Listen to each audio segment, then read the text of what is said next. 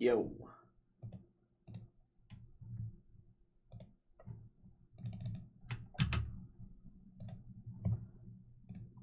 What is up, guys?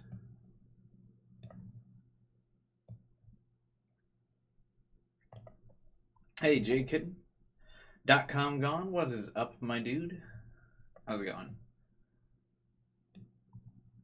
Took a couple days off from Chaos Head Noah right before stuff was about to happen, of course. Got a lead on the suspense, and also just wanted people to have a chance to catch back up. Because I did do like 40 hours in 4 days.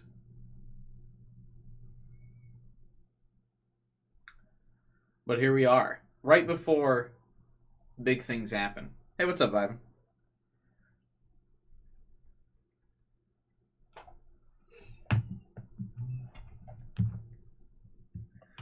Do you guys get the joke in the title of the stream? It's very funny, right?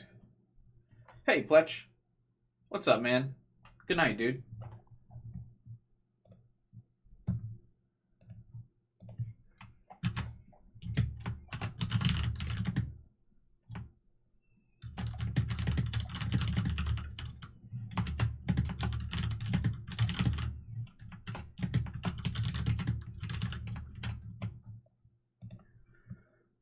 Hey, Wandering.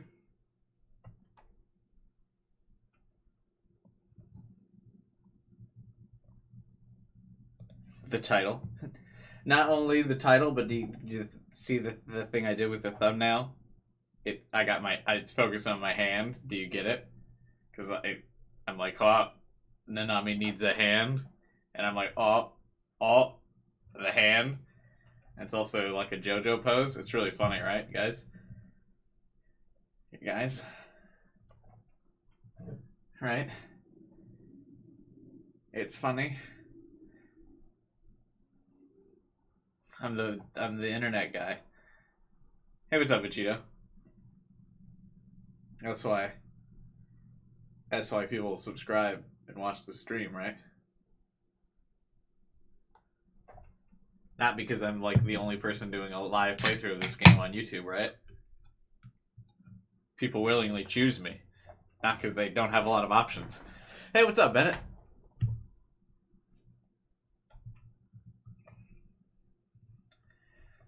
Hayden Mikhail feels sad.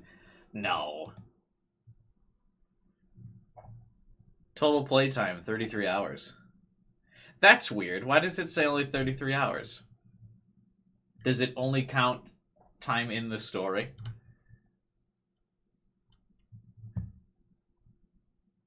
Whose eyes are those eyes? 27%. What the fuck does that mean? Whose eyes are those eyes? 27%. Is that like a counter of how many times this line is said in the game? And it's like, oh, you've read that line 27% of the times. It'll be in the game. What? Let's continue. Continue what?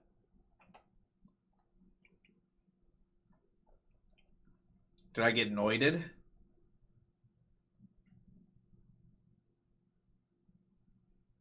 I am the noid. I am the one who noids.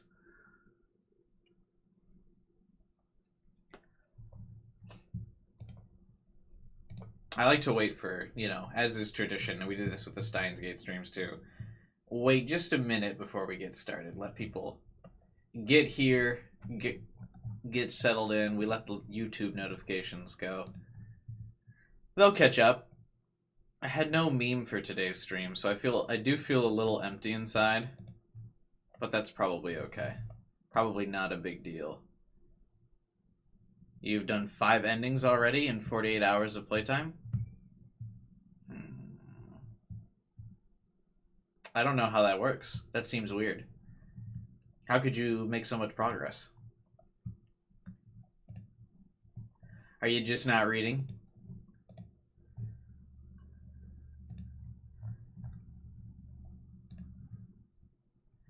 Imagine if Kibai rants about something for an hour before even starting. Well, I usually need a catalyst. Something has to start the rant.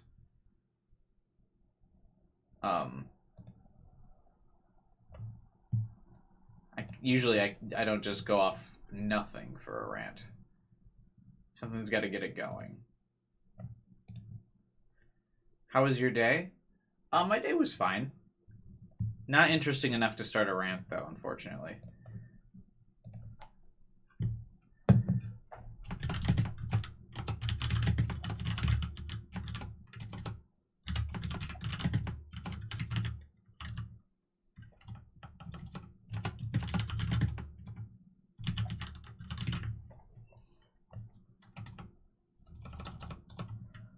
How are you feeling about Chaos Head so far?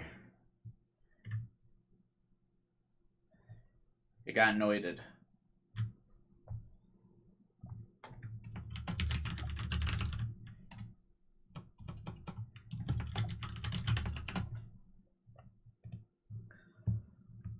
Going to complete a guild battle. That sounds intense. In what game? Like WoW?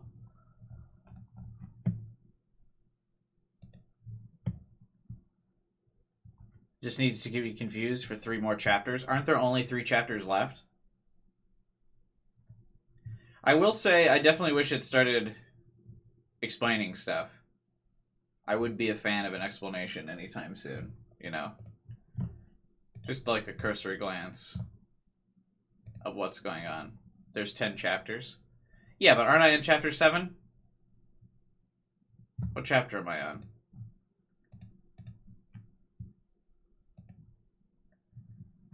Oh, no. Yeah, no, I'm in chapter 6. Okay. So you're telling me the game makes sense for a singular chapter?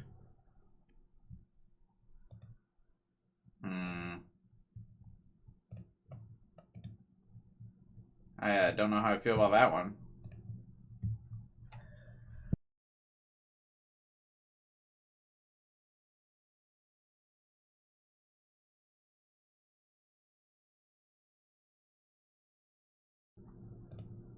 I would kind of like it to make sense for a couple chapters at least.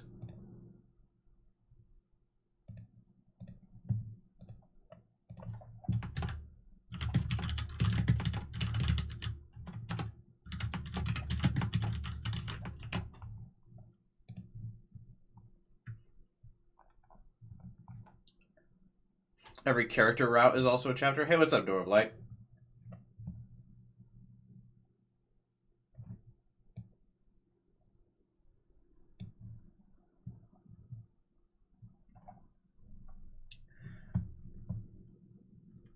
Not gonna lie, the new endings I've read so far make the novel so much better than the PC version. What are the new endings you've read? Like, new Committee of Zero endings? Or, like, just a better translation? I think 7 is where stuff starts to get explained. Kind of like the Suzuha explained chapter after Mayuri's first death. Spoilers. But that came so much earlier in the game, you know what I mean?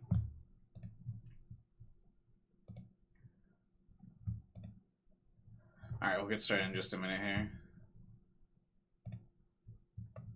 Steins Gate spoiler. Yeah, no, like I said before, I don't think anyone's watching this having not already experienced Steins Gate.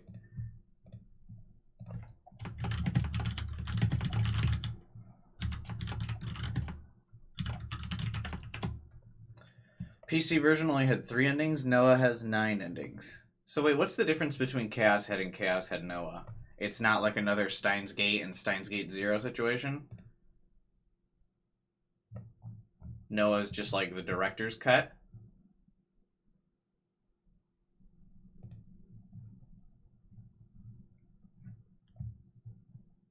The Noah version of the game is 6 new endings for each. One for each female character. That's my kind of game. Hell yeah. I mean, what?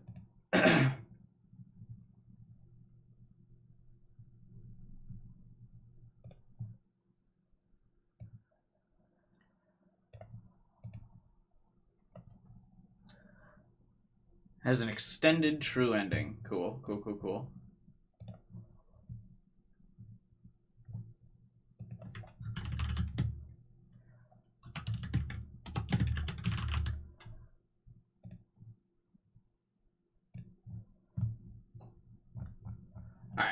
we can get started. We've waited 10 minutes. It's usually enough time for the YouTube notifications to get sent out, I feel like. So.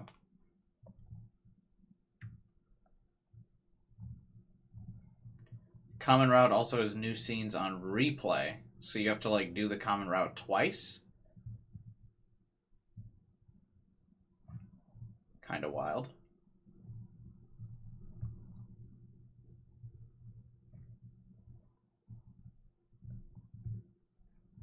After you beat the game once.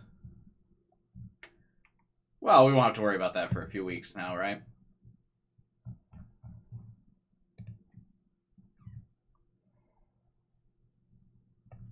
When you skip around to get new endings, new scenes show up.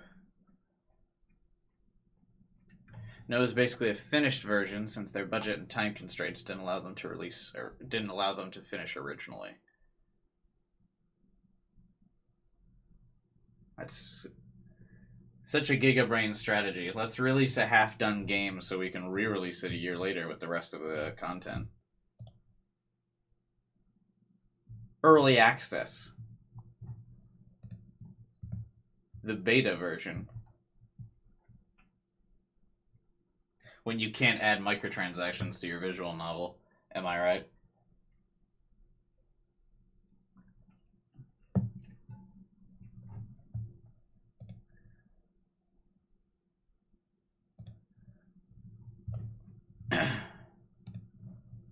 Hey, AK, what's up, man?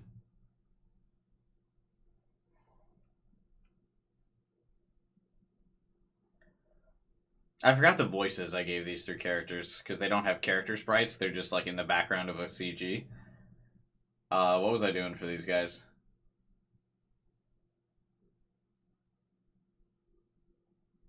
Whatever, I don't think it really matters.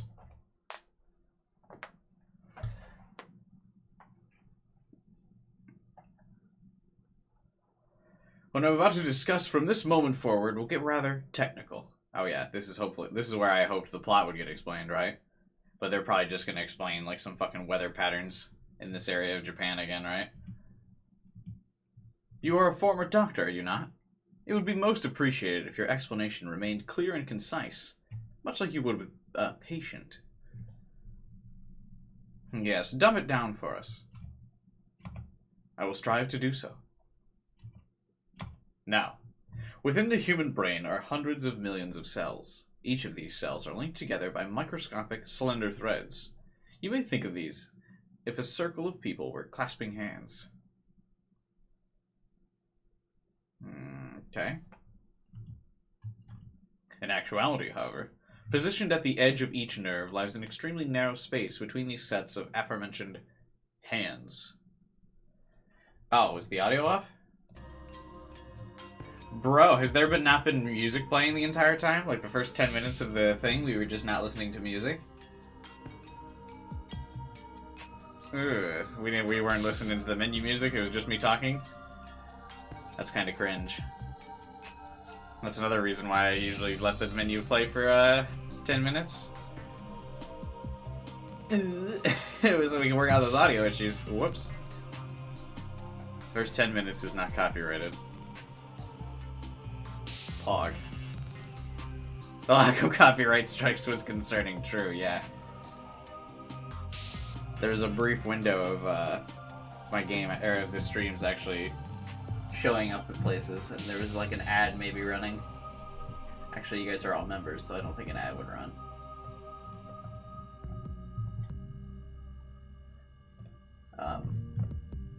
But still, almost. Well, at least my mic wasn't muted. The important part, am I right? What's up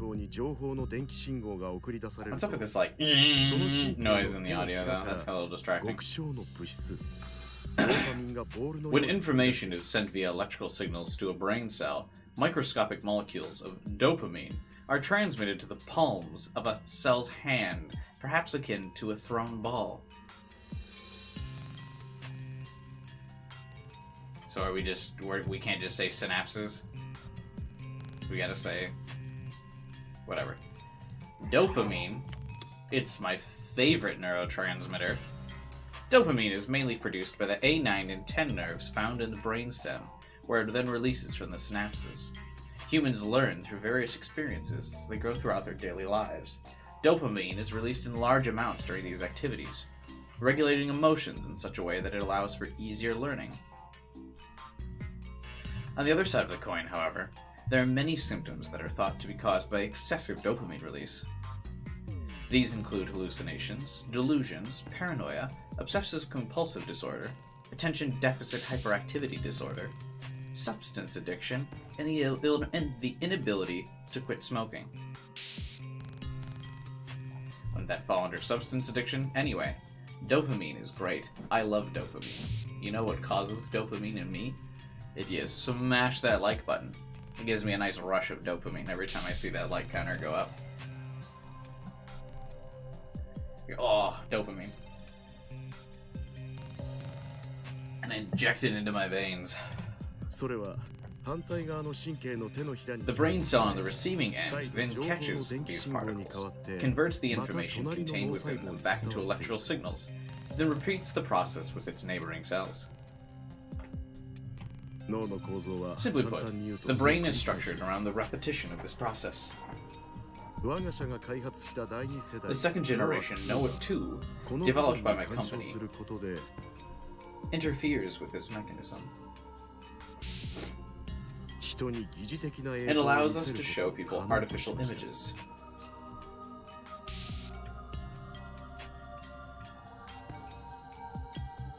You wouldn't mess with neurotransmitters to like necessarily give people artificial images. But okay. Something akin to a hologram? Or perhaps a hallucination. It would be closer to a hallucination than a hologram. However, the distinct difference between those concepts is that the artificial image possesses weight, a definite presence.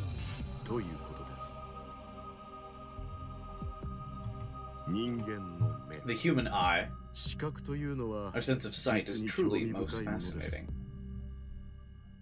I mean, most of the stuff that we see is actually all made up by our brain. The field of vision of a single eye extends to approximately 60 degrees nasally and 100 degrees temporally. In addition, the overlapping fields of vision for both eyes is 120 degrees, and when including peripheral vision, it reaches from 180 to 200 degrees. There are some people that don't have peripheral vision, and I feel like not having that would kind of drive me nuts. Maybe it's because I'm used to it, but there are some people that just genuinely don't have that, so they can only see like this, you know? And that would be like really rough. And yet, within these impressive measurements, there are, as I previously detailed, dead spots. Sight is, without a doubt, the sense which is most deeply connected to the brain. Around 80% of the brain's usage is dedicated to the processing of information obtained through the optic nerves. Because like I said, it has to make up like half of this shit. Like half the shit you see is all made up in your brain. Like almost none of it is real. Well, I guess not technically true, but there's so much your brain is like making up as you go.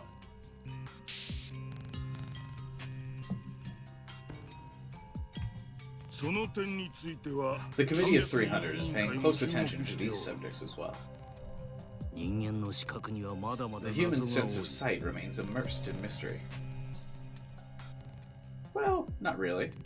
Around the world, even counting only facets of research that specialize in it, you will find well over 1,000 topics involving the matter.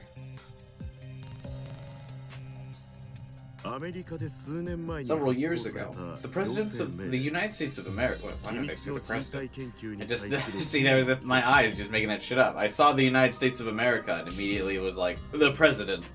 Because that's all that usually ever gets mentioned in anime when they mention the United States of America. Several years ago, the United States of America produced a memorandum named Strengthened Protections for Human Subjects of Classified Research. Was that a consequence of the committee's pressure? No, it did not arise from pressure. It was a selection. The Committee of 300 does not welcome the prospect of some researcher of unknown origin setting foot into this field of study. Naturally, those instructions weren't given solely to the United States, but to other countries across the globe as well. Our country is quite the freedom in comparison. It does not even hinder the actions of a purchaser such as I. Wait, can you just casually conduct human research in Japan? Human subjects in Japan.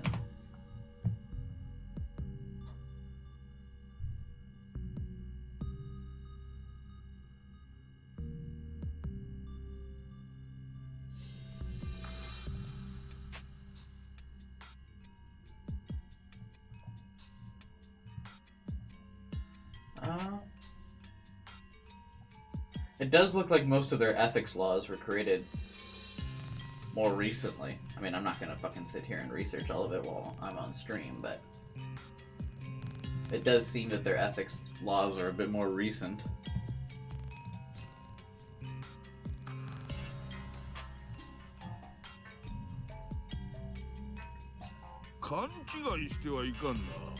Don't be misled. What purpose do you think we're here to serve? You've already been selected. After 2009. No, not that recent, but like in the 80s. Which I will keep telling myself is still fairly recent. Thus, your actions are expected to bear more fruits than the commoners. Oh, the commoners. Results that would surpass even a committee of 300, assuming. I advise you to avoid such careless speech. For the time being, we mustn't allow anyone to learn of our real objective. Not even the committee. Pardon my speaking out of turn. And he does a little bow. You may resume your explanation. The artificial images produced by NOAA 2 are converted into optic nerve impulses and radiated as electromagnetic waves. Ooh. They penetrate the skin and cranium of the person targeted by them, and are then intercepted by the dopamine receptors, which I previously referred to as the palm of a hand. And ultimately, the process terminates by inserting the images into the subject's dead spots. Okay, where are we going with this? People who reside within areas where the GE rate is high are particularly susceptible to airborne image-based impulse signals. In these instances, their brain is in a confused, more receptive state. They will parse artificial images as real. This is the mechanism through which we are able to produce something from nothing in the eyes of the population. And I'm going to guess again that Remy is one of these artificial images. If I may provide an example, through the use of NOAA 2, it would be a simple matter to make people see your campaign posters wherever they traveled.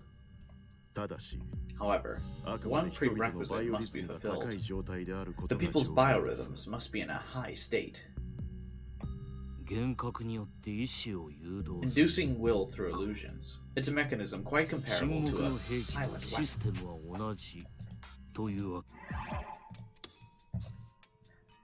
Devices designed to implement mind control on a global scale. They allow for the automation of society and the enslavement of all humanity except for the few. Based on a top-secret document, Silent Weapons for Quiet Wars, discovered in the United States. Is that a real thing?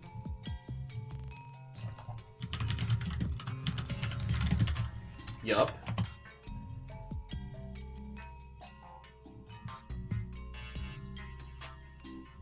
Oh, this was written in 2009.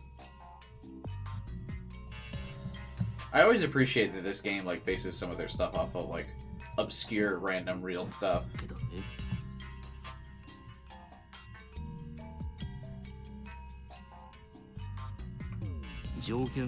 As long as the requirements are met, one may transform the world perceived by the subject as they see fit.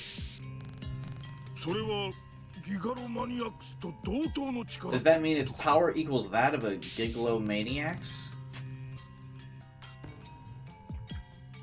What? A Gigalomaniac.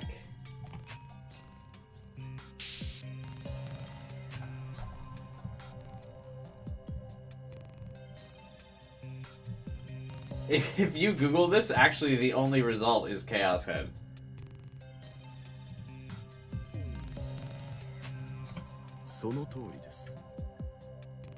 That is correct. Noah 2 could be very well... Don't look that up. Well, then why is it... What? I mean, I didn't look anything. I just saw that the only result was like a bunch of Chaos Head stuff. Well, if only this game would explain stuff for me, you know? I wouldn't have to be in a constant state of confusion. Noah 2 could very well be described as a mechanical Gigalomaniac. If it begins operating according to theoretical values, it will soon be able to reproduce a power that is equal to, no greater than that of a Gigalomaniac. Alright, so we've said this word like 4 times in the last 4 lines, and it's not going to explain this, right? A mechanical Gigalomaniac? Yeah, that's insane! Guys, it's a Gigalomaniac. For reference, of course, I just want to refer to you the Gigalomaniac. Just for scale, you know, we're going to compare it to the Gigalomaniac. Again, it's equal in power to the Gigalomaniac, and just in case you didn't understand, I would like to describe it as a Gigalomaniac. Okay, just, are we clear? Do you get it? Okay. Now that we're all on the same page of the Gigalomaniac, right? Okay. Good. I just want to be sure that we understand. It's a Gigalomaniac. Obviously, though. I mean, don't be an idiot. You know what that means, right? Yeah. What kind of idiot doesn't know what that means?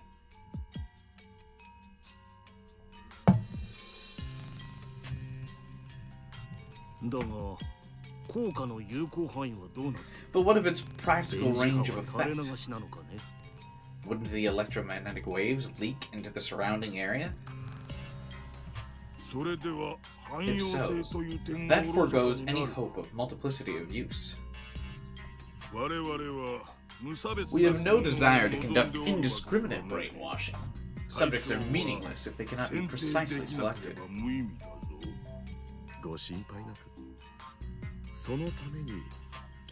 Was it Steins Gate or Steins Gate Elite you played? Steins Gate. Worry not. A certain factor has been implemented for that very purpose. If I may direct your attention toward the monitor.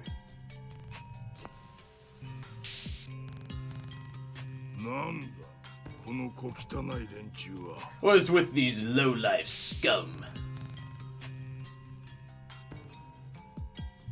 Ew, yeah, look at this guy wearing the hentai shirt.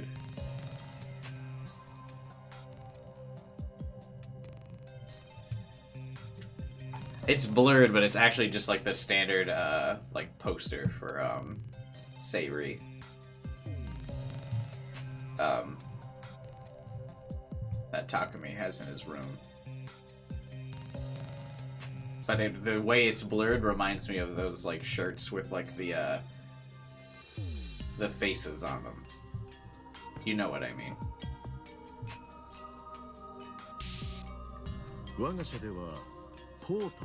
With my company, they're what we call porters. More precisely, one could perhaps refer to them as mind control units. Within the rucksacks they carry are ports, devices designed to serve as transceivers for the impulses originating from Noah 2.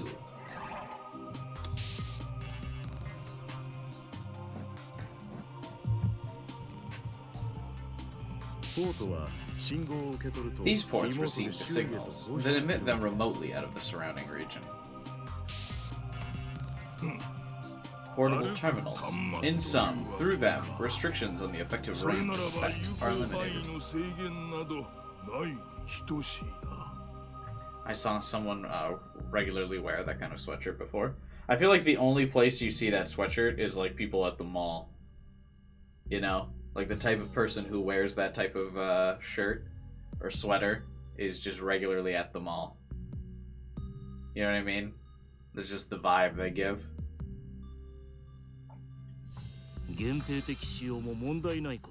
Operating in a limited fashion becomes a non-issue as well. I understand what you're proposing. Well, at least someone understands, because I don't understand. You may continue proceeding with your plan. However, please refrain from taking any action that could alert the Committee of 300. Aside from that, I care not how many victims must be sacrificed. Oh man, do you think this is the good guy? Do you think there's some nuance to this character?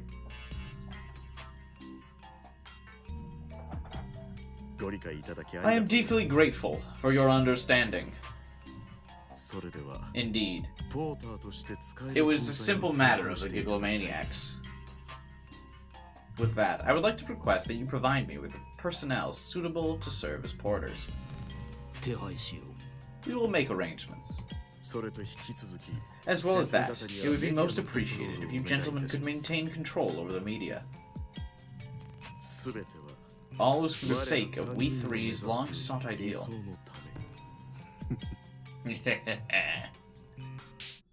Alright, well good. Glad we cleared that up. Now I know what's going on.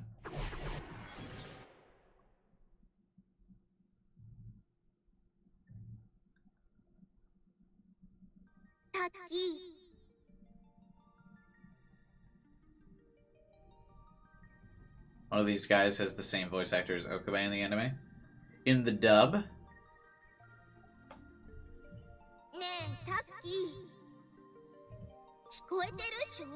Can you hear me? Yeah. I can hear you, Sarah. So I've been thinking, we should just quit the game. Well, say no more.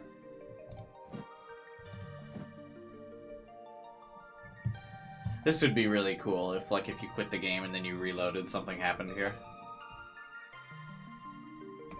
Game?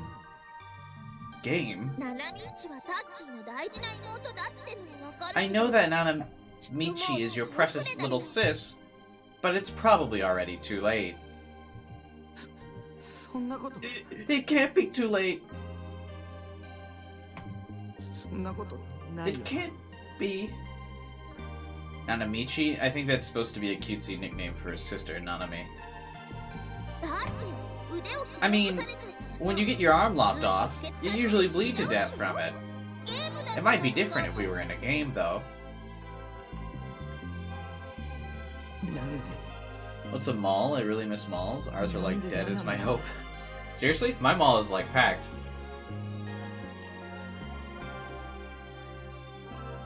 The mall near me is like massive. That's kind of wild. Why? Why, Nanami? I'm sure this is already game over. If you don't quit the game fast, loads of people will die. I actually just want to test this. Should I, if I quit, does anything cool happen here? Is there like an in-joke thing here? Like a hidden Easter egg, or is the game not thinking that far ahead?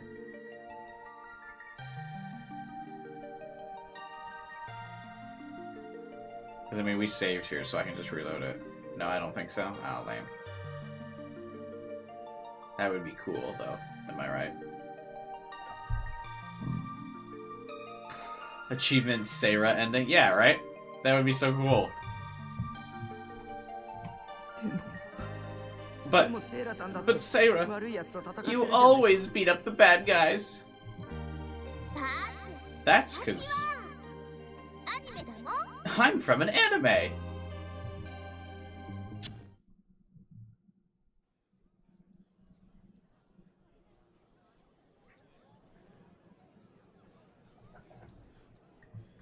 Man, I always think it would be cool if it and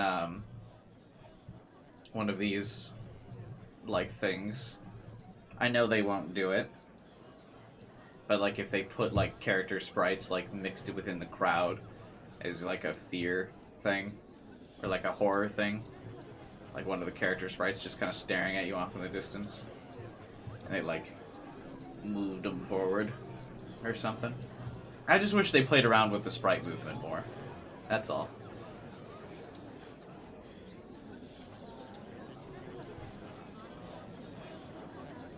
I forcefully shoved Seira's figure inside the inner pocket of my uniform. Is he using that as like a comfort thing? I have to save her. I brought Seira as a good luck charm. In a normal situation, I would never get caught dead carrying around a figure, because it could get damaged, obviously. Destroying your precious waifu was the most horrible thing an otaku could do. But right now, I couldn't bring myself to abide by my usual policies. I needed the emotional support above all else. Do you live in Minnesota? No, Illinois. The guild kicked you out? I'm sorry, bro. That is a feels bad moment. What is PSO2? Phantasy Star Online 2. They kicked you out? Just because you lost? What is this? It looks super trippy. I think I've seen this before on the Steam page.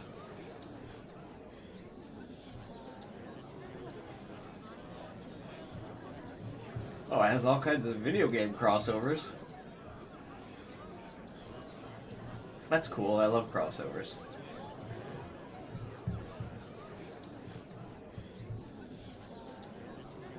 Anyway, he's got his figure with him as an emotional support dog.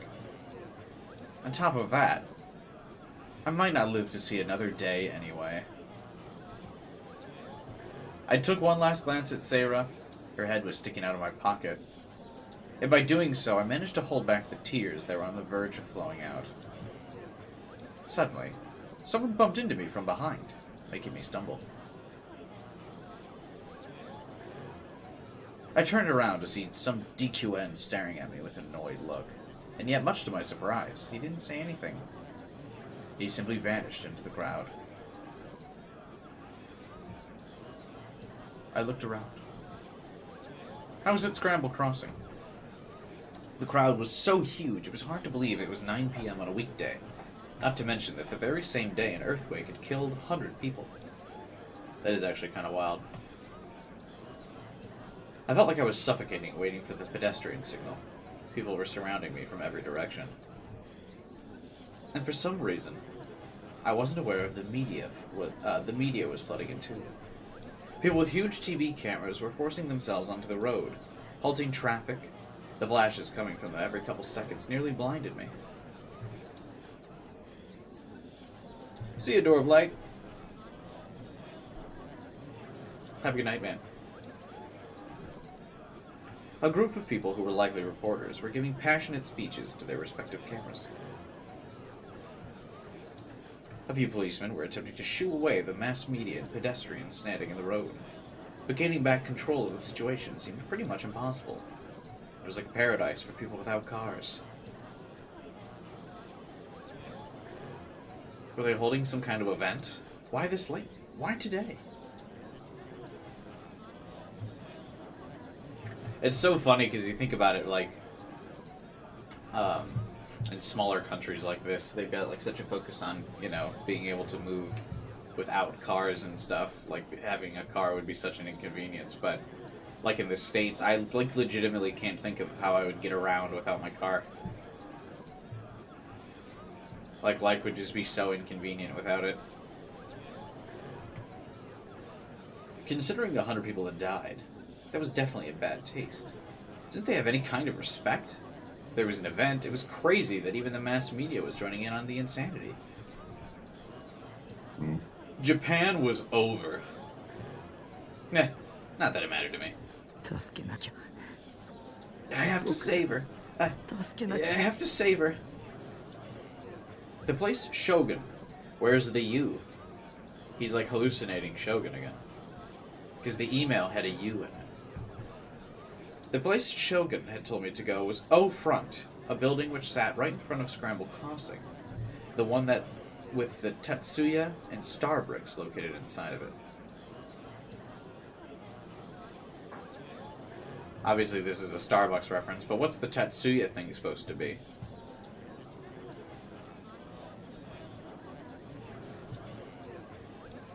Give me a minute, I'm going to use the laptop. I remember having a laptop. You wouldn't need a car with good city planning? Ha, AK, but the joke is on you. I live in the US, so... no good city planning here.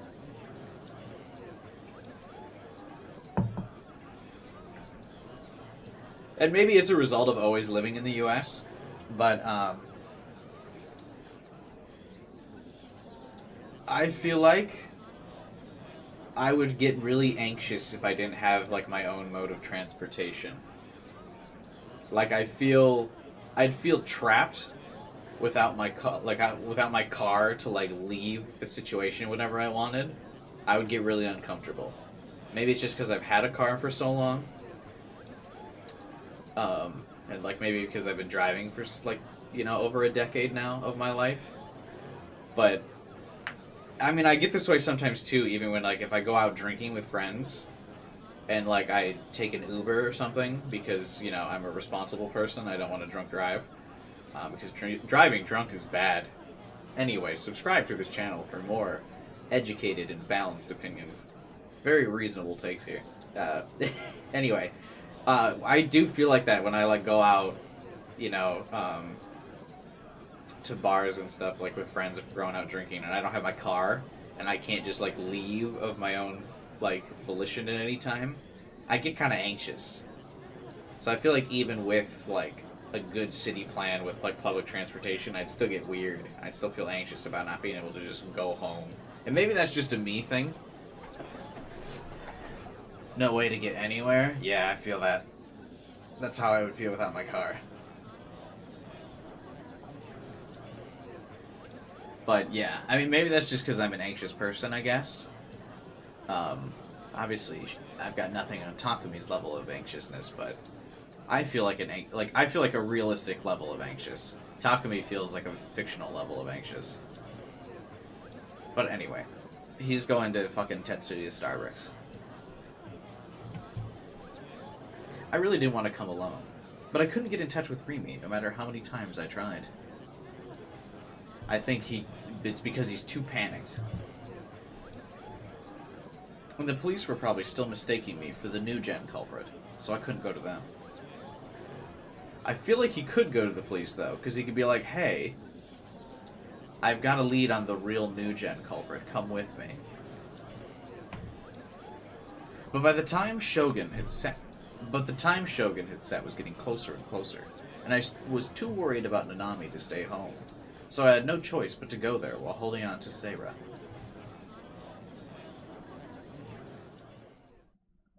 Oh. I carved a path through the sea of people and somehow managed to get inside O-Front. She has a very cute outfit. Look at her. He's got like a cross hanging from his pants, that's weird.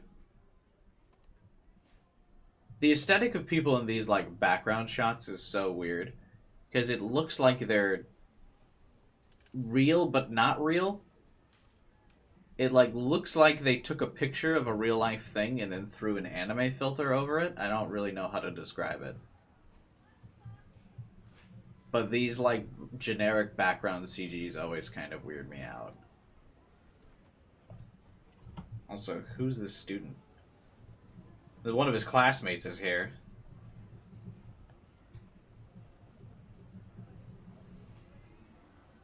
That's weird.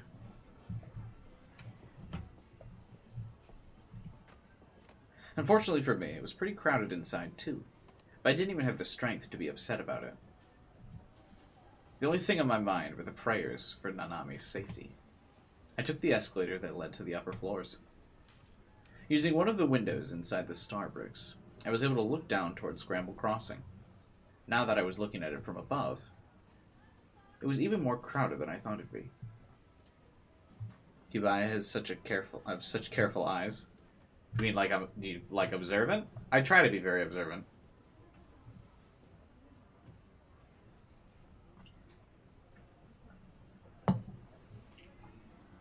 I always want to pick up on the little details, you know what I mean?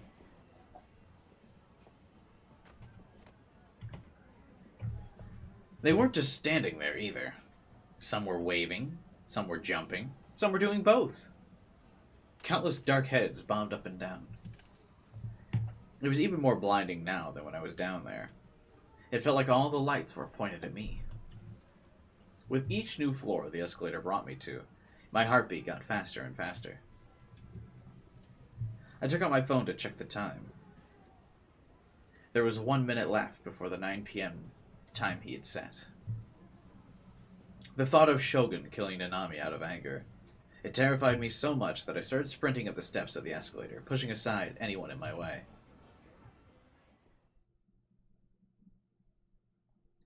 I changed to an elevator. To access the top floor. I didn't know how to get on the rooftop after that, but as I wandered around, I spotted an emergency staircase. No one stopped me as I shot through it, and I successfully made my way to the rooftop.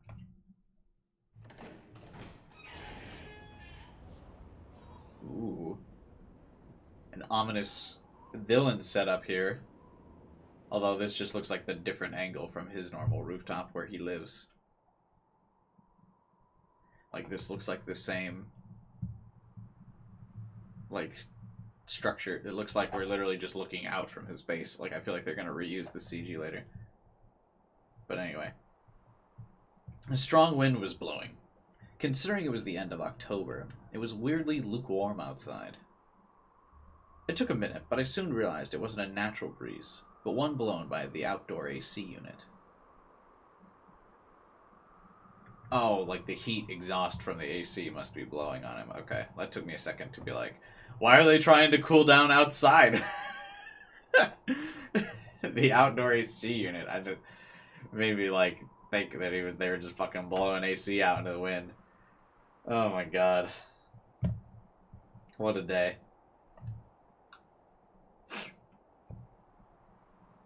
Also, when they mention things like this, like it was at the end of October, I do kind of wish they had the Steins Gate, like, time thing in the upper left corner, just so you could kind of, like, get a reference to how, like, the progression of time in this story. It feels harder to keep track of, though I know, obviously, the date is a much more important thing in Steins Gate than this game. I still kind of wish they just had it. I buttoned the front button of my uniform so Seiro wouldn't fall out. Thanks bunches, you big dum-dum. You're welcome. I felt a slight sense of relief when I heard Seiro's voice in my head. Seiro was with me, so there was nothing to be afraid of. I'm desperately trying to convince myself of that.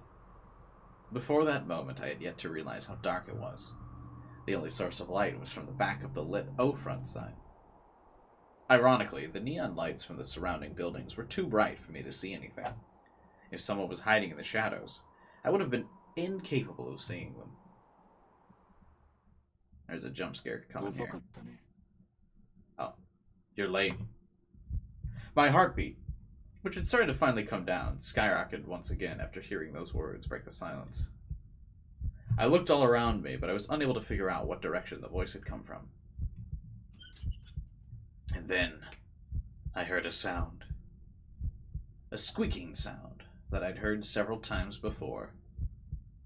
This time, I deliberately focused my gaze into the rampant darkness. There, I spotted the glow, the backlit outline of the wheelchair's wheels. Huh?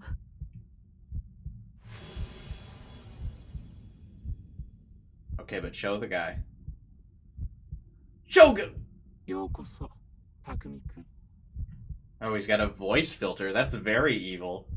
Welcome, Takumi. He was talking to me like he knew me. Like we were friends. It felt so wrong. Goosebumps sprang up on my skin. Are you not going to show him? Are we not going to... Is he not going to have a character sprite? Does he only show up in CGs? I didn't want to talk to him. I was too scared. I wanted to get out of there as soon as possible. Okay, let's hightail it out of here. At this rate, Taki, you're going to get killed. Okay. Not being a great emotional support dog, Sarah. Or, excuse me, emotional support anime figure. But Nanami was... You really are a brave guy. You came here alone, just like I told you to. Also a dumb guy. You definitely got my thanks there. Wait a minute. Something was off about him. Well, I sure wish we could see him so we knew what was off about him. Oh, well, never mind. It's referring to the thing I already mentioned. He was different from before. His voice. Something was off about his voice. That voice. A voice is... Ooh, this is a different voice filter. Just vibrations moving through the air. Oh, very deep. The way it sounds depends on the conditions around it. Aren't I correct? What's going on? His voice kept changing. He's switching the voice filter on his Xbox Live headset. Was he using some kind of voice changer? Did he want to hide who he was by disguising his voice? But why now then? Why hadn't he before? That aside though, I wasn't following what he was saying. That's fine, I haven't been following 6 chapters of content, so... You know. Taki, don't let him confuse ya. Don't let your guard down. No trust in anything anyone says. You're right. You're completely right, Sarah. Sarah always spoke nothing but the truth, yes. My anime figure waifu. I tightly squeezed Sarah's body through my clothes. Nanami. Where's Nanami? I felt like my heart was about to burst from the fear.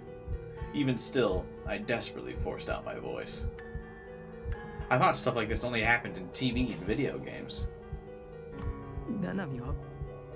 Is Nanami already dead? Nope. Yeah, no. He chopped off her whole hand, don't you remember? Well, if he did it in like a controlled environment. Chat very quiet today. Hello? Knock knock. You guys there?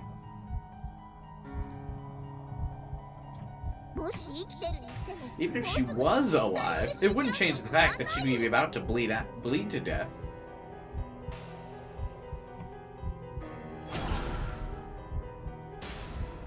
I mean, then we gotta get to her faster then, Sarah. You're not really being helpful. She might be about to bleed to death, but we gotta, like, wrap this up then. Tears began to flow. Nanami's sulking face appeared in my mind. Honestly, she was a brat. A really annoying one. Yet despite that, I was so sad. Sad enough for tears to flow. Nanami is my precious little sister. Why'd you kill her? That's horrible. Well, you just said she was still alive. Do you think she's dead? Did you ever consider that the hand I sent to your place was someone else's? Pranked! Okay. What I'm saying is, even though the phone and the bangle are Nanami's, the hand may belong to someone else.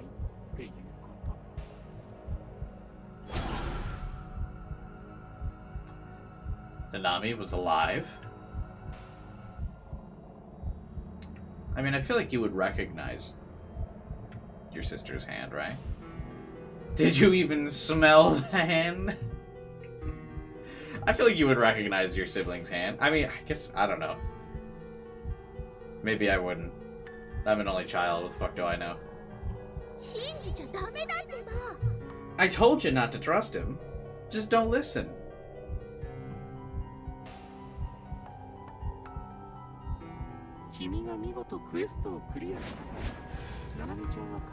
I would not unless it has some kind of birthmark.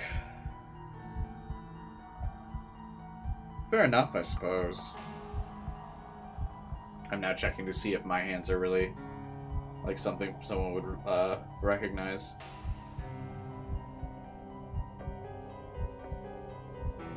I can confirm I wouldn't know since I don't stare at their hands. Yeah, fair enough, I guess.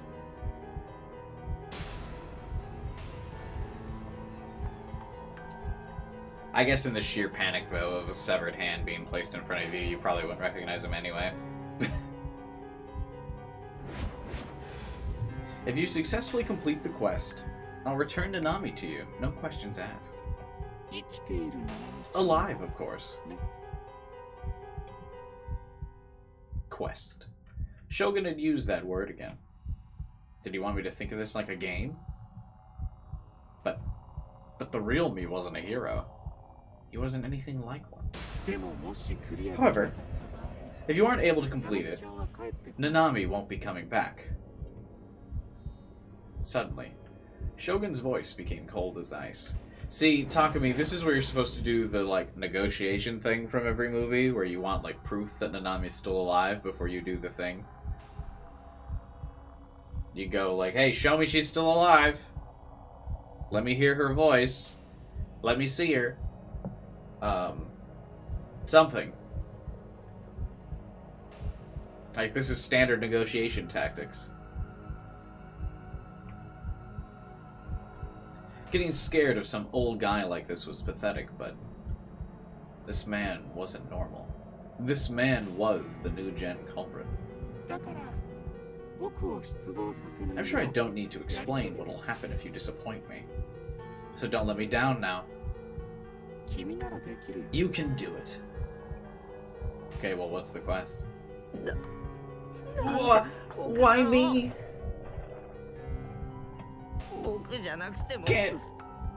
Can't you pick someone else? It has to be you. But why?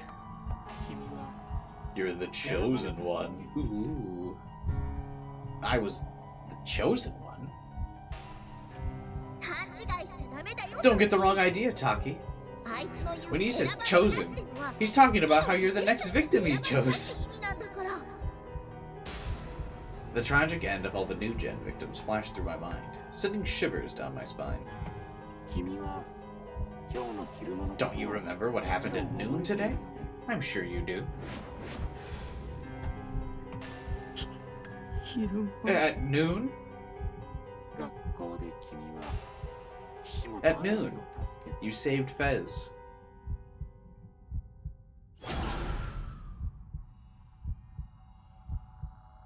Shogun had also mentioned her suicide attempt in the email. He must be observing the whole debacle from somewhere. Or maybe he'd been mind-controlling Fez. Maybe he was the reason she tried to kill herself.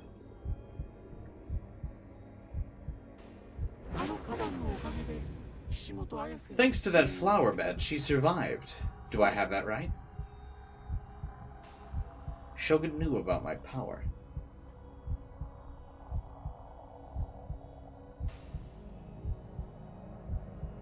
Okay. Kinda seems like he's been messing with us before that. Back at school, no one had even questioned the existence of the flower bed. The only one that had was, fucking Sina. Then she'd gone on to accuse me. You had a delusion of it, didn't you? Deny everything Shogun's saying to you. Go on, give it everything you got.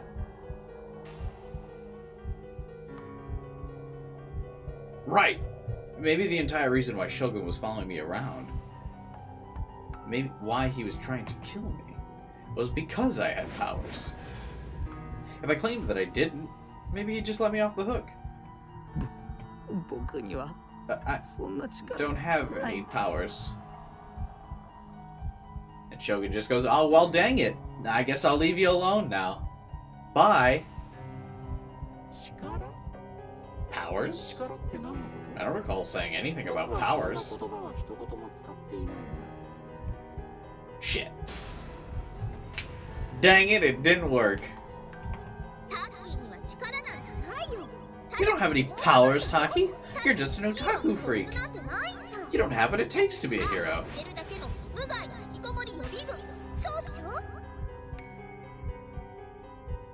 You're just a harmless shut-in that likes to fap over me all the time. Ain't that right?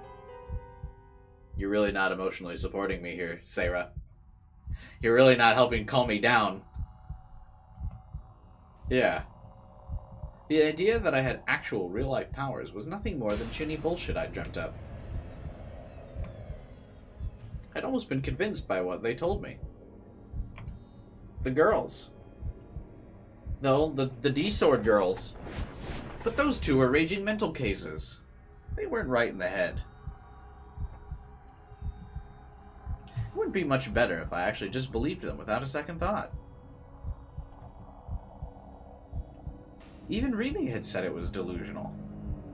So is he? I'm now actually kind of genuinely getting annoyed that he isn't like show me Nanami. Would you mind explaining what you meant by that?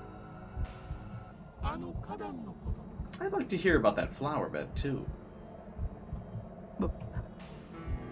Do you have any proof that I did it? Wow, he's just giving the whole game away, huh? That's ridiculous. I could never make a flower bed appear out of thin air like that.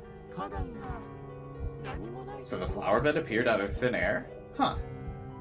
But everyone I spoke to said that there was always a flower bed there.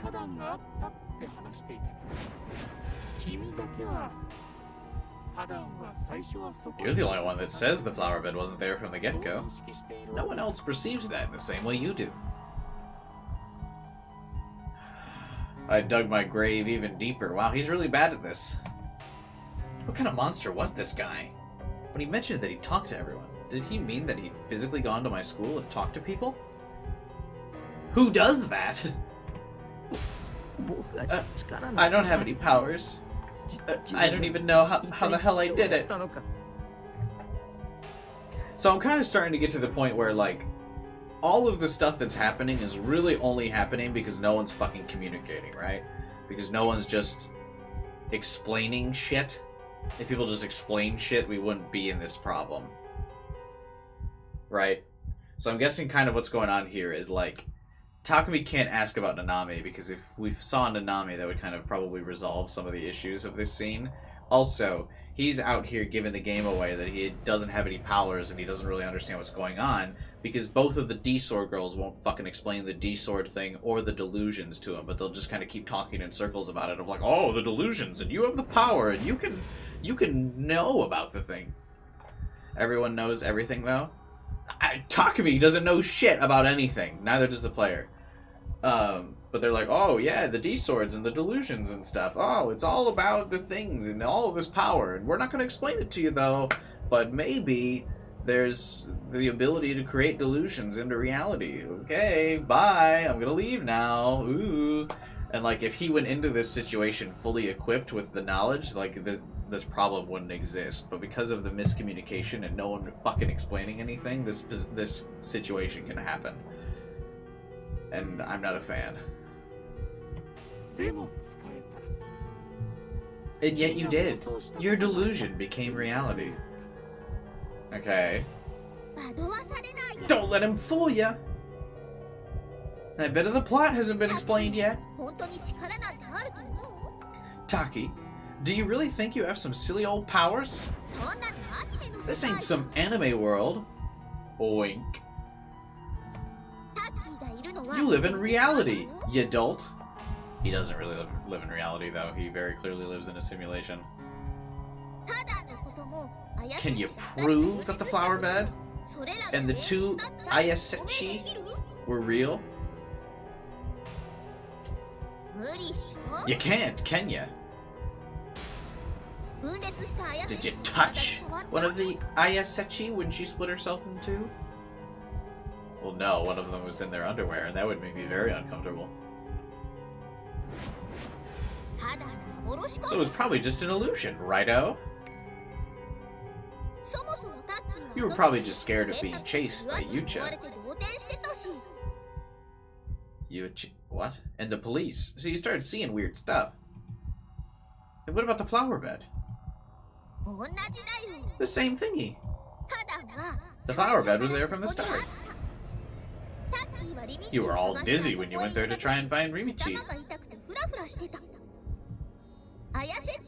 You only checked that the flower bed was there after Ayasechi fell, right? No one's questioning the flower bed appearing out of thin air. It means that's because it was there from the beginning. Ain't that right?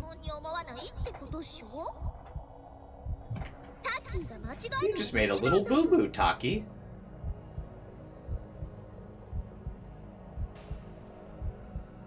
So she's like very clearly trying to like ground him in reality, even though she's a talking anime figure.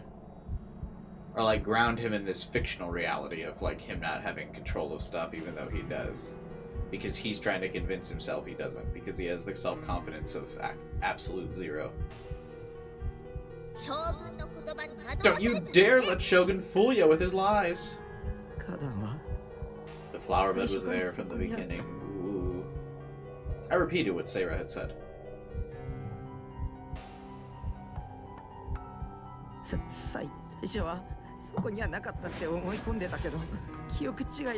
At first, I assumed it wasn't there, but I was wrong. It was just a delusion inside my head. After all, everyone else said a flower bed was there, right? It wasn't me using some powers or anything crazy like that. I just made a mistake, that's all. No. I know you have powers, because that was the first thing you said. And you know it too, don't you? Not really, though. I don't want to die. And you know it, don't you? I don't know. Please don't kill me. If only you knew how much power you have. You have a gift. If only there was someone who could have explained to you how much power you had and how to manifest those powers, that would be fucking wild. I sense great potential within you. You have the power to change the world.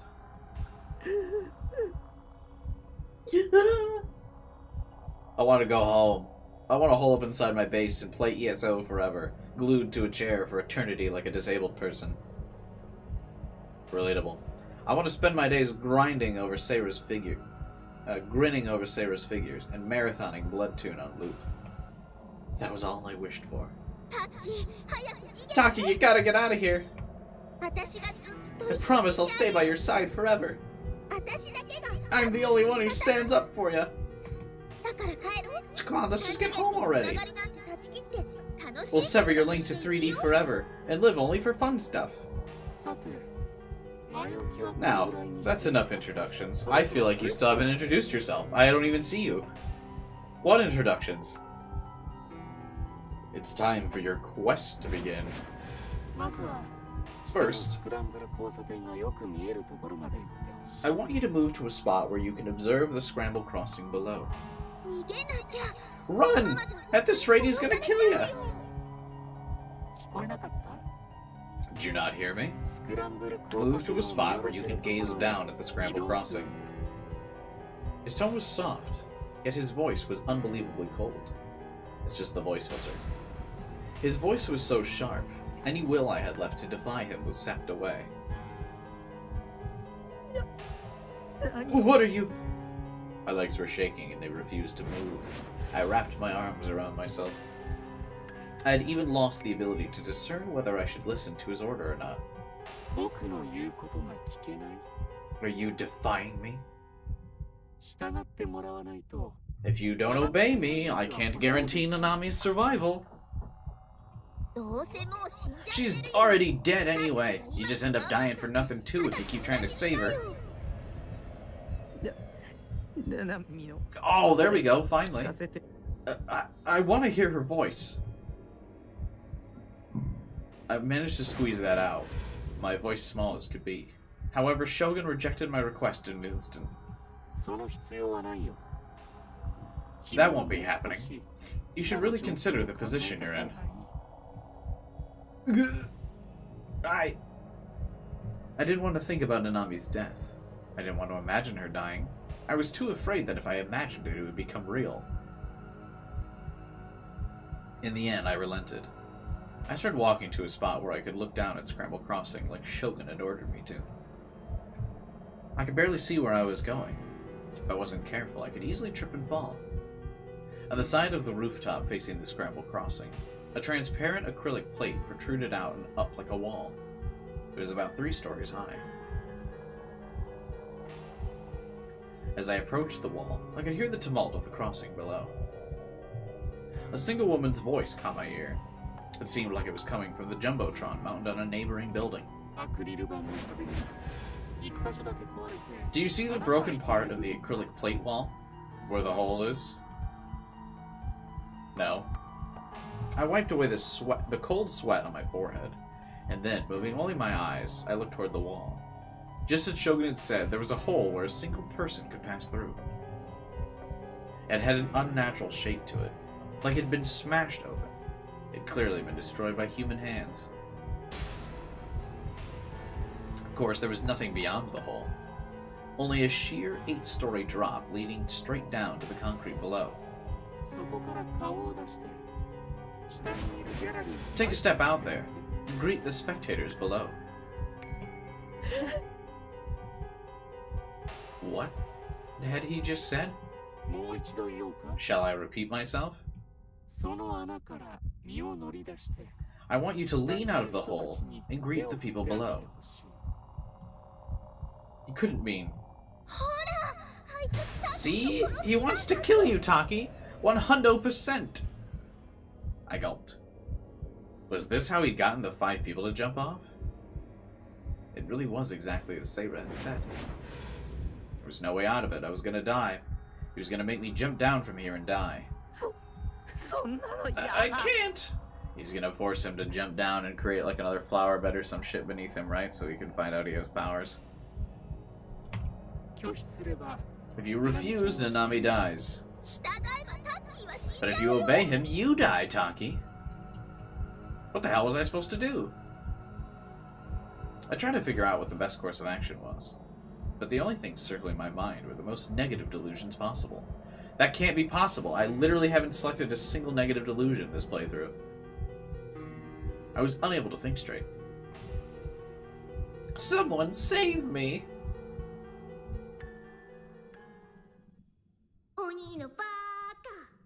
You jerk! I could hear Nanami's voice echoing within my panic-stricken ears.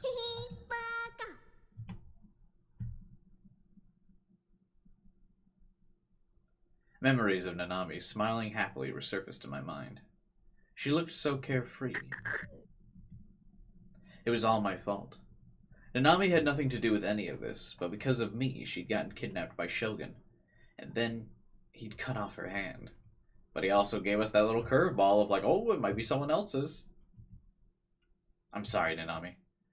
I'm so sorry. I wiped away my tears, but that didn't stop them. I wiped again. With my vision still blurry, I slowly approached the smashed hole. Would have been awkward if he got the other flashback. And then, more afraid than I'd ever been, I looked down.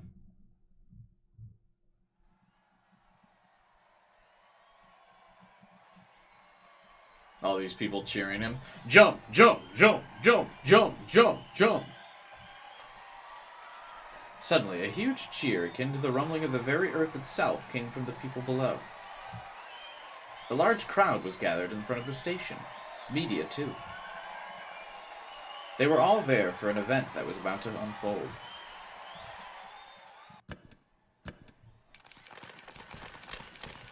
Suddenly, a blinding light hit me. I squinted reflexively and looked away. Then when my eyes landed upon the jumbotron of the closest building, what I saw was unmistakably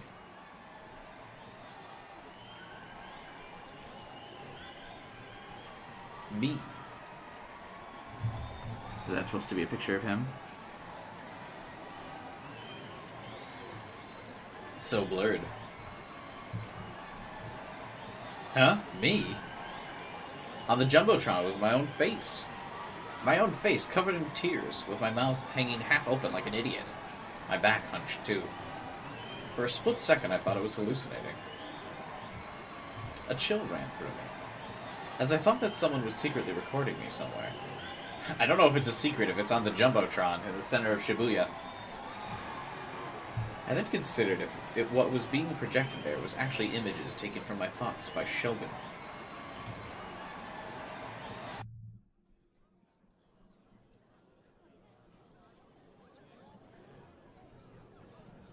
After exhausting every last possible option, I realized that it had to be a live feed of me, right at this very moment, at this very place. And the video playing on the jumbotron even had a news ticker featuring sensational taglines. Live from the Shibuya Station Plaza, amazing Esper boy finally makes his debut. The ticker commenting the situation was situated along the bottom of the screen. The amazing Esper boy, endorsed by the psychic of the century, Yuri Brightman, appears. Don't miss this one. Will he divine the new gen perpetrator's true identity? Who is Yuri Brightman? What? Anyway, Takumi jumps and then we get to play as a much more interesting protagonist. Sick. After reading it, I finally understood. I finally understood what the media and the spectators on the Scramble Crossing below were looking at. It was me. Don't look at me!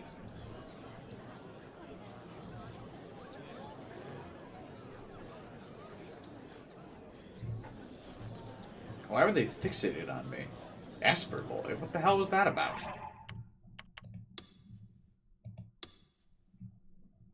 Actually, I could have just replaced this save. Whatever.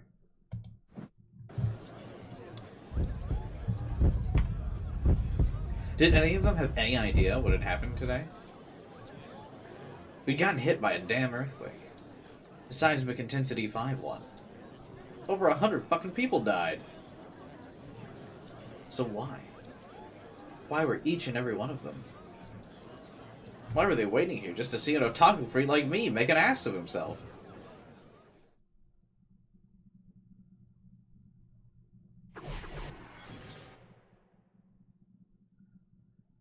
He's gonna be an idol now. He's gonna start singing.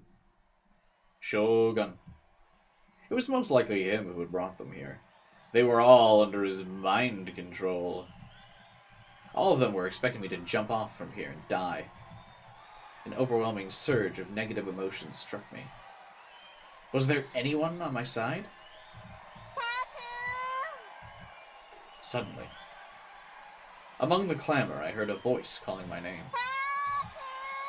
I really don't like how that sounds. A voice all too familiar. A voice I knew. A voice that belonged to the one and only person on my side.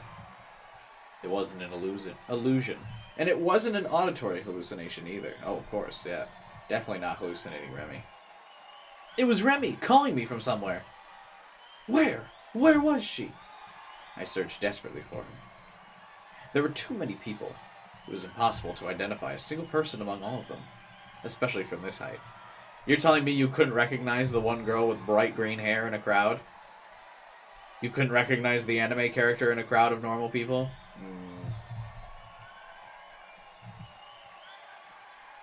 Struck by despair, I hung my head in regret. Inevitably, as a consequence of this, I ended up looking directly below me. And there, I saw the figure of a girl looking up at me, waving both hands. Oh. Hey, Mario. Welcome to the stream. Baby, There! She'd come to save me! Just joined? What's this game about?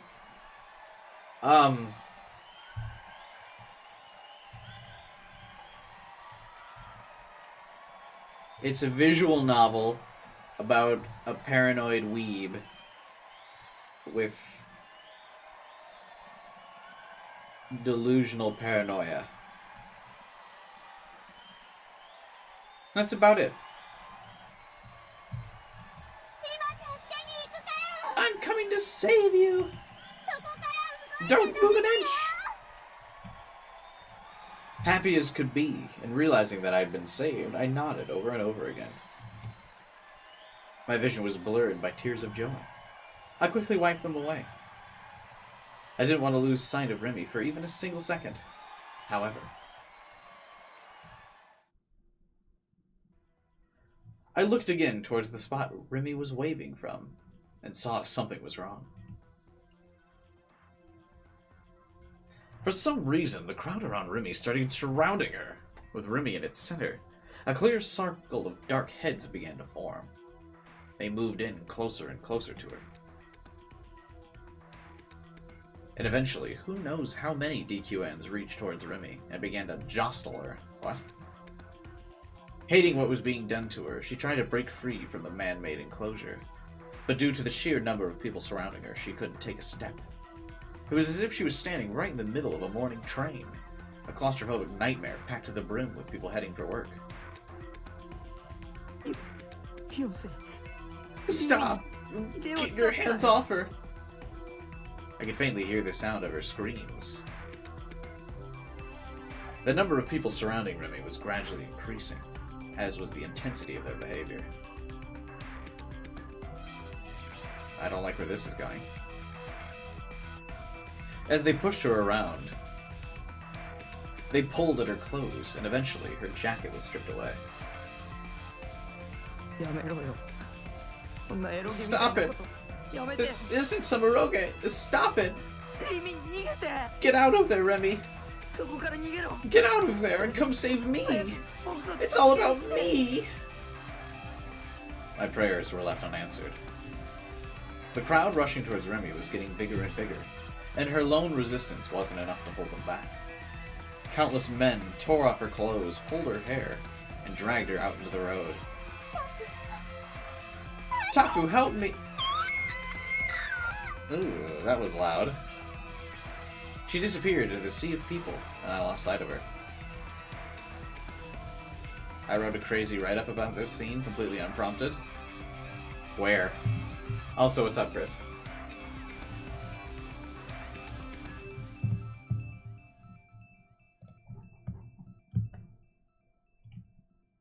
Like hyenas devouring a dead animal's flesh, more and more DQNs rushed in for a taste, their bodies stirring around where Remy had just disappeared. It's fascinating to me that this is a positive delusion. Yeah, it does seem odd. I take it they are, what's a way to say this without getting banned? I actually don't know of any way to imply what this scene is.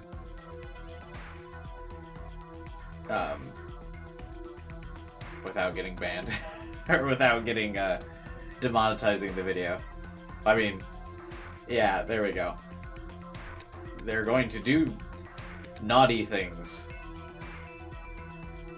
A large group of people. The DQNs who had brought her here, who were being mind-controlled by Shogun, were going to ruin her, defile her with their filthy hands. And after that, after they were done, you know, doing an awful thing, she would meet a cruel, merciless end at their hands. Yeah, Green has definitely failed us. Positive only escapists getting owned. I mean, maybe this is his thing. Maybe he just wants to get cucked. But maybe that's why it's a positive delusion. You might just be overthinking it, Taki. Or, Vibin. That's what Taki's thinking about. Tears started to flow. I bit my lip hard. I wasn't crying simply out of sorrow and anger over what has happened.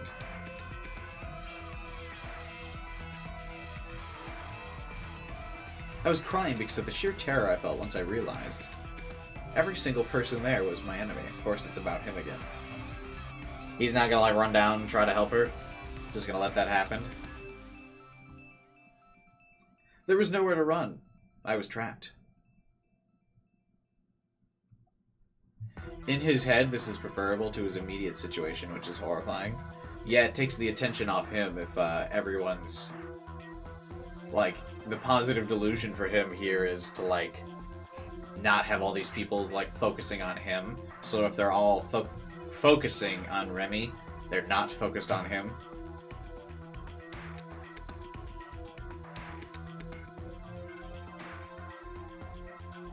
There was nowhere to run. I was trapped. No CG for that scene, huh?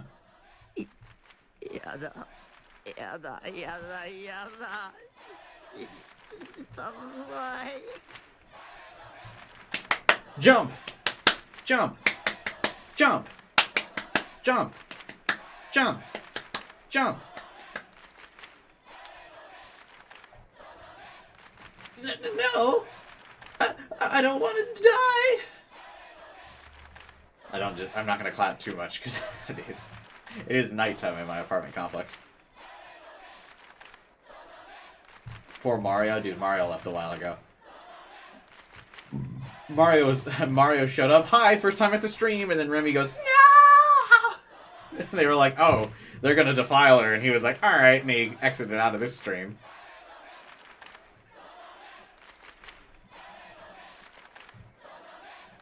And Homeboy lasted 3 minutes here.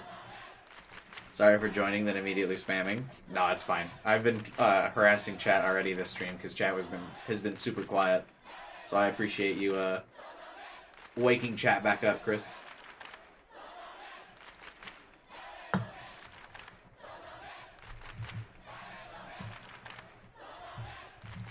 He would rather something horrific happen to someone he cares about rather because it's familiar than continue to endure his current situation. Yeah, I could see that too.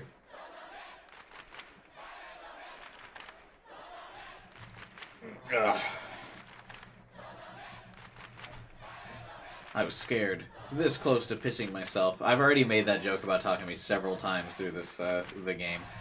And I'm so scared I'm gonna pee my pants! Takumi as a character. I had never felt so close to death before. Felt like my consciousness was drifting away.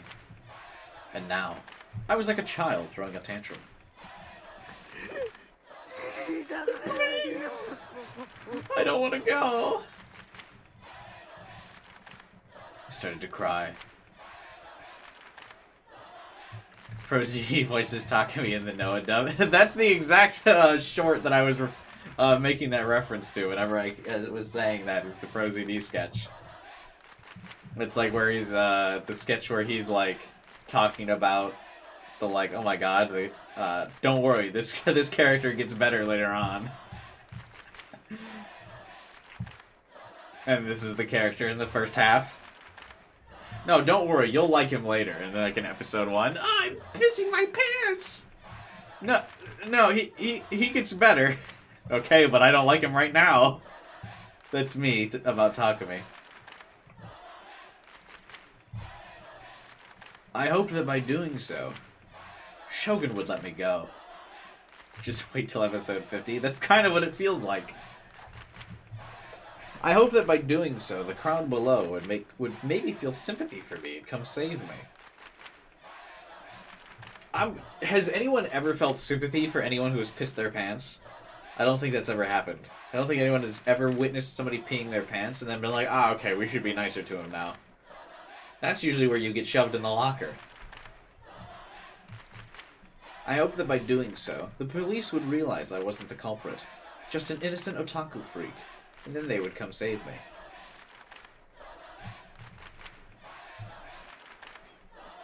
I really don't know what the crowd is saying. I really just assume they're saying jump. I hope that by doing so, my parents who would be watching TV at home would come and take my place. That's kind of reckless. I hoped that by doing so, Remy would maybe come rushing in to save me. I hoped by doing so, I would suddenly wake up and realize this was all a dream. With this myriad of hopes in my mind, I shook my head desperately and cried out, my sole wish. I don't want to die. And yet, if you take one more step back, Nanami dies. Shogun's tone hadn't changed at all from before. Well, because he's using a voice synthesizer. Whose eyes are those eyes? God, I hope Takumi jumps. You're already standing on the stage. This is the perfect place for your awakening, don't you think? Everyone who's gathered here is waiting for you. If you disappoint them, they may turn into an angry mob and chase after you. When he said that, I froze, unable to take a step back nor look behind me.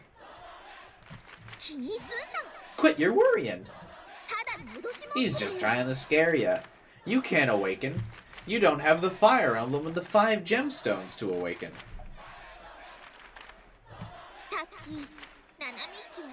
Nanamichi's already dead, Taki. Running away right now won't make you a bad person, I promise.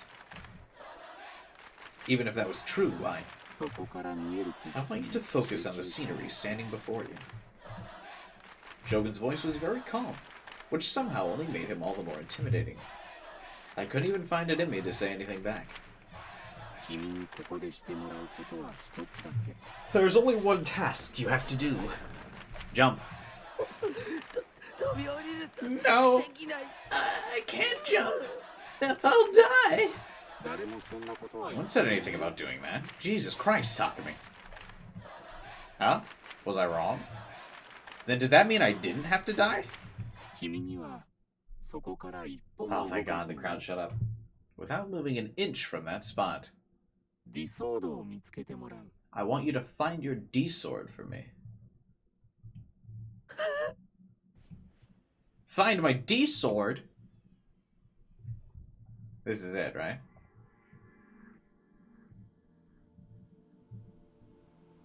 Right here.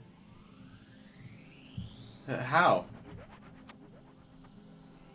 Did this just get added into the CG, or did I just have I only just now noticed it because he, like, said D-sword? Like, did I just become cognitively aware of it because he said it, or, like, has it been there the whole time?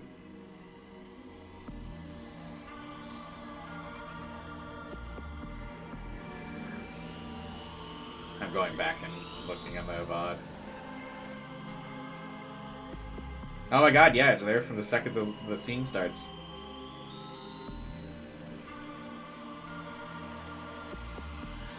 That's so weird that I made like the visual connection to it the second he said the D-sword. That's really odd.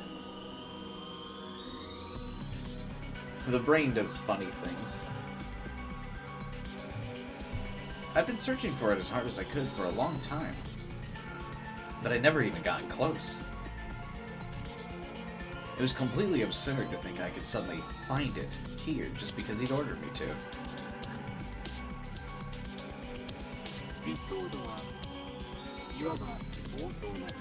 A D-sword can be referred to as a delusionary sword.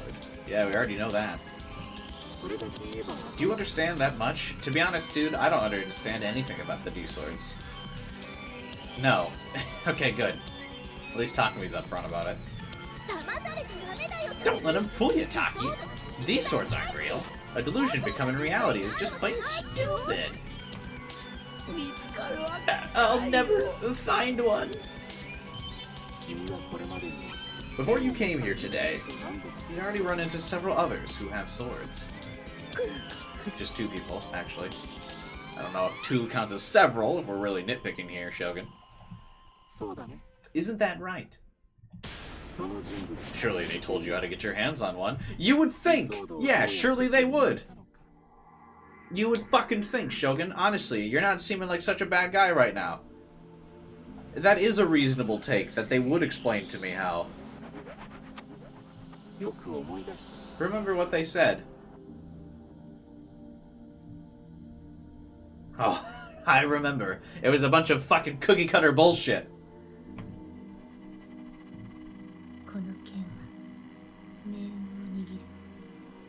This sword is that which bends fate to its will. Oh, yeah, I should have gotten it from that. This sword is that which converges all sorrows. Yeah, okay. Wow, I'm glad you read the fucking fortune cookie. Will she slide off screen if I just don't hit enter or anything?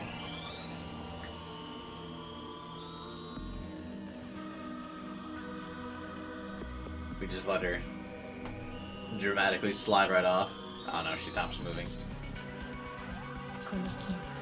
This sword is that which interferes with the transcendental place. Okay, how was I supposed to make sense of this? It is akin to another space. Oh, of course, obviously.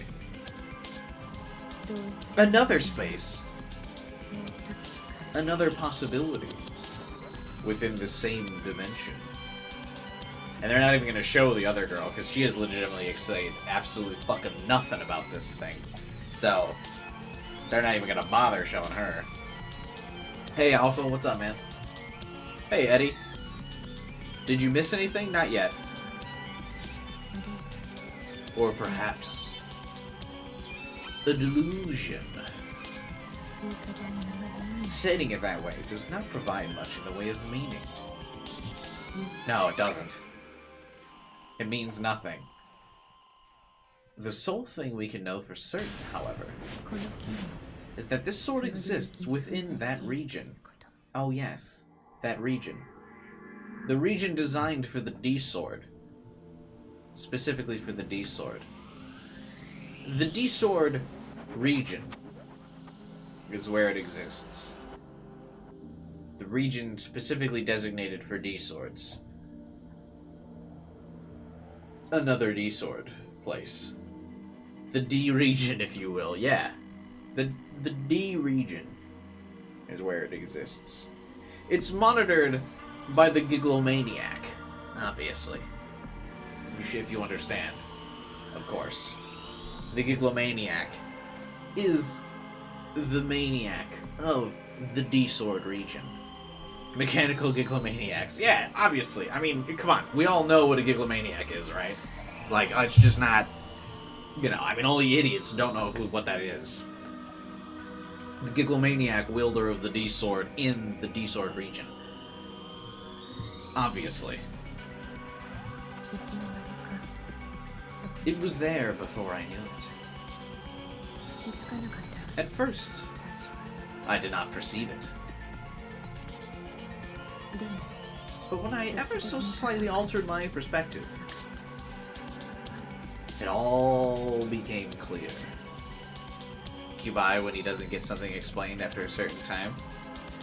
Yeah, I mean, you know, it's a certain time consisting of half of the story of the game. You know, that's usually my threshold for understanding things. Is 40 hours in. When I ever so slightly altered my perspective, it all became clear. Yes. I just tweaked my perspective. And then I got it. How's that perspective line feel to you? Oh, it makes me mad. And just tweak your perspective. Then you get it. It all makes sense.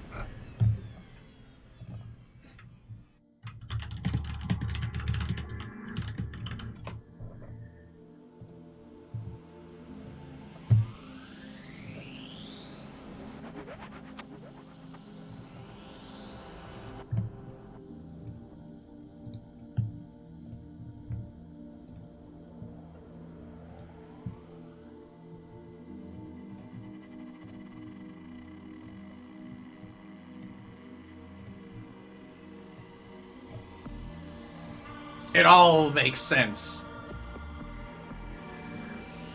You see, if you tweak your perspective, and you look at all of the delusions, they all connect to the D-sword perspective in this region.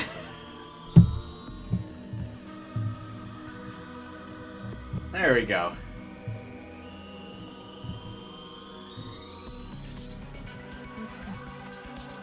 Perhaps it's already visible to you, Takumi. Yes, it's been visible the whole time. This is what Fez looks like, by the way. Turns out I actually didn't put this image there. It's just been there the whole time. You just aren't seeing it. You're not looking hard enough.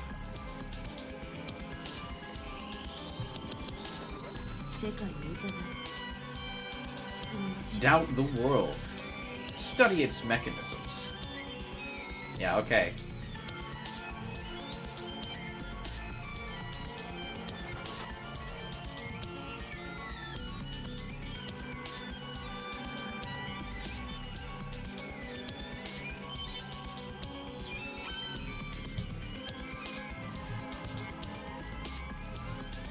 This wasn't helpful at all, you cryptic bitch. Is the scenery your eyes perceive truly real? How can our eyes be real? It's alright, I'll just have to use detective mode. I would just watch it on the VOD, Eddie. I think it's probably more important to be with the live stream here. And keep up with us live so you can understand what's going on when we learn what's going on.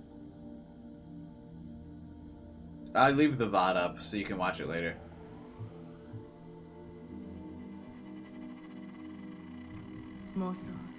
It's possible to turn delusions into reality. Are you gonna explain? Objects that aren't real blend into the scenery around us. Okay, so we're gonna let the villain explain everything to us? In other words, it allows errors to be perceived as real. That's right.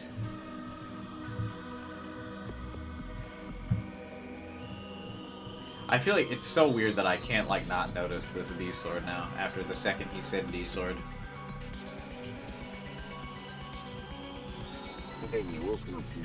You already have had a number of hints.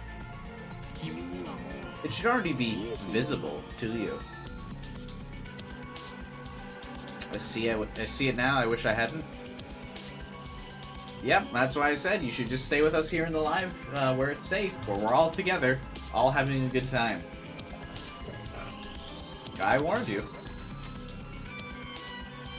Hey, Kyler. Within the scenery that stretches right before your very eyes. So what he was saying was, how do these hints help him see the sword? Fuck if I know, bro. Shogun was hiding a D-sword somewhere in the scenery I was looking at, and I just had to find it. If I find it, will you let me go? What about your sister, bro? Ask about your sister.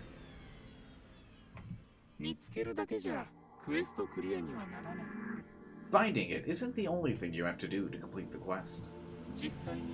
You need to actually grasp the sword. Firmly grasp it. I wish I could apply a voice filter to myself, to my audio. I wonder if that's a thing Streamlabs would do. I would apply a voice filter to myself when do. Can I? Hang on, wait. This is probably gonna be a lot of effort. Streamlabs voice changer.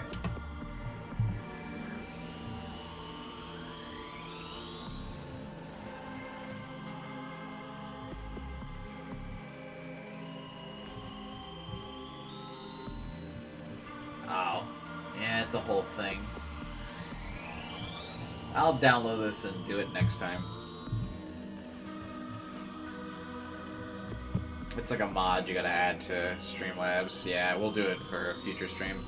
A funny idea, though, I never thought of. But yeah, next time I voice Shogun, we'll do a voice filter thing. But yeah, you gotta like download a mod and install it to Streamlabs and then restart it, which means I'd have to like stop the stream for a bit. It's not worth the joke. But next time.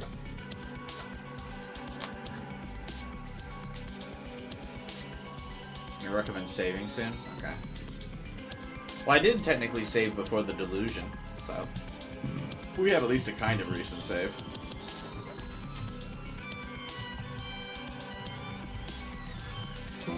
Just make sure that you follow the rules. You can't move a single inch from that spot. There's no way I could do that. If I couldn't move from here, how was I supposed to grasp the fucking sword? What the hell did he even want me to do?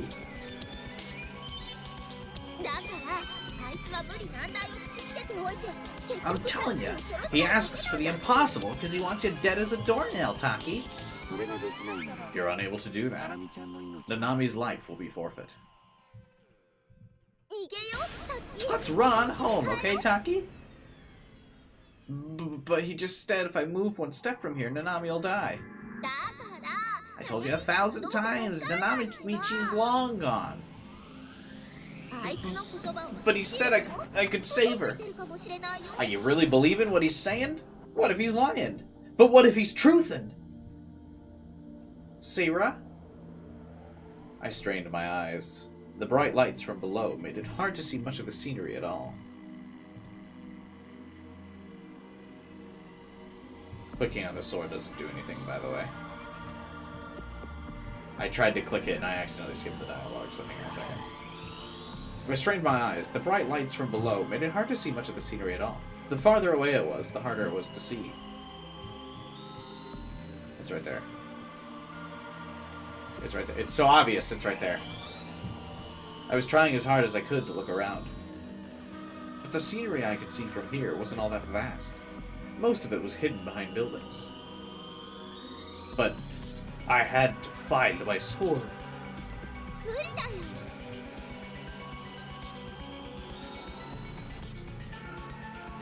It just ain't possible. You're not being a great emotional support anime figure. What the hell was I supposed to do? I thought about what the two mental cases had said once more. Please don't think too hard about what they have to say. But I ever so slightly altered my perspective.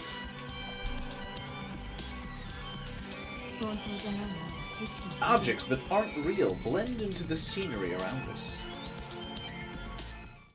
And when I thought about that, for some reason I recalled the pattern of the ceiling in my parents' house. Bruh, I don't care.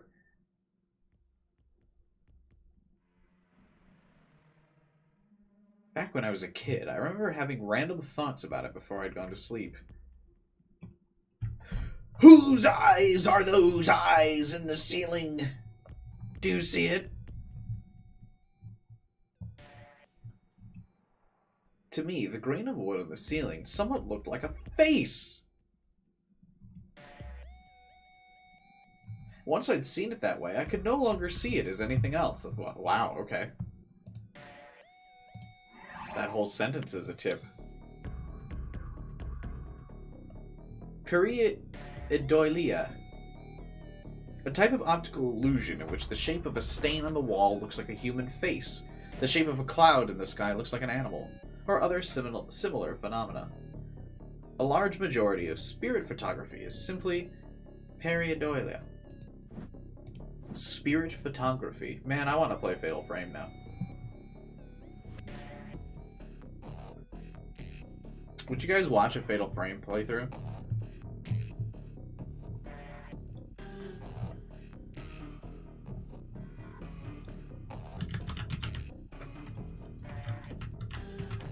I have Fatal Frame Maiden of the Black Water on Steam. I bought it and then I've never played it.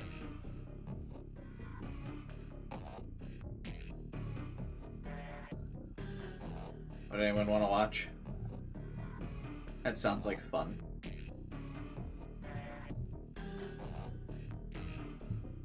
I hear some fatal frames are better than others. Well, yeah.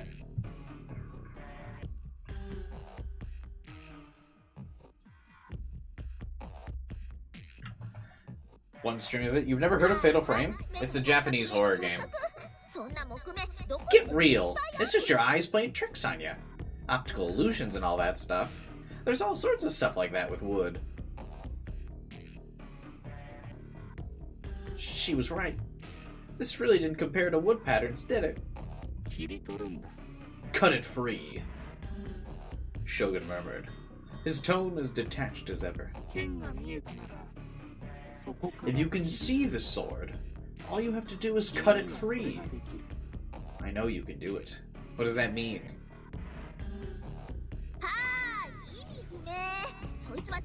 Okay, that's total nonsense. He's just saying random stuff. Okay, this scene's kind of overplaying its welcome now. I get it. Just give me the fucking sword. It's possible to turn delusions into reality. This is the third time she's said that while we've been up here waiting for the sword. I got it. Give it to me.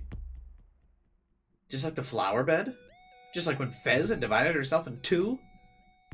But the last time I tried to materialize a real D-sword, I tried using a delusion on the fake one, but it didn't work. I shook my head once more, then scanned the scenery visible to me from here. Okay, I got it. I see it. Just let me click it. Fast forward this scene a bit if I see it. Quick save. I saw a sword. I guess we do a manual save here.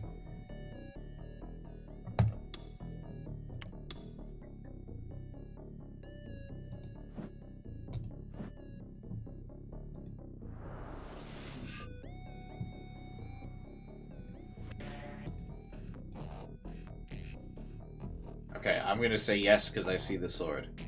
I'm not really gonna think too deeply about this.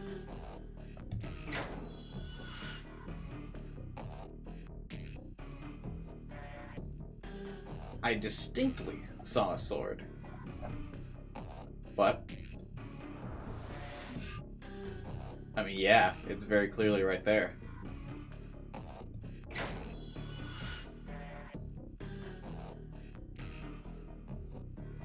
If I move from here, I can take it. What?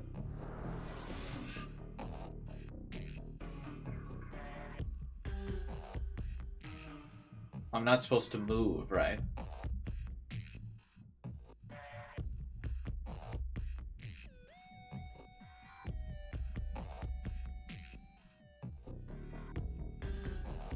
I'm a yes man. We're a positive delusion yes man. You disappoint me. What? How about a strong push on my back? What? Before I could notice, someone had moved up right behind me. I hadn't felt any presence. It couldn't have been Shogun. I hadn't heard the creaking sound of a wheelchair. Then who? But the nightscape of Shibuya Station spun round and round.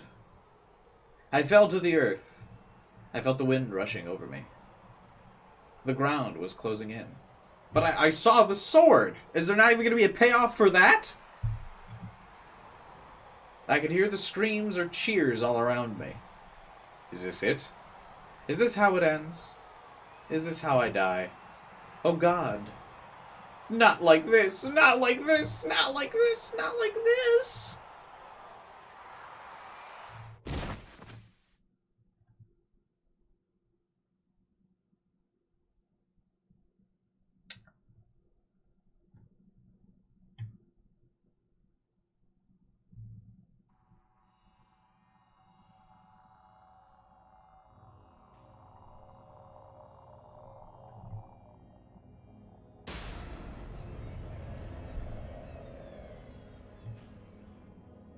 Okay.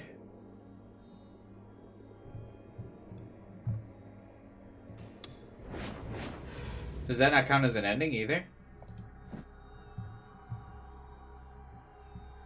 This was an interesting game. Was it, though?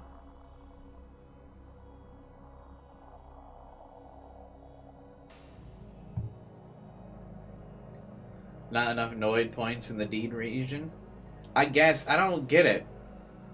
It says can you see the sword? Yeah, I could see the sword. Can you grab it? Yeah, I could grab it. So I just don't say that I need to move from the spot to grab it? Like, what the fuck? Stream died?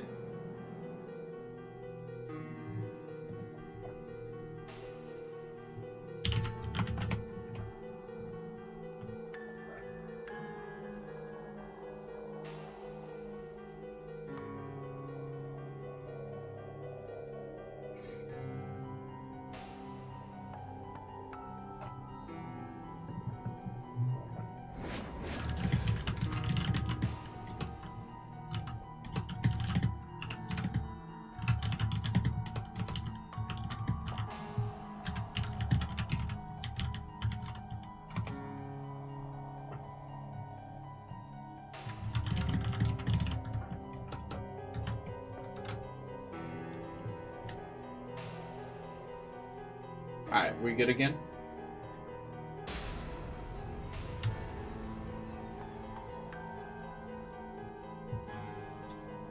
You got the first two right, you got the third one wrong.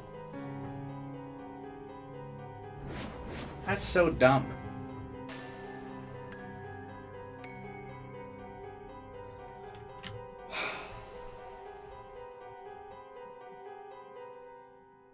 Alright, stream stabilizing a bit now. I don't know why my stream lag can like be dependent on view count.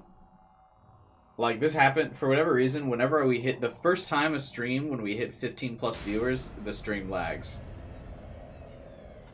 It's really bizarre. It happens like pretty consistently. And if we like hit 15 viewers later on, the stream like takes no dip in connection. But the first time we hit 15 viewers, it like drops. So yeah, if your stream's still lagging, just refresh. Or if you're still a bit behind me, just refresh and you'll be caught back up. I'll give people a second to refresh before we get back to it, but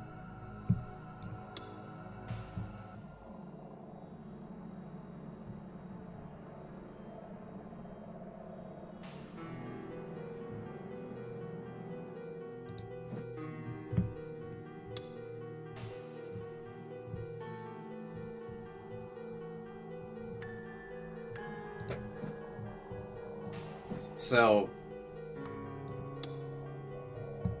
I'm not supposed to say I can grab the sword then?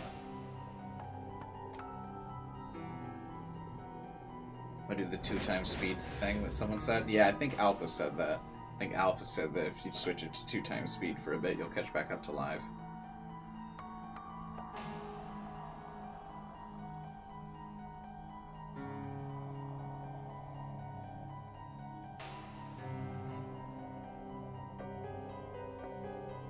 You only didn't fall because you read the route guide for this? Yeah, I mean, I guess I don't really understand. Like, I guess because he said don't move, I wasn't supposed to hit move there. I mean, I did kind of think that, but I mean, we already had selected yes twice, so I just went with that.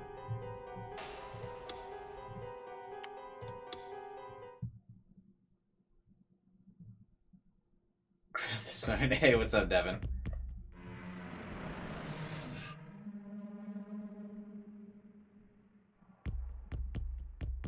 One of the glitches with the official release is that the game doesn't check your choices in this scene, so you're always right. That's lame.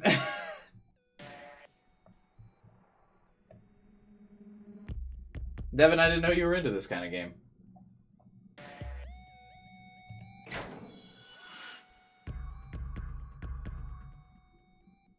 Hey, what's up? Lyra Nuke? I distinctly saw a sword.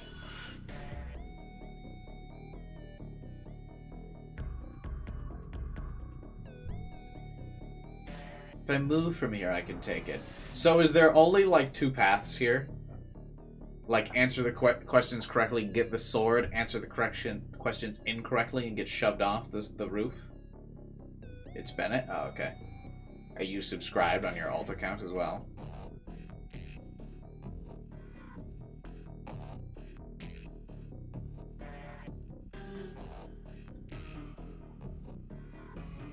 I am. I'm just mostly watching the anime. Oh, cool.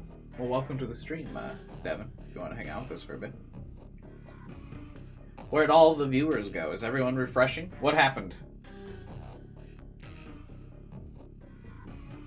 We lost so many people. Are they that disappointed that I made the wrong choice? Or is everyone refreshing? Alright, hang on one second. I'm gonna grab another drink while we let the whole lag situation stabilize.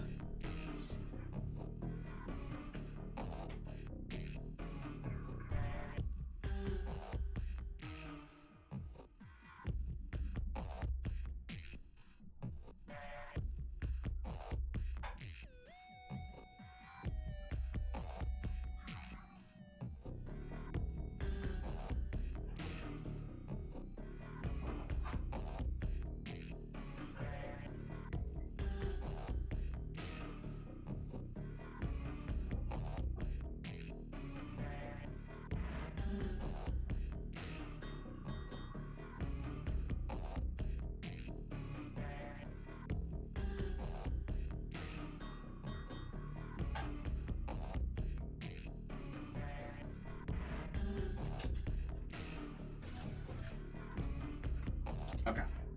Is Chris still here? Do we have Q&A questions about how did they fix this in the patch? Where you can actually get the wrong choice here?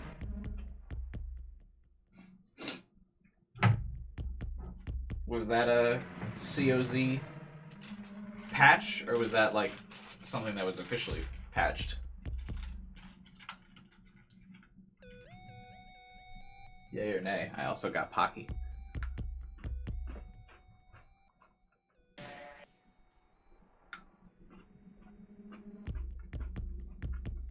Pocky's really good. Okay.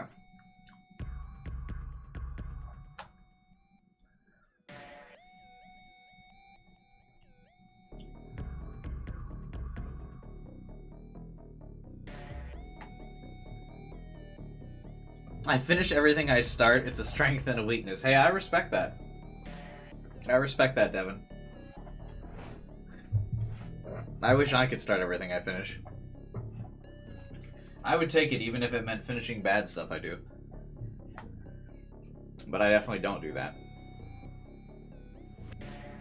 Okay, so now this time we say no. We don't move. I can see the sword from other places than here. Oh, I don't know. Yes.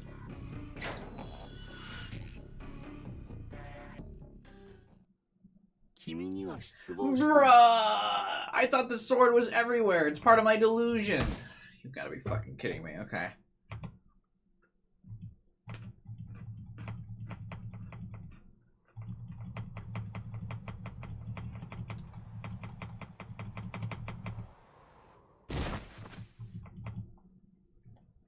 Rip.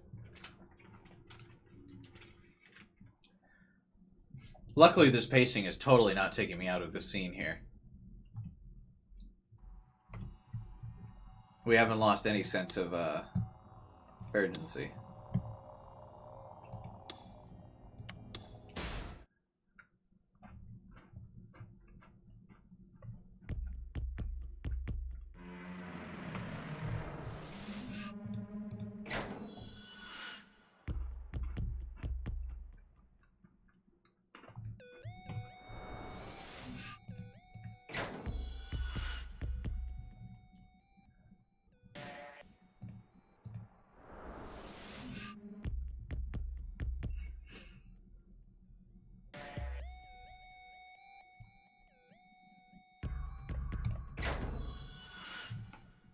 Fans are a slow time for Let's Players since you guys have to read everything out loud. That's part of the fun for me, though. I enjoy reading it out loud.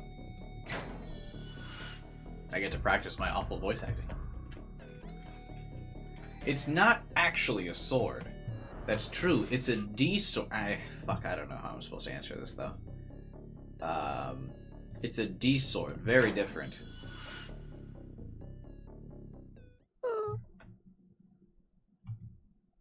I'd seen it.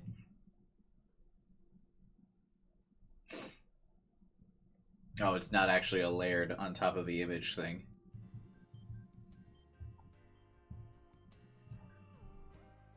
I thought it was gonna like pull up to the front of the screen and be like, and then it was gonna play like the Metroid, like you've acquired a power-up sound effect. Do do do do do do do do do do. D-sword acquired. Within the night landscape, blurred by my teary eyes, amid the scenery in which light was warped by my welling tears, I found a spot that looked just like a sword. But it's not a sword! I had to answer that. Don't get it wrong, Takumi. Right after I fucking had to go through that question thing 3 times. Just like what Fez had said. I hadn't noticed it at first. But when I ever so slightly altered my perspective, it was there before I knew it. I didn't alter my perspective at all. It's literally been there since the scene started. Even if it just been a coincidence. Oh, I was more than happy with it. The more I thought of it as a sword, the more defined it became. Nope, but the answer to the question was not that it was a sword.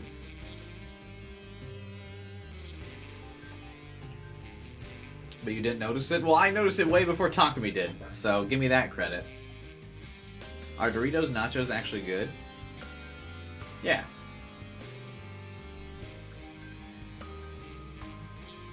Anyway, the more I thought of it as a sword, the more defined it became. And over time, it was becoming more and more real. It was slowly turning into a definite part of the scenery. And eventually, even its contours became clearly distinguishable. You found it, didn't you? Well, fucking don't shove me off the roof.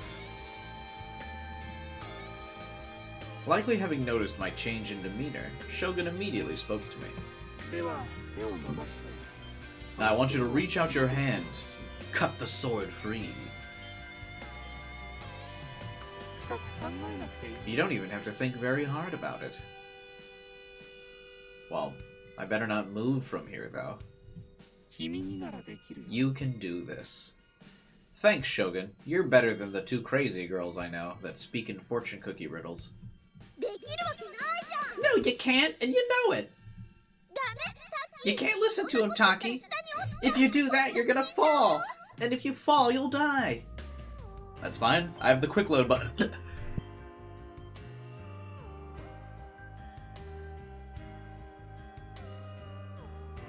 Sorry, it was really important that I got that joke in before I sneezed. I looked down. I saw the crowd filled with countless people. The ambulance still had yet to arrive. Just like back at noon, the response time was far too slow. Not that it was surprising. That was just how damaging the earthquake this morning had truly been. I can't cut it free. How could I? No one's explained this shit to me. Don't let your preconceptions restrict you. Break free.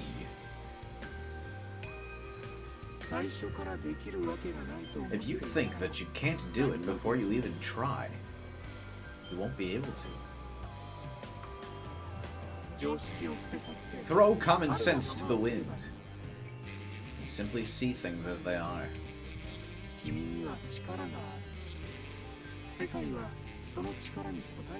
Power dwells within you, and the world will respond to that power. The power of what? Fucking being a weeb? Hey Eddie, probably the player character. My father's gonna be so proud of me. Dude, I was rocking Hortensia with Camilla's ring. Is busted. I was playing that earlier.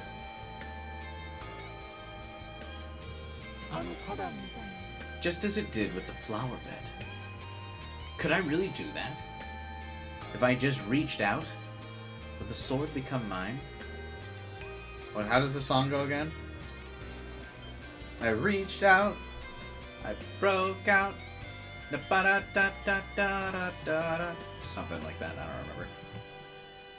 If so, then I should at least give it a try. Fez had said that my D-sword would bring me salvation.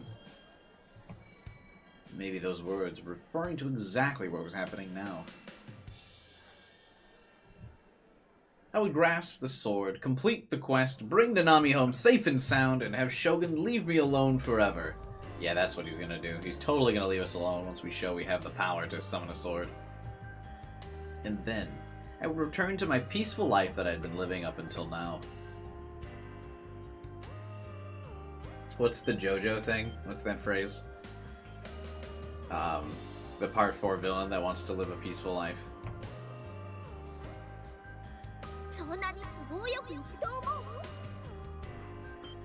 Do you really think it'll be that easy? Do you really think Shogun will let you go just like that?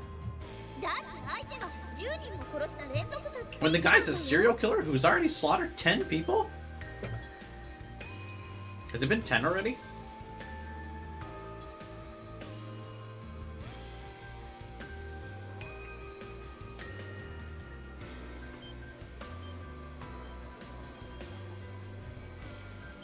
I guess she's including Nanami in the count. Even Shogun wouldn't make me do the impossible. I could do it. He wouldn't tell me to do it if I wasn't capable of doing it. Wait, why? He's a fucking psychopath. He just wants to kill you, Taki. Did you forget about the group dive video? I don't understand the point of Seira here constantly, like, trying to talk us out of this. This is really slowing the scene down. I'm not really sure I understand what the relevance is of her here. Other than this just being, like, Takumi being self-conscious, but, like, I don't really get it. Shogun's already made 5 folks fall to their death without even touching them. Remember?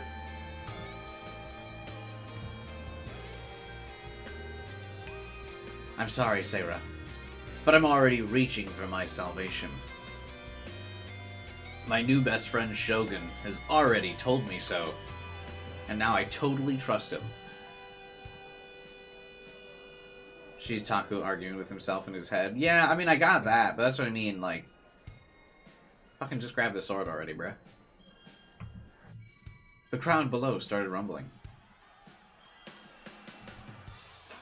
My every move was being monitored by the thousands of people packed in front of the station. And it wasn't just them. I was also being watched by tens, if not hundreds of thousands of people all over Japan, watching live on TV. I started feeling nauseous. The extreme pressure imposed by such a large number of people made my heart feel like it explode in a second. Just forget about them. If I stayed focused on them, I'd be too nervous to lift a finger. I only needed to focus on the sword. I would love for tens of thousands of people to be watching. That would be cool. Being as careful to maintain my footing as possible, I reached my hand out. Well, remember, we picked the answer that said you're not supposed to just change your position to grab it. I tried to aim directly at the sword, letting my intuition do the rest. I felt nothing. The wind rushed towards me relentlessly. On top of that, the direction it was coming from was inconsistent. 1 second it was blowing at me from the front. The next, it pushed me from the side. I clung to the acrylic plate in an attempt to support myself, but it was too slippery to bring me anything more than emotional support. If I let my guard down even slightly, I'd get blown off. Even so, I was still trying desperately to grab the sword. But no matter how hard I tried, I didn't succeed. And then fucking someone came up behind me and shoved me off.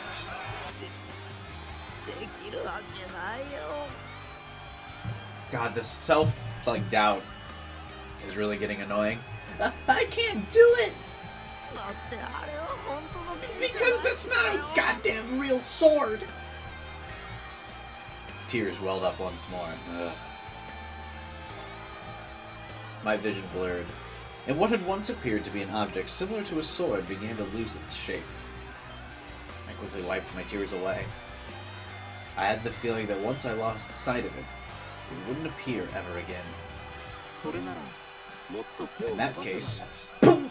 And he shoved me off the roof, because that's immediately how he responded every other time. All you need to do is reach out further. Fuck you! You don't know how this feels. I bit my lip to hold back the tears, leaned forward more than I ever had before, and fished around in the open air with my hand. You'd hate Evangelion? Really? I still couldn't grasp the sword. Oh my god. More. If I fell from here... More! I looked down once again. I was higher than I thought it was. Hey, Matt. How's it going, man? Did you see the new emojis I added? I felt dizzy, so I pulled back and clung to the acrylic plate once more. What are you doing? Grab your sword, quickly now! We've got to fucking progress the plot! If you don't, you won't see Nanami again for a very long time. I shouldn't have looked down. I couldn't stop shaking. I thought I was going to slip because of it. I was so unbelievably afraid. I can't do it. Please, just let me go. Please, you underestimate my power. I don't plan to cave to some childish tantrum. Grasp your D-sword. If you can't, your sister will die, and you will soon follow. Oh, but if I follow soon, then when you said I wouldn't see her for a long time, that was very untrue. I would see her immediately after you kill her. That's all there is to it. Oh god, I don't want to die. I don't want to die! You just said that. I had no choice but to try again. I leaned out through the hole and extended my arm. I could still see the sword over there. I tried again and again, but of course nothing happened. Oh my god. It felt like I could reach it, but for some reason I just couldn't do it. I leaned out even further. I stretched my hand out as far as I could, reaching out with my entire body to try and grasp the sword. I even straightened out my fingertips. Oh, no way! Wow! It's gonna be because he's grabbing the acrylic thing and he's, like, still holding onto a crutch of, like, actual reality and grounding himself. But if he fully lets go, he'll be able to grab it. But then, I slowly closed my hand. But just like every time before, I felt nothing. I can't! I just can't reach it! Oh! It's so far away! It was impossible, just like Sarah told me. There had never been a way for me to grab that translucent sword. Perspective had made it look normal-sized, but when I actually thought about it, I realized how enormous it was. It wasn't a size a human could realistically carry. What do you mean? This is an anime.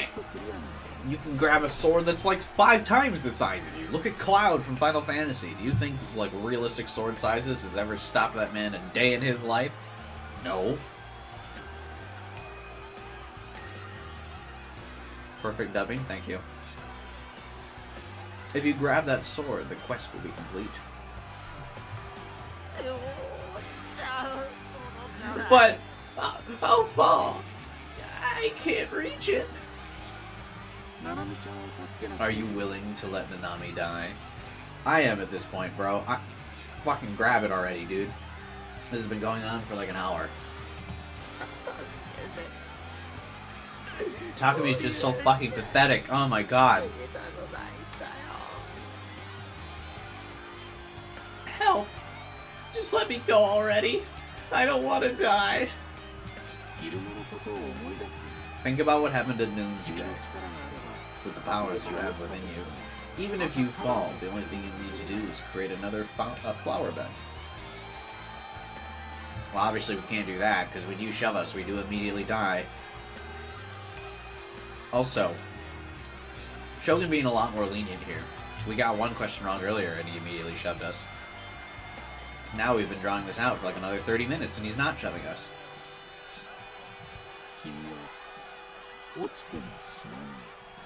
You may fall, but you won't die. Are you sure you can do it? Right then. Seira's snarky whisper reached my ear.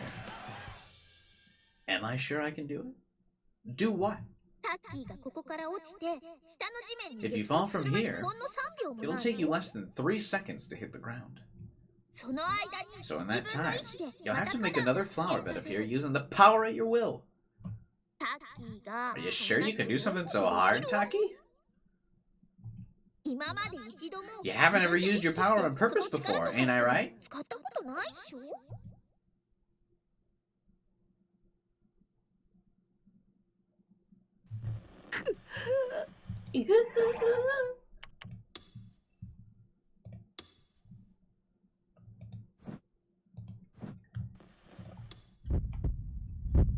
The positive delusion gives me the sword. That was true. Even if I did have powers, I had no idea how to use them. So let's just run away, okay, Taki? You done good, Taki. But anything more is just too much for you. You don't want to die, right? That's true.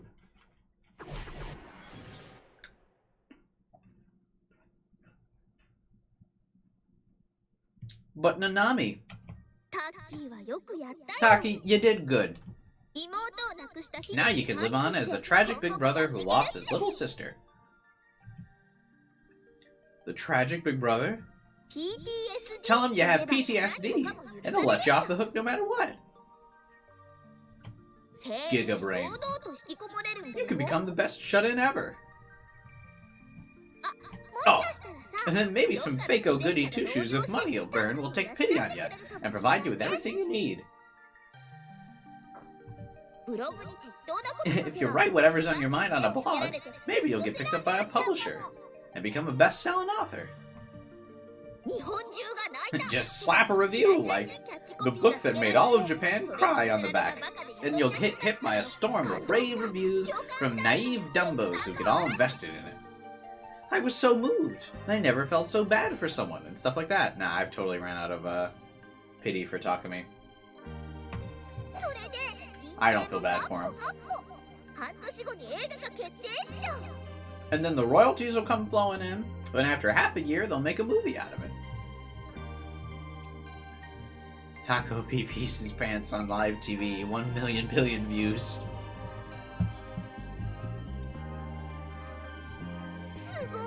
Doesn't that sound just swell? All you gotta do is let Nanami die here, and then you'll be on your way to a life filled with sunshine and roses. So, which will you choose? Will you stay here giving it your all, only to die and lose everything? Or will you just shoot for sunshine and roses?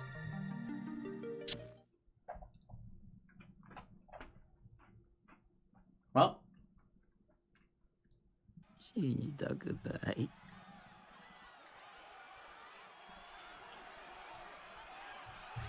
Keep on questioning why people put Takumi as an A or S tier character.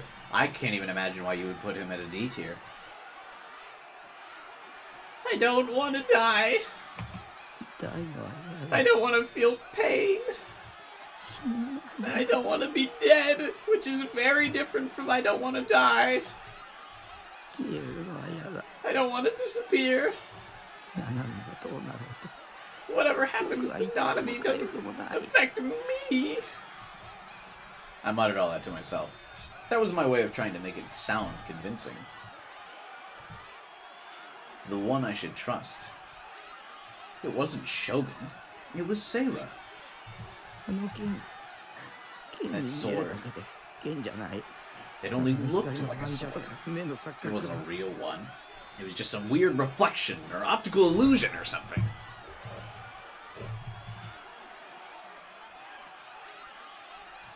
Oh my God. You got it. Come on, you ready to head home? Once we get home...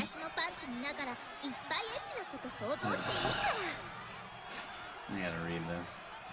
I'll let you look at my panties and fantasize about all sorts of sexy stuff with me.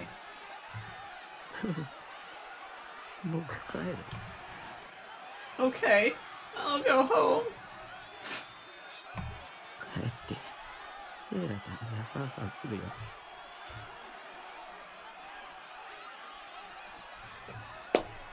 I'll go home, and then I'll fap to my heart's content to you, Sarah, while thinking of my dead sister. Sounds fun. I'll strike tons of dirty poses for you, Taki.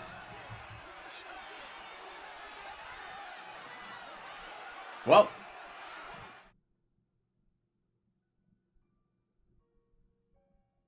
My God. He sucks so much. I slowly withdrew my outstretched hand. That alone made me feel much more at ease. Okay, but then why doesn't he shove me off the roof again? He shoved me off the roof for getting the answer wrong, but for pulling my hand away, he won't do it?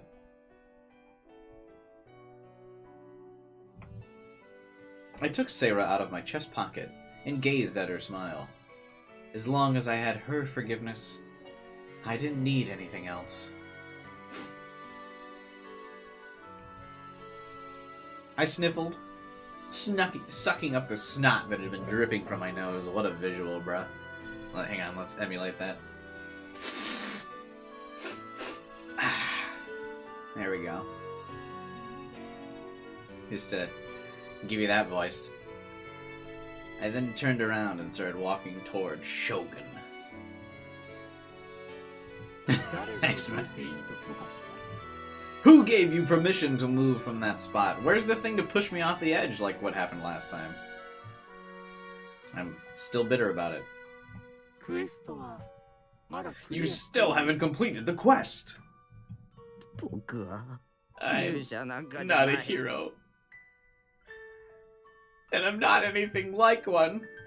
I'm a weak, pathetic, useless sack of shit. An otaku freak who can't even save his only sister. So don't expect anything from me. God, what? How fucking sad, bro. Jesus. Don't look at me. Just leave me alone. Oh, if that's your decision, I'll kill Nanami.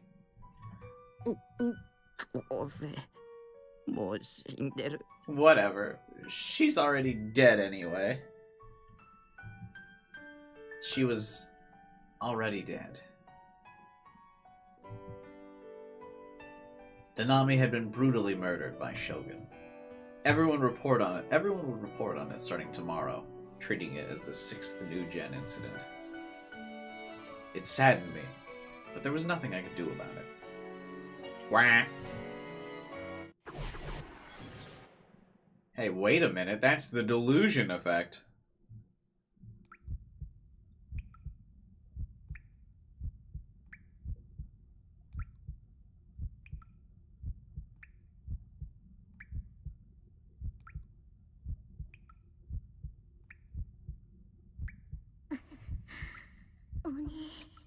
Big bro.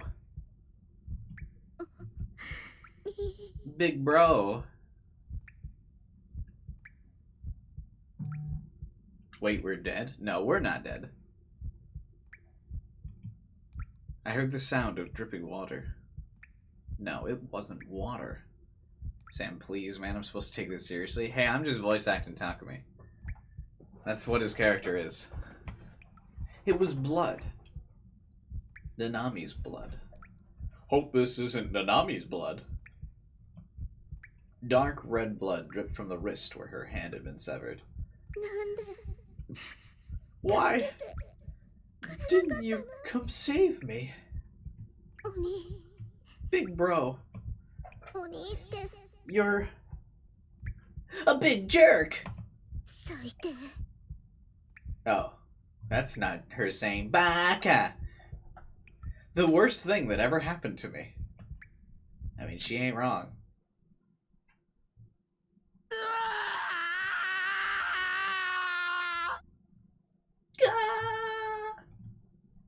I screamed my guts out.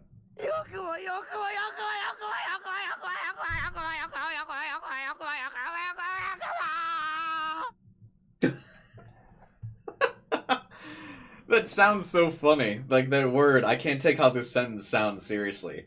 Like, if you listen to the actor there, like, the lines are, it's how dare you, but it sounds like he's going, aguya, guya, guya, guya, guya, guya, guya, guya, guya. Oh my god. I don't know. This is why it's hard for me to listen to, like, OG dubs. This is, like, probably supposed to be a very serious scene. And he's like, Uguya, guya, guya.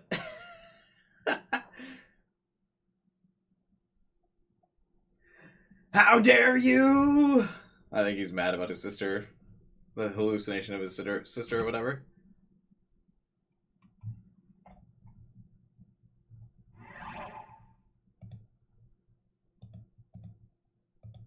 Oh, can you not replay the audio? Kubai, when he learns he can replay audio. Well, first of all, I mean, I've replayed the audio before, but don't you look foolish. Because you can't replay the audio on this. You can? No, you can't. Oh, you can.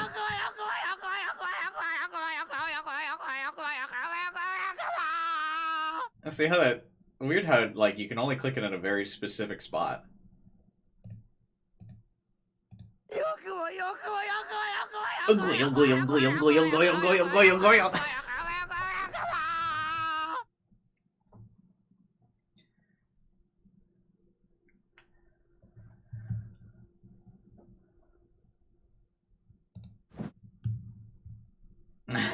It just sounds so funny.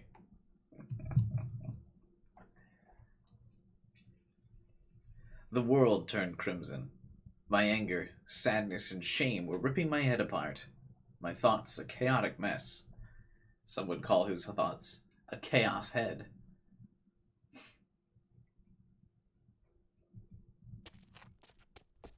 Without any rhyme or reason, I charged towards Shogun. I made to grab him within his hiding place in the shadows. But I didn't get the physical response I'd expected. I collapsed along with the wheelchair. I must have hurt my elbow, as pain was shooting through it.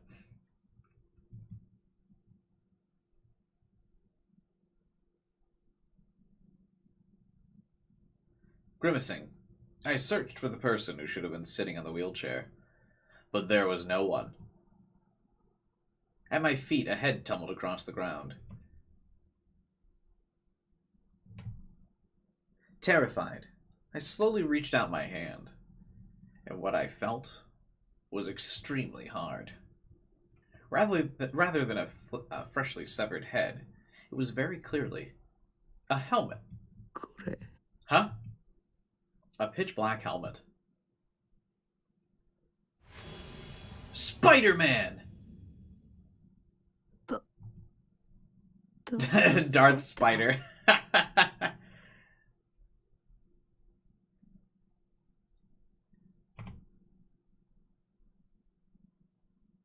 Are you telling me the synthesized voice wasn't really a person?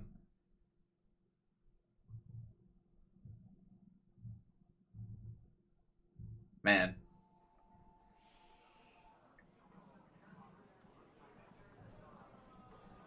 After all that, we still don't have our fucking sword, huh?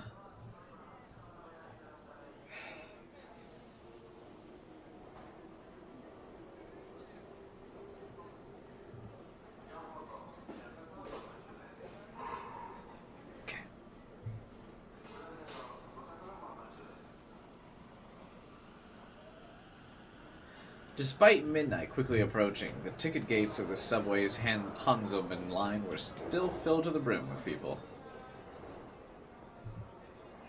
The earthquake had violently disrupted the public transportation schedules, and no one was even attempting to hide their frustration as they passed through the ticket gates. I don't know what the game's talking about. I'm doing an excellent job hiding my frustration right now.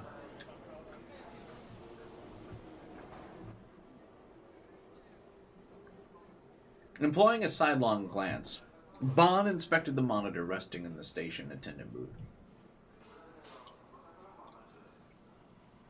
The station staff had received a call yesterday during their morning operations. The caller had reported that a high school girl wielding a gigantic bladed weapon was going on a rampage in the area. The police had been dispatched in response to this, but upon arriving at the scene, they found no trace of the girl, nor the man who had been supposedly attacked. Wait, I thought the only people who could see the gigantic blade or like the fucking D-swords were people with the power. Some random dude just called and was like, hey, she's got the anime sword. That doesn't make sense.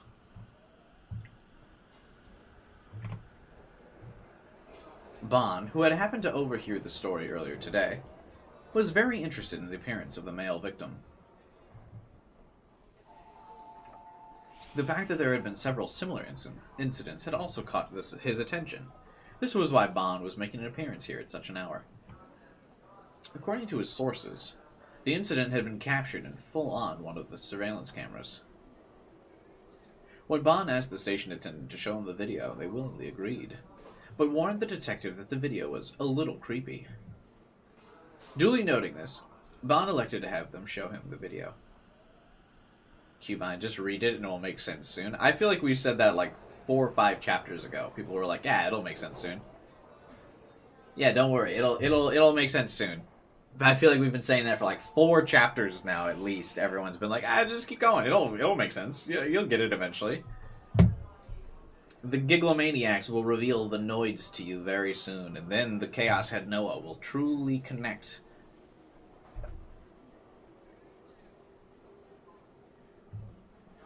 Regardless, if someone is cutting stuff with an invisible object, you'll probably just tell the cops it's a sword. That's, like, kind of cope.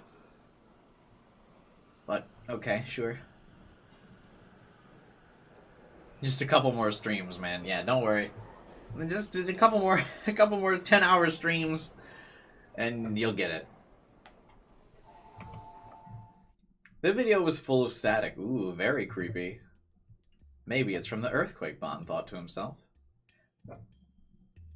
There have been various reports about the earthquakes causing citizens to lose hard disk data, leaving Bond to wonder whether it was related. When did Kubai hear Gigalomaniac? At the scene at the beginning of stream, the committee, the Nozomi meeting or whatever. They kept talking about the Gigalomaniac, but I don't know what the fuck the Gigalomaniac is. But everyone kept talking about it. As if we knew what that meant.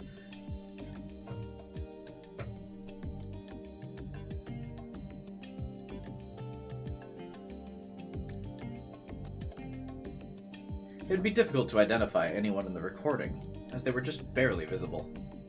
Static Shock's your Discord profile pic? Yeah, I knew that.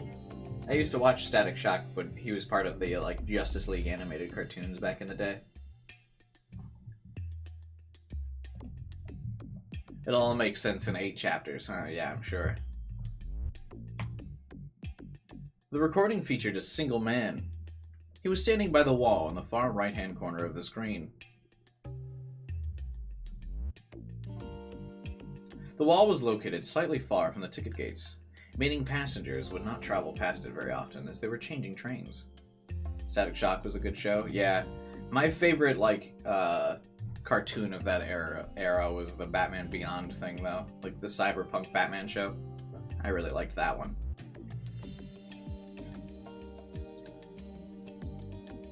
The wall was located slightly farther from the ticket gates, meaning passengers would not travel past it very often as they were changing trains. Incidentally, a few other passengers had just crossed in front of the camera. The man's appearance was hard to make out due to the fierce static, but he was fairly short and thin, and carrying a large rucksack.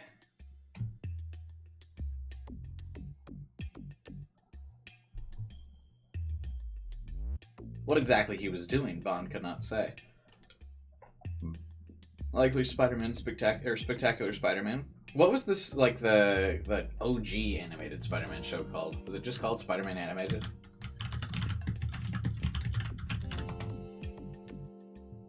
Yeah, the 1994 TV series. I grew up watching that, I think. I think that was when it was. Is it just... Yeah, it's just called the 1994 animated series.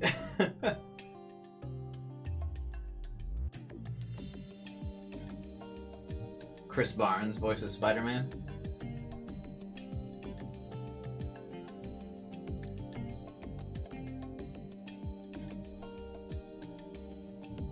Yeah. I used to love that too. Good times. I kind of want to rewatch that animated show. That was good, man. Back in my day, they made cartoons good. All right.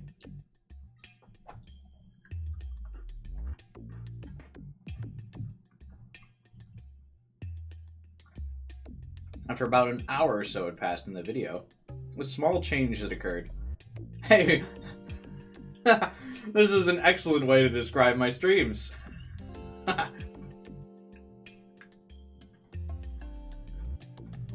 After about an hour or so had passed, a small change occurred. Relatable.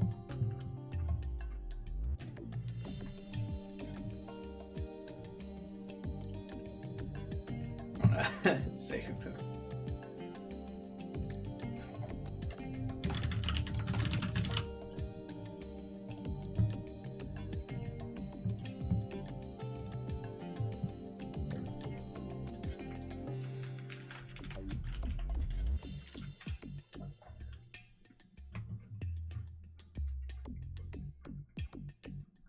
A few people commuting to work were walking in the direction of the man, and then they swiftly stopped. To Bon, it looked as if they had been drawn to the man with the rucksack. What was truly strange, however, was that they did not even speak to him. They simply stood there in a daze. The people who had stopped did not seem to be acquaintances of the man. They were of different ages, sexes, statures. There was absolutely nothing at all they shared. What in blazes is going on? Staring at the monitor, Bon tilted his head to the side.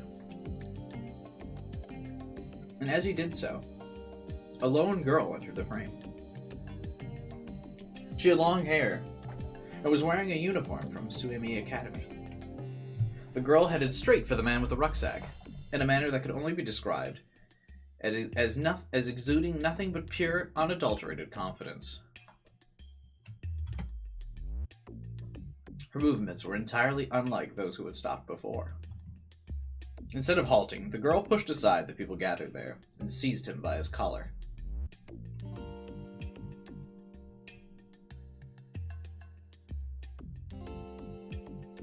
For a short period of time, the two of them argued about something.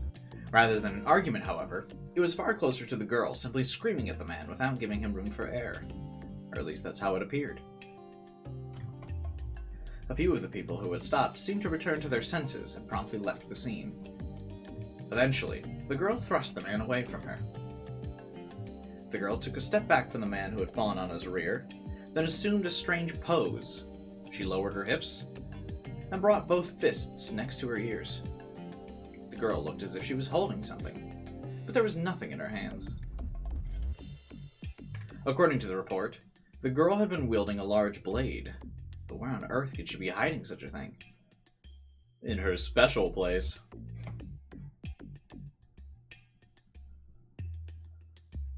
The answer to that soon became apparent.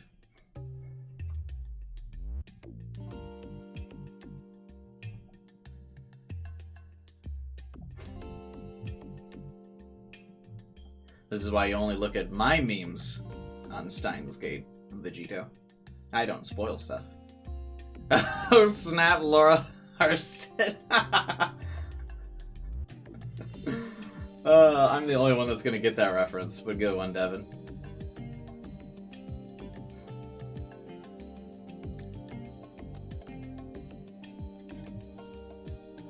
Suddenly, the camera shook. It was not static. The rustling hair and clothes of the passers-by made it clear the surveillance camera itself was shaking. What the? Bon gawked at the screen.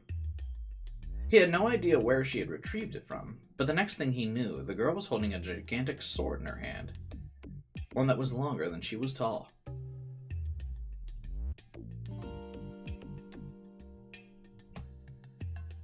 Bon asked for the tape to be rewound just so he could confirm what he had seen. But no matter what angle he examined it from, the sword appeared to have been conjured out of thin air.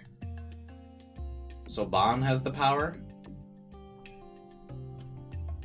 The girl had not moved a single muscle, and had remained in her hunched position the entire time.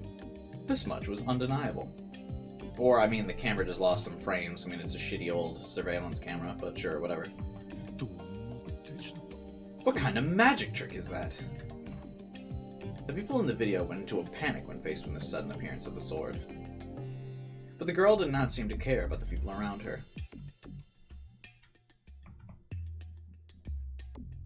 The man with the rucksack, however, was very clearly terrified. He tried desperately to scramble to his feet and run away. But the girl would not allow that. The last hour I've been relaxing, and I gotta say your streams... the last hour I've been gaming, I gotta say your streams are very relaxing. Well, thanks, man. I'm glad I put you at ease. Most of the time. What does that mean? My streams are always relaxing and comfortable to be a part of. I never get excited and start screaming. That never happens. At least not as much as the average YouTuber. Or the average Twitch streamer. I feel like most streamers just kind of speak in screams. I try to at least have a fun environment. With an incredibly agile movement, she pursued the fleeing man and swung her gigantic sword as if it was as light as a feather. In a manner akin to a violent windstorm, the sword tore the man's rucksack to pieces. The impact was so strong, the man immediately collapsed to the ground. Despite this, he appeared uninjured. In fact, when the police officers had arrived on the scene immediately after receiving the call, they had not found even a single trace of blood. Who the hell is this girl? I don't know. Oh wow, that's a really close zoom.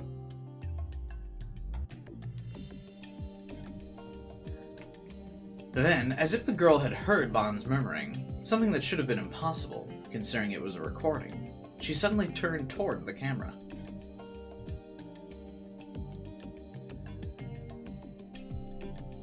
The screen ever so slightly distorted, and the girl's figure disappeared in an instant. It was as if she had never been there to begin with. The man's shredded rucksack had been left behind, and the remnants of it were proof that the girl had been there. It was hard to tell because of the static, but it was clear that the girl had disappeared from the screen in less than a second. Bond rewound the tape again. There was nothing that seemed unnatural about the time displayed in the lower right-hand corner of the screen. In other words, the footage had not been edited. My streams. But if that were true, how could Bond explain the girl and the sword? Bond, feeling as though he'd seen a ghost, could do nothing more than remain completely and utterly puzzled. Same. I'm also entirely puzzled. I don't know what the fuck's going on. A world of complete and utter white. And I was lying right in the center of it all. It felt as if I were floating, but I didn't know whether or not I actually was. I couldn't figure out what direction I was facing. Not up nor down, not left nor right. Boop boop doop boop boop boop boo. The silence was deafening. It felt as if there were hundreds of insects buzzing around in my head at once. If someone were to tell me that this was the afterlife, I couldn't see myself contesting it. That was how. Monotonous. Simplistic. Tranquil. Orderly. Immaculate. Empty. And peaceful the world was. Perhaps this was what the mind of Buddha was like upon reaching enlightenment. It was so incredibly different from my own mind. I wanted to stay here forever. The irritation that came with reality, the loneliness, the pain, the suffering. I didn't want to face any of it anymore. Okay, that's fine. Can we just get a different character then?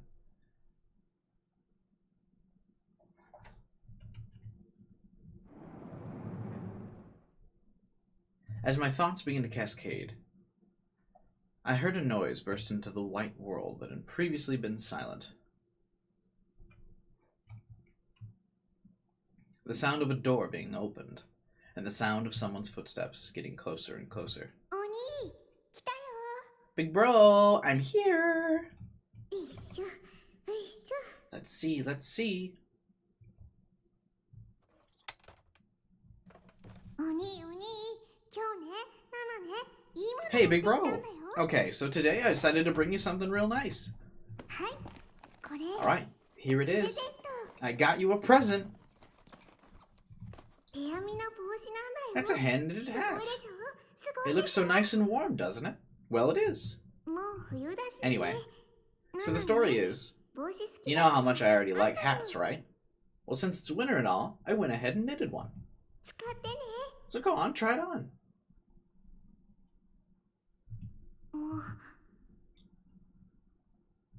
お兄、もし Come on, don't 嫌だ ignore よ me. あー、ご飯残してるじゃん。 Oh, you still got some food left over. And it's curry, too. ちゃんと食べないとダメ You だ gotta よ make sure you eat it up, alright? ねえねえ、病院のご飯って。 So is it true that hospital food's not very good? でも、 Well, 食べない that's とダ sad, メ。 but you still need to eat it. 起きるお兄、食べずに寝たら夜になってお腹空いちゃうんだから。 Oh, come on, wake up, big bro. If you go to bed without eating, your stomach's gonna end up growling in the middle of the night. Someone's hand made its way under my back and forcibly shook my body awake.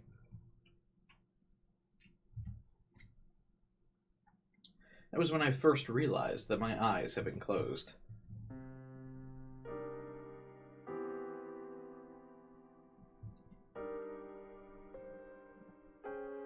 When I opened my eyes, a little girl was standing there.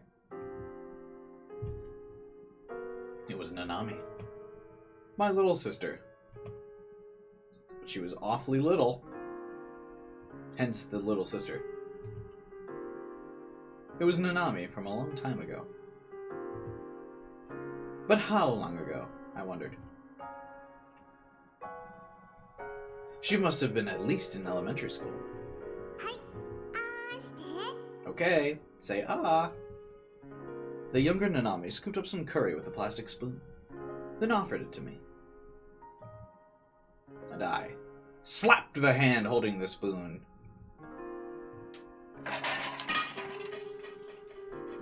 Even after all this time, I still don't know what had been going through my head. But in that moment, I knocked away the tray of curry and rice with my hand and sent it crashing to the floor.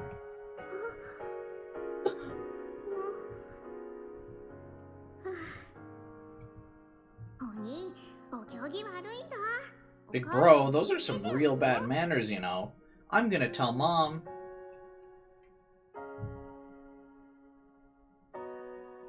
Nanami crouched onto the floor and picked up the tray I had cast aside. She then retrieved a washcloth from the sink in the corner of the room and began cleaning up the mess I'd made. ほんと、世話が焼けるな。 And he treats this sister like shit. What a fucking waste of space Takumi is. You're a real troublemaker, you know. ナナがいないと。 I swear, you couldn't do a thing if I wasn't around, big bro. That's enough. I covered my face with my hands and slowly closed my eyes. ごめんね。あなたを I'm sorry. 守ってあげられ I なく couldn't て。 protect you.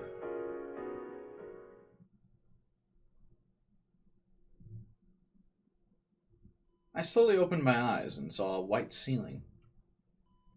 It was so bright it nearly blinded me. I blinked my eyes a few times. I tried to move my fingertips. I raised my hand in front of my face. The palm of my hand created a shadow. At last, I was free from the blinding glare. I had been dreaming about Nanami. Ever since I could remember, she's had an especially strong will. After the bus accident back in elementary school, I'd stopped talking to anyone and everyone. But even so, that part of Nanami only became stronger and stronger. Unlike my parents, who were simply overprotective and nothing else, she'd taken care of me all while remaining strict and firm. But that dream... I assume we're at the hospital for Nanami. I had gone in for checkups, sure, but, well, it was just a dream, so there was no real reason to take it nor the contradiction seriously. I was lying on a bed. Oh. We're in the nutso place. It was a white bed with a pipe frame.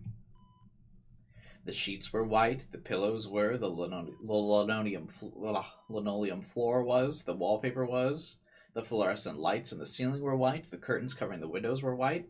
This is my nightmare scenario. Please don't make everything so bright. The small shelf next to the bed was white, the ceramic water pitcher was white, the paper cups were white. I was starting to get fed up with all the white.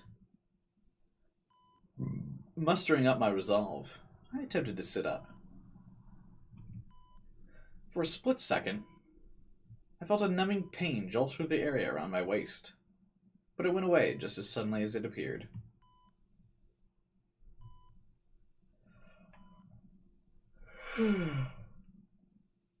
The room was fairly large, at least twice the size of my base. But what really bothered me was how incredibly dreary it was. Maybe it was a hospital room. There was a pair of green slippers lined up right beneath the bed. I was relieved to find a color other than white. Oh yeah, there, you can see the slippers. That's funny. And I'm wearing white. Wow! My body was moving just fine. It didn't seem like I was dead. I was thirsty. I wanted a cola. An ice-cold carbonated cola. Gross.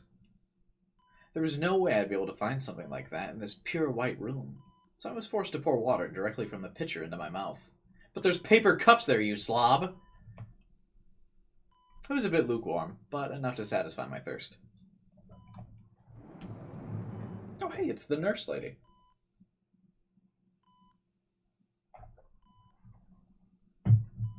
It was all a dream.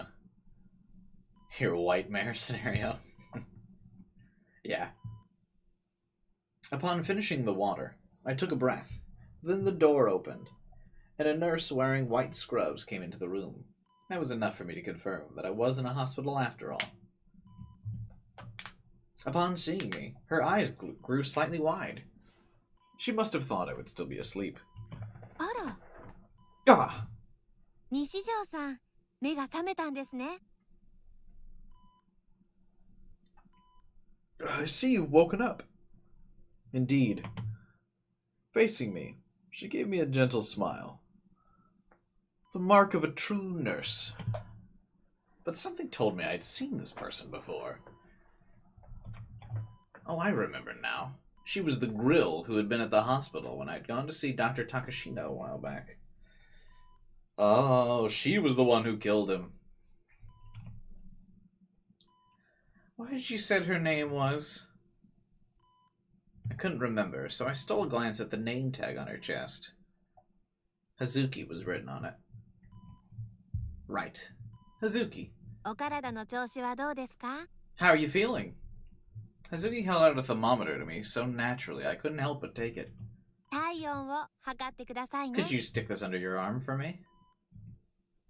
With how nicely she asked me, I had no choice but to comply. My head was overrun with question marks, but I put the thermometer inside my armpit nonetheless.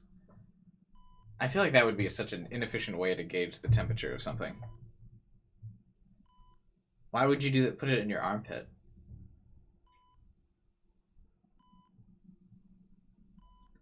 At the very least, you should do it inside your ear, right? Immediately after I did so, a memory burst to life inside my head. I remembered what happened.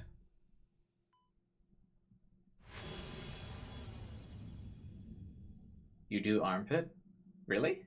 Is that a normal thing? I don't know if I've ever done temperature by my armpit. I feel like anytime I've ever gotten my temperature checked, it was like it's the thing that like goes in your ear. That's how I've always done it. Wild. Okay.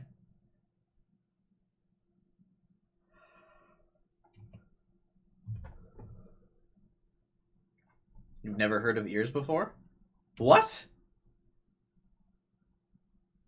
Under the tongue or armpit. You guys have never done like the temperature thing that was in the ears?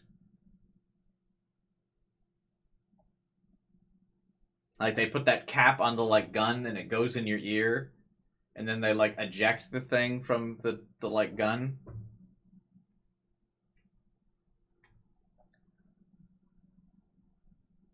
Always did armpit.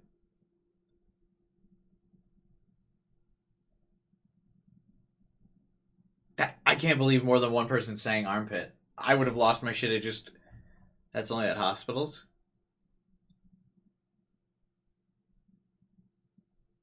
Is it? My parents had one. Like when I remember when I was sick with it when I was a little kid, my parents used one of those on me. I'd never once have taken my temperature with my armpit. What?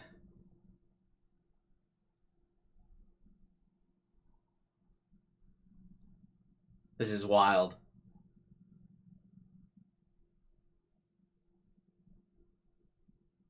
Only armpit or tongue.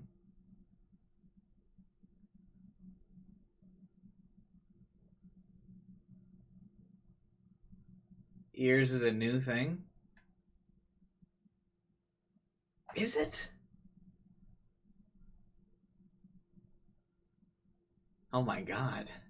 This is absolutely a revelation to me. Multiple people are saying armpit.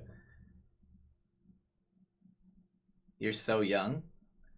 No, but I'm older than most of the other people in this chat other than you, Jade. And I'm the only one that says ears. Apparently. The rich family and the ear thermometer? I don't feel like ear thermometers are that expensive.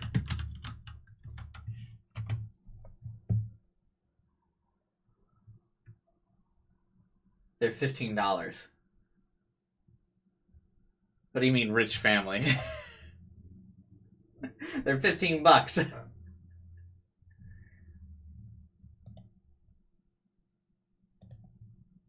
So what's an armpit thermometer? How much is that?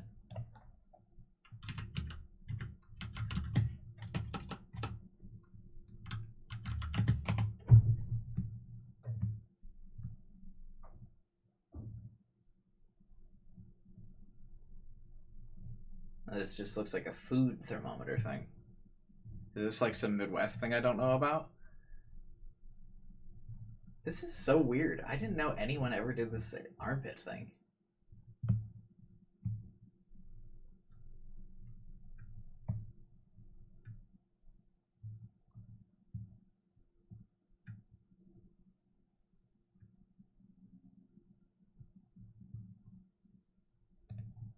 Wild.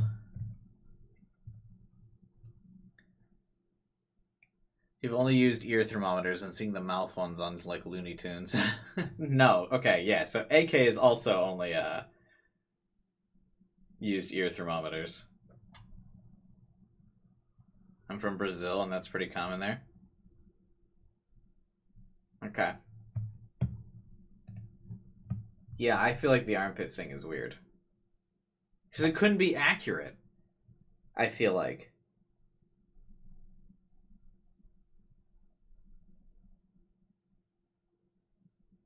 I could see the mouth one working, but I don't feel like the armpit one could work. Would you guys not just have like a lot of hair there that would get in the way? And like prevent it from actually like getting to the skin?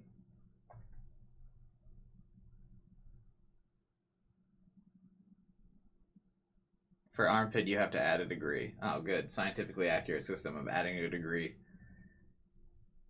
It feels like to get an accurate temperature, you would need something that like actually goes in your body to like get an accurate internal temperature. Anything external would like... I feel like checking armpit for temperature would be the equivalent of when like someone touches your forehead and it goes, "Yup, you're sick." Like that's bullshit too. Like that's like the external thing would just not matter, or like wouldn't be very accurate. But like something that goes into the body would be much more accurate.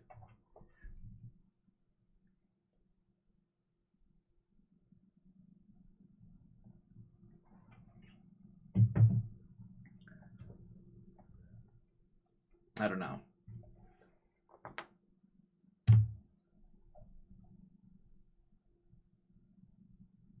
And as a forest, I do. I'm a hairy boy. You didn't see all this facial hair?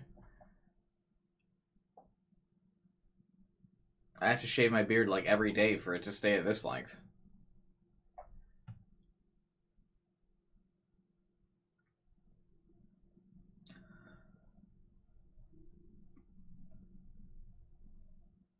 Like a daily occurrence.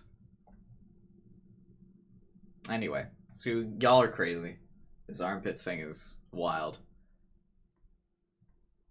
Not a day of my life would I ever take my temperature with like by something just touching my skin. At that point, I would just have someone feel my forehead. Be like, hey, can you tell if I'm sick?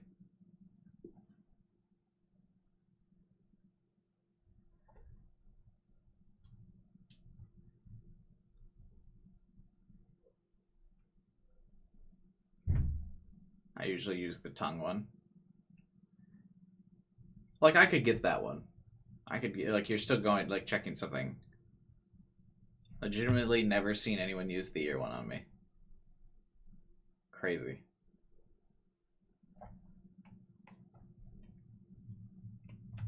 Anyway, Takumi's given up on saving Nanami.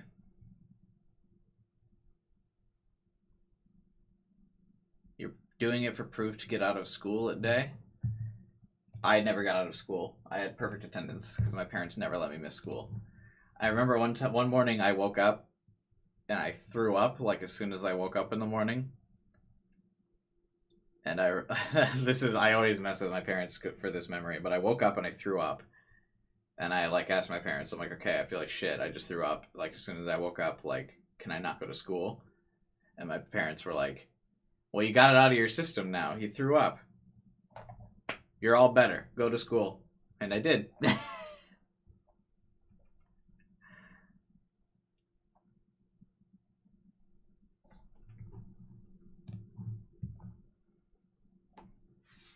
Yeah, I never missed school. This scanner forehead thing has become popular. Well, yeah, in the pandemic that became super popular, but I always thought those were like fucking bullshit. I never really thought that those were like accurate in the slightest. The forehead scanner thing, like when you'd go into a building and get your forehead scanned, it always just kind of seemed like the false sense of security. So they could say, well, we checked everyone. Like, look at what we're doing to prevent the spread. And it's like, yeah, okay. Sure, your forehead scanner works. I believe you.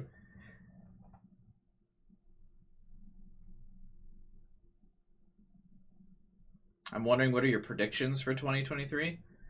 Define what predictions you want from me, Eddie. Like, predictions for video games to come out? Predictions of world events? What kind of prediction are you looking from me for?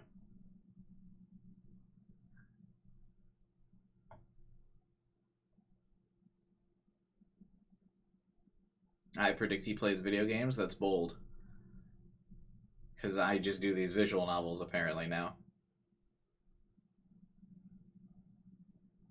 Like, anything for video games or world changes, economics? Oh, I'm not educated enough to speak on, like, economics of the world.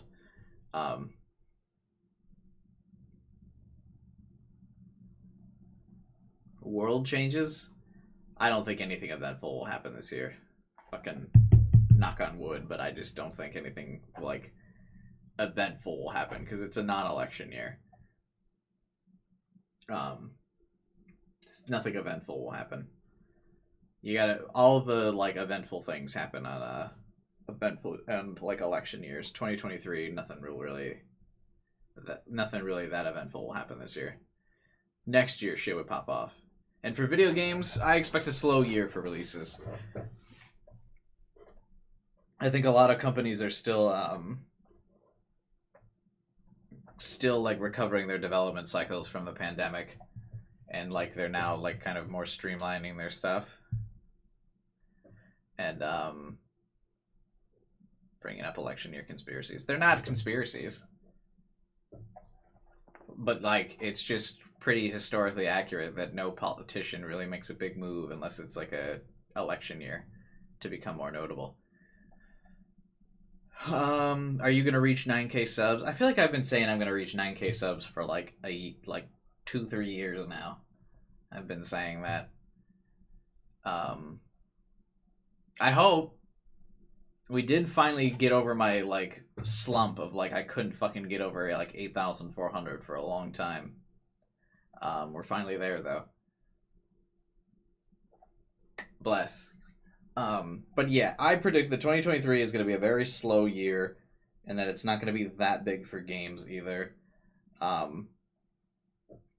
Because one, I think, like I said, a lot of game dev companies are still getting back into the rhythm of like a more streamlined development process, and two, I think too many games are going to be scared to release around the next Zelda game, because the Zelda game comes out this year, right? And I think too many companies are going to be like, fuck, we don't want to release near Zelda. So I think it'll be kind of an okay year for games. We have gotten some pretty good ones so far. The Metroid Prime remake is a lot of fun for those of you guys who showed up at my stream yesterday. That was a lot of fun. And the Dead Space remake was really good. Fire Emblem Engage is going to be the best game of the year.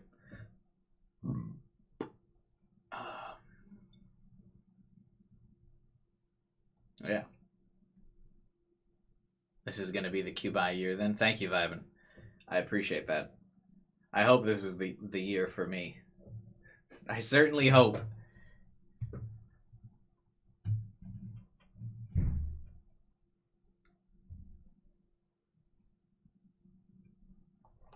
I certainly hope it is the year of Q-Buy.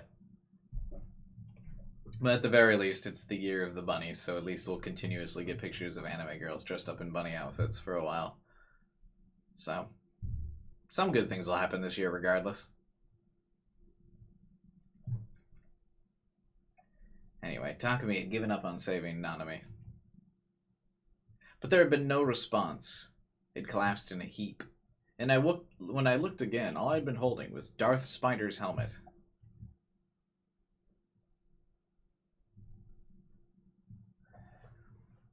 Count Darth Spider, the very embodiment of evil and spark wars. His black-clad appearance was famous even in Japan. I actually haven't seen Star Wars, so I don't really understand this reference. But I would have never thought that Shogun would cosplay as him, so my anger had been overridden by raw confusion.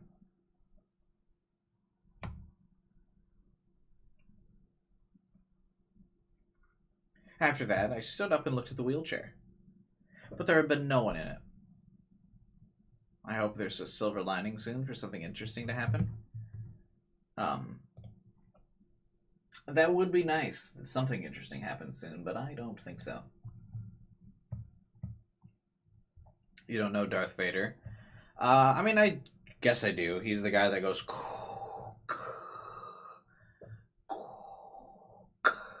And he's like the father of that one dude with the Skywalker, right?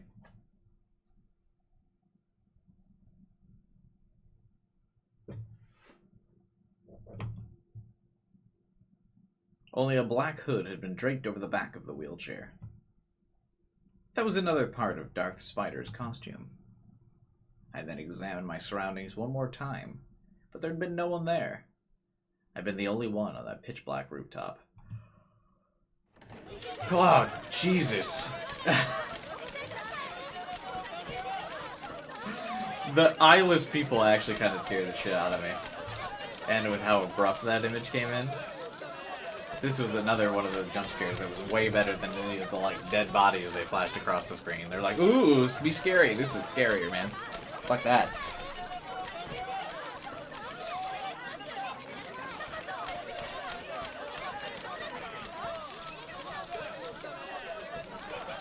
Suddenly, the press had all come flooding in. Why, though?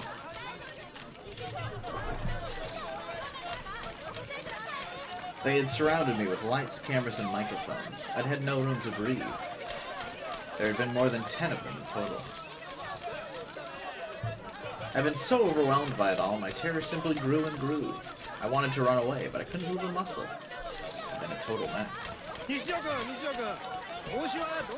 What happened to your clairvoyance? What? Does this mean that you don't know who the new gen culprit is after all?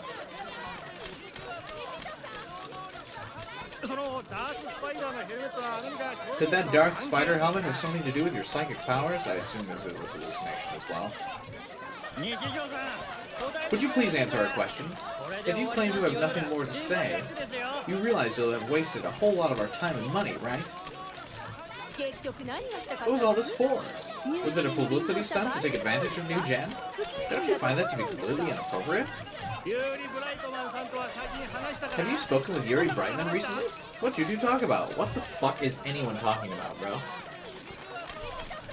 Do you think there's a connection between the earthquake and New Gen? Would I be right in assuming that the anime girl figure you're holding in your hand is some kind of totem you're using in a ritual? Did anime or video games have any kind of influence on this behavior of yours?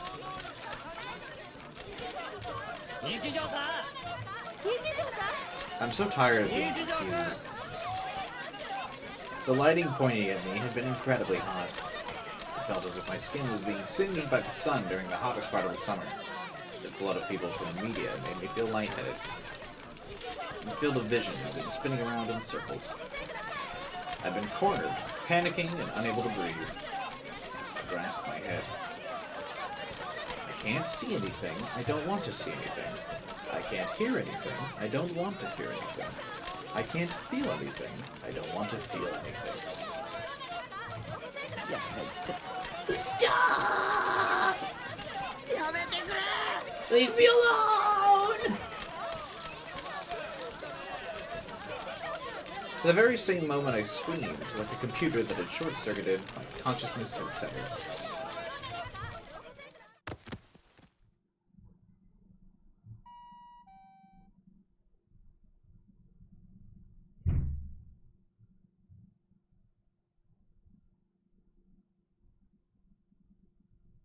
That was exactly what happened. Then I'd lost consciousness. Then how'd I end up in the hospital? I couldn't remember. At the very least, I didn't think I'd come on my own, so maybe I'd been brought to the hospital by an ambulance. Hazuki was writing something on the clipboard she was holding. She must have had a slip of paper clipped onto it. Was she writing about my condition? No, she's just writing on the raw clipboard.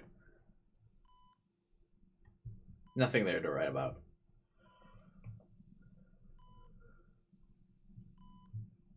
I checked what time it was via the simplistic watch wrapped around her wrist. It was a little after 6 a.m. I'd slept for a really long time.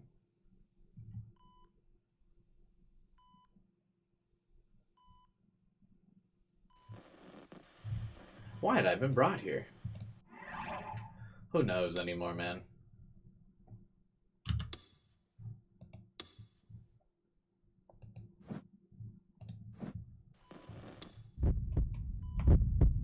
If Hazuki was here, then that meant that this was my normal hospital. It wasn't like me being brought to a general hospital was particularly weird, but something still didn't feel right. Why was Hazuki coming to check on me? That question really bothered me. I mean, Hazuki was a psychiatric nurse. If Hazuki was coming to check on me, didn't that mean that the room I was in was also used by psychiatric patients? Yeah, you had a fucking mental break. When you were hanging off on the roof, so someone's had you fucking locked down.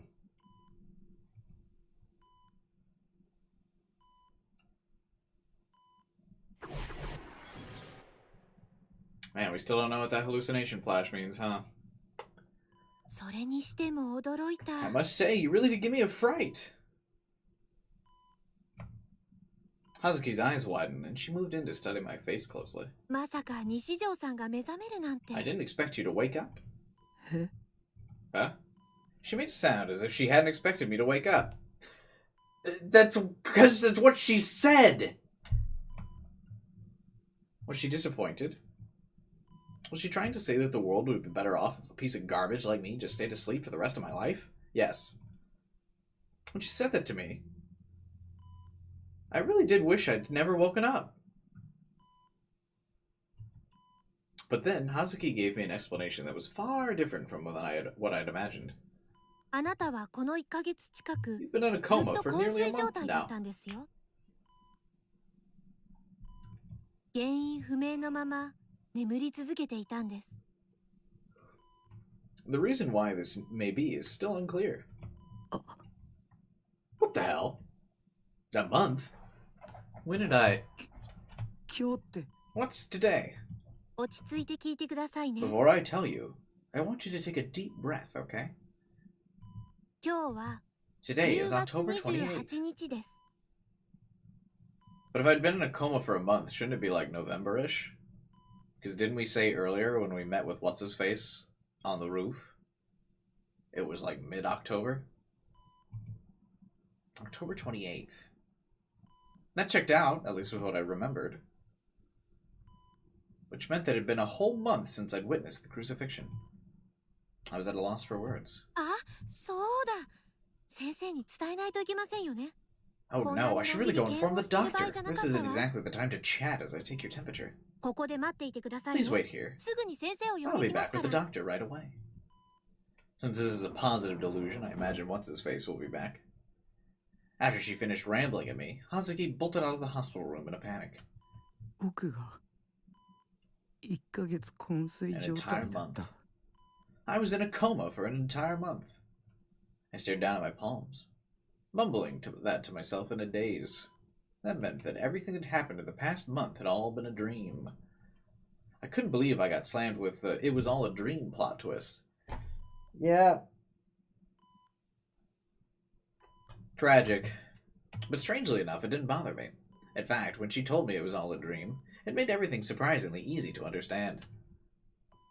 There was no such thing as D-swords or turning delusions into reality or whatever. All of it fell apart the second I actually thought about it. It had all been an illusion.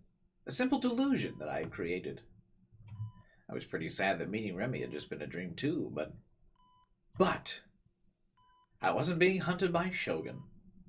That wasn't Japan's favorite punchline. And Nanami hadn't been kidnapped. Thank God. よかった。 Thank God. We're thanking God so much we said it twice. Bless up. My vision blurred, but I looked upward to hold back the tears.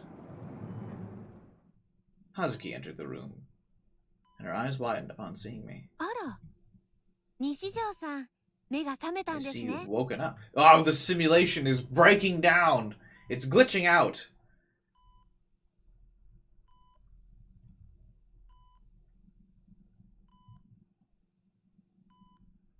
A gentle smile accompanied her as I said that. My confusion rushing back, I froze. お体の調子はどうですか？ How you feeling? Azuki held out a thermometer to me so naturally I couldn't help but take it. 体温を測ってくださ Could い you ね。 please stick this under your arm for me? Hey guys, let's have a discussion about the thermometer thing again. What do you think? As I took the thermometer from her, I gulped. It's the same. The exact same thing from before was repeating. It was as if Hazuki had just walked into the hospital room for the first time. I nervously reached for the thermometer in my underarm. And I was sure I had put it there just a minute ago. And yet, there was nothing there. The thermometer had disappeared. Had it been just a delusion? When did the delusions end? And reality start? Ooh. Was me being hunted down by Shogun and becoming Japan's favorite punchline reality? My mood instantly took a turn for the worse. 昨日ご家族が Takumi お truly 見えに had なっていた actually んで been すけど、 playing Chaos Head Noah for the past 40 hours of his life. and he couldn't get those hours back. A family member of yours came to see you yesterday, but as you didn't regain consciousness in time, they left around midnight. Your mother informed us that she will be arriving around the time we open.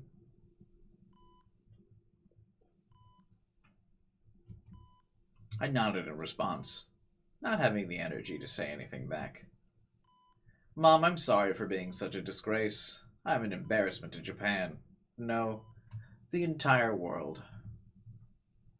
The entire thing had been televised, meaning it had already spread to the entire country. I was sure my shameful behavior had been uploaded to YouTube as well. I had no idea why I'd been made into the amazing Esper boy. No one fucking does. It didn't make any sense. End the sentence. You can just end it here. It didn't make any sense. To broadcast my every move. And on the day of a huge earthquake, no less. When I was nothing but a boring otaku freak. It wasn't normal. Because of that, I couldn't help but think that everyone from back then was being mind-controlled by Shogun. But regardless of whether or not that was true, I'd still publicly humiliated myself. I don't know. How did he really publicly humiliate himself? So he, showed up at the top of the building, stared off into the, edge for a while, and then walked away? What? Okay. It wasn't something I'd escape after enduring a quick shitstorm online that'd be forgotten about in a week. Was this it for me? Would I no longer be able to live in peace?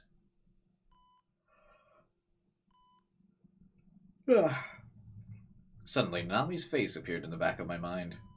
I bit down on my lip and hugged my knees.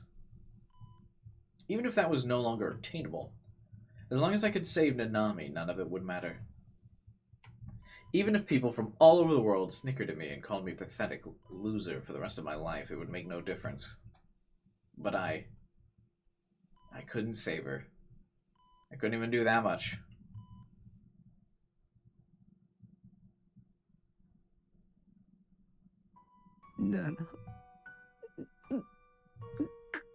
But I thought we just confirmed he wasn't being hunted by Shogun and he was in a dream the whole time. Why is he now thinking that Nanami's dead? And a family member just came to visit us, so what's he worried about? I don't get it. Nanami! Tears began to fall from my eyes. What's wrong? Are you in pain? Shaking my head over and over, I kept on crying. Nanami was dead. She was dead and she was never coming back. It was all my fault. All my fault. All my fault. All my fault. Because of how worthless I was. Because of how much of a fucking loser I was. Nanami was dead.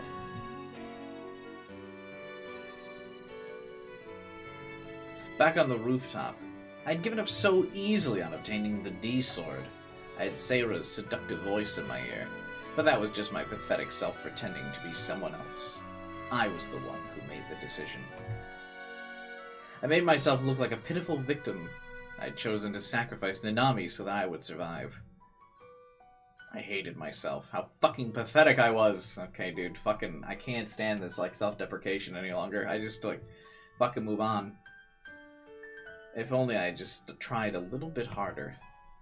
I told myself that I'd given up of my own volition. But, now that it was all over, I regretted every single thing I'd done on that rooftop. I was disgusted with myself. She was gone. Nothing could save her now, and yet, even still, I couldn't help but think that if I could just go back to the rooftop and just tried harder. Okay, so we did just say that we were in the coma and this didn't really happen, right? We're whiplashing so fast in this conversation, I don't get it.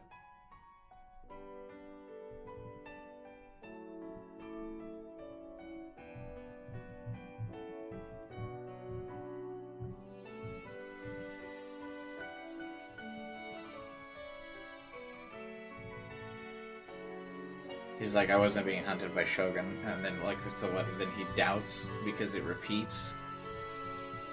the first thing he thinks is this is real.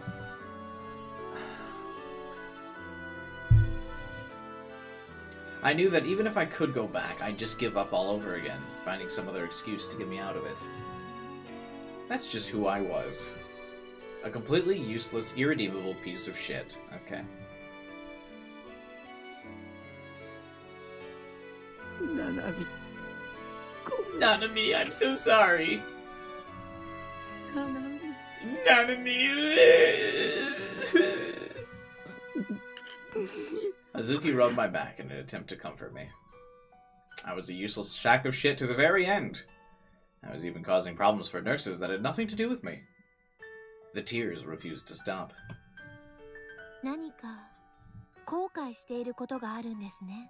There's something you regret, isn't there? でもきっと Oh, 妹 whatever さ it んも is, 許 I'm し sure てく your れます sister will よ。 forgive you. Huh? How do they know Nanami was my sister? Even that aside, the formulaic consolation she was giving me was the last thing I needed right now. I'm sorry, Hazuki, but no one can understand how I feel. Ugh. Woe's me. I hated myself. I was pathetic. I did nothing but take advantage of everyone else, and only ever thought about myself. Man, this is a really... this has been really hard to get through this chapter. Yikes. The world would be better off without me. Maybe I should just end it all. 昨日もしきりに西條さんのことを She 心 was 配 very して worried いまし about た you よ when she came in yesterday. とても可愛らしい You have the 妹 cutest さん little ですね sister, don't you agree? What was she talking about? Nanami は My little sister is 死 dead! にました。 She'd been kidnapped by Shogun, had her hand cut off, and had been imprisoned somewhere else.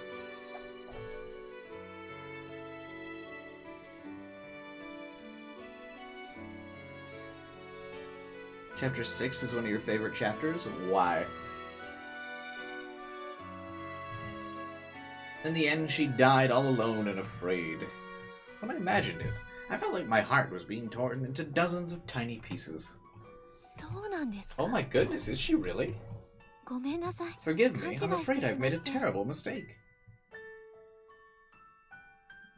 All my life, I'd thought Nanami was annoying, although we had been siblings for 16 years. Even though she called me a jerk more times than I could count, she was always worried about me. The reason why she always nagged me so much was because she'd been trying to help me break free from my toxic lifestyle.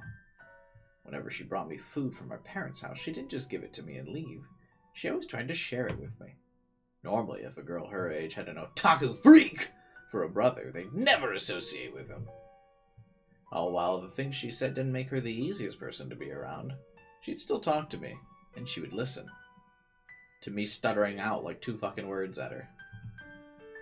Whenever I'd been at school, she never avoided me. No, she'd actually approach me.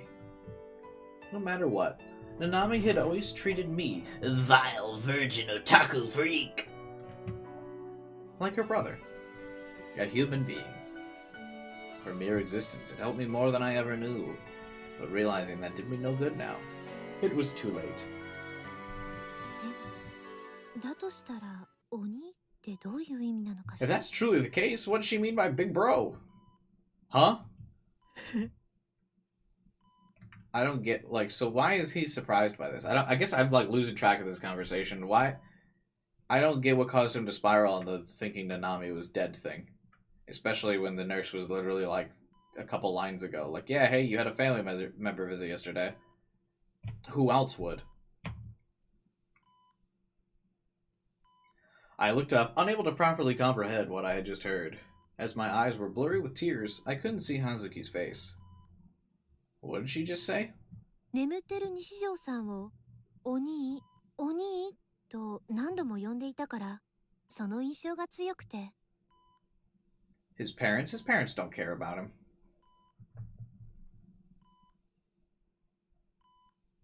And you know why they don't care about him? Because they don't have sprites, which means they aren't relevant to the story. She called out to him again and again as he slept. Big bro! Big bro! I would have never thought she'd be anything other than his sibling. There was only one person who called me Big Bro. それ本当ですか? Are you telling the truth? Nah, dude, the nurse is fucking pranking you, bro. Your sister is dead. She just thought it'd be really funny to remind you of her one last time.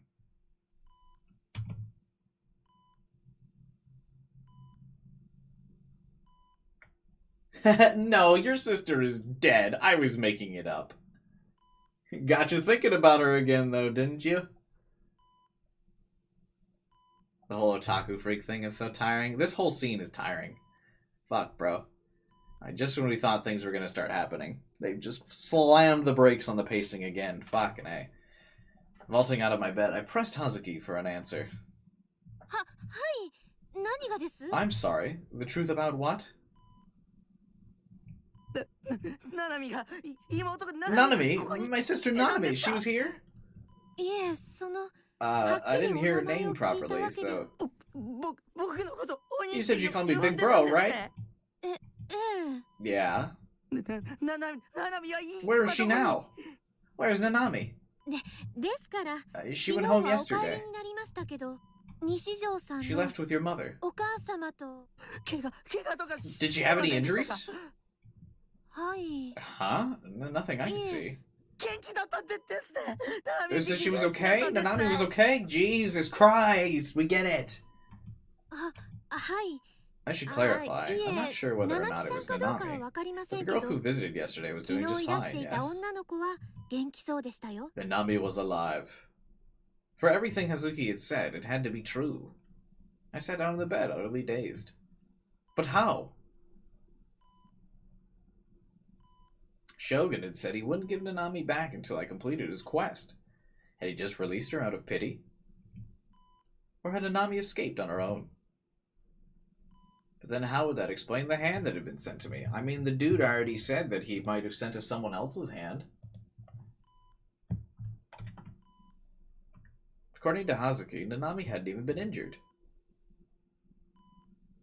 What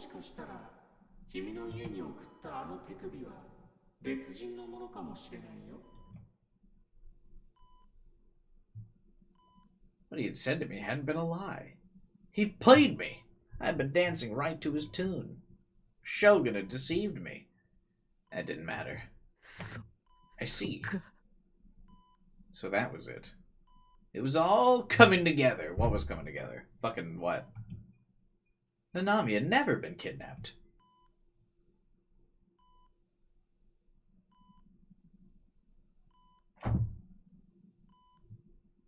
Back when I'd been at O Front, trying desperately to grab the D sword, Nanami must have been relaxing back at home reading manga, or going out to karaoke with her friends so she could show off her shitty singing voice, or doing whatever else she liked to do.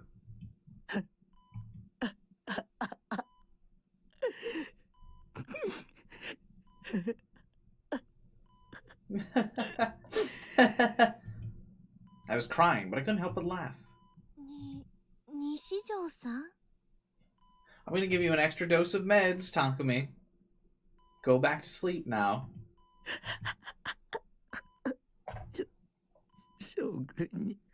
He got me. Shogun got me through and through. What an unbelievably epic bait.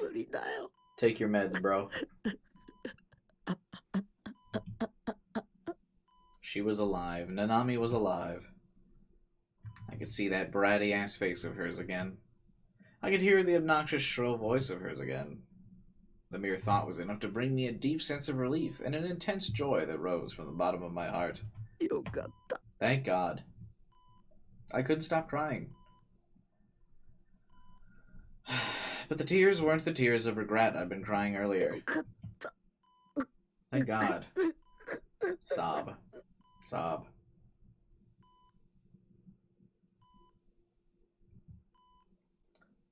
I was an utterly useless pile of shit, but I couldn't help it.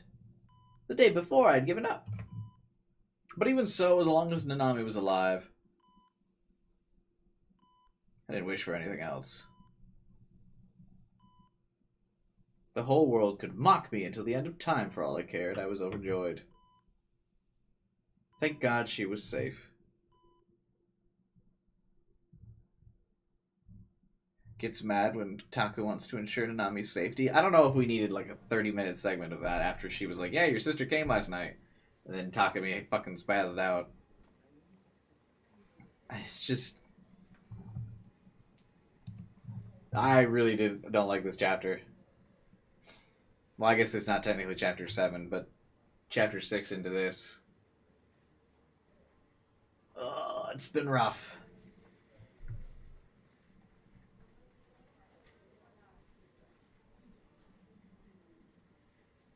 Would you believe it after what just happened? I mean, what the fuck just happened? Honestly, do we even really know?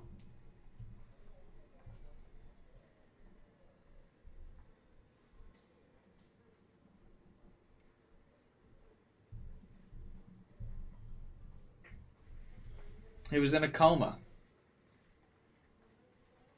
It didn't happen. He dreamed it. Which means it's just regular time. So yeah, you should believe it.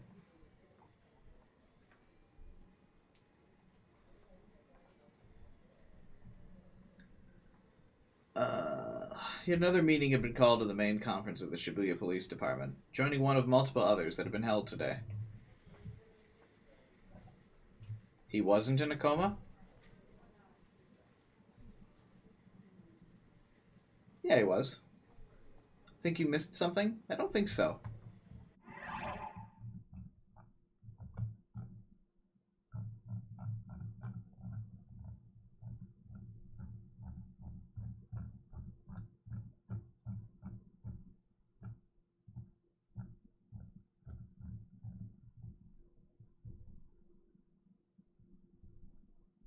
That was the positive delusion?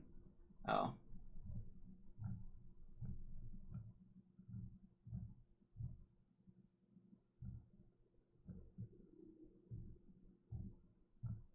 Whatever, I don't really care. Fuck. Christ, I just need something to fucking happen that explains anything.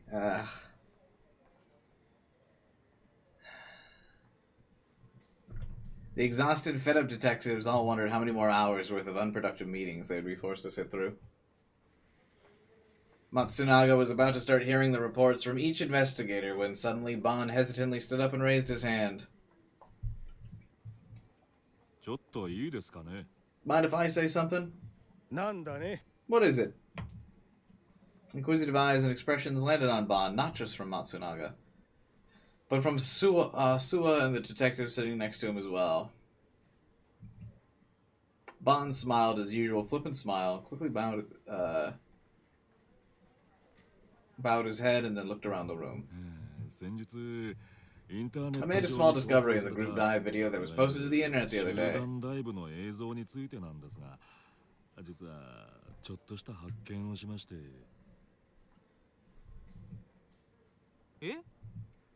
The surprise in Sua's face was evident. He's gonna be like, I heard the fucking wheel. In all likelihood, he was surprised. After all, Bon had examined the video without saying a word to him. It was not because he had wanted to keep it a secret from him, however, no. Bon, you're in charge of the crucifixion case. Why are you investigating the group dive? This was the reason. Bon had disregarded the orders he had been given by his boss, the head of the investigation team. If Bon had involved Sua, a promising new detective, his partner would have inevitably been harshly rebuked by their boss. Bon wanted to avoid this. Well, about that. If you wouldn't mind, could I have you take a look at this? With a chuckle, Bon took out 2 enlarged photos from a file he held in his hand and attached them to the blackboard with magnets. Why does the one on the right seem like a YouTube editor?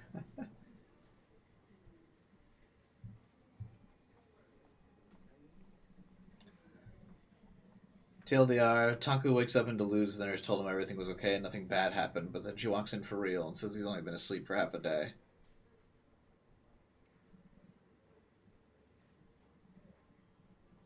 What? Half a day?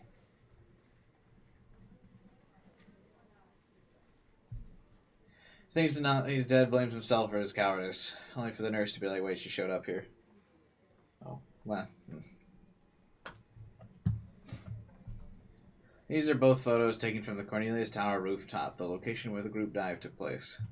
The photo on the right was taken from the video posted on YouTube. The photo on the left is the one I took last night when I went to the tower rooftop. Do you notice anything different between the two?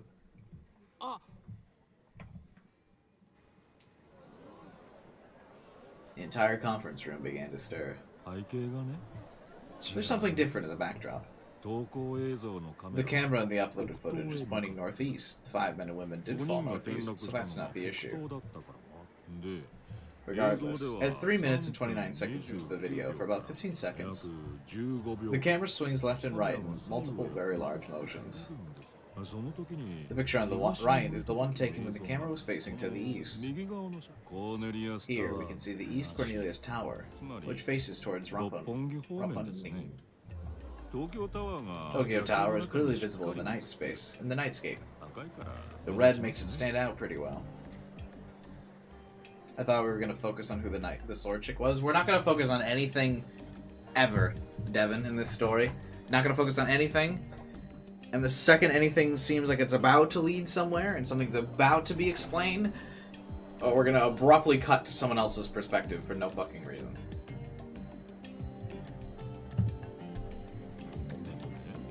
But you see, there's one more thing that stands out. But this time, it's something that's not in the picture.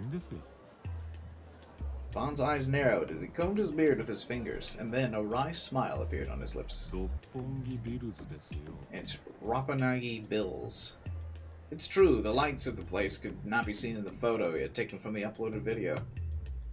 But in the photo Bond had taken the day prior, the lights of the fucking tower, many windows, were very clearly visible.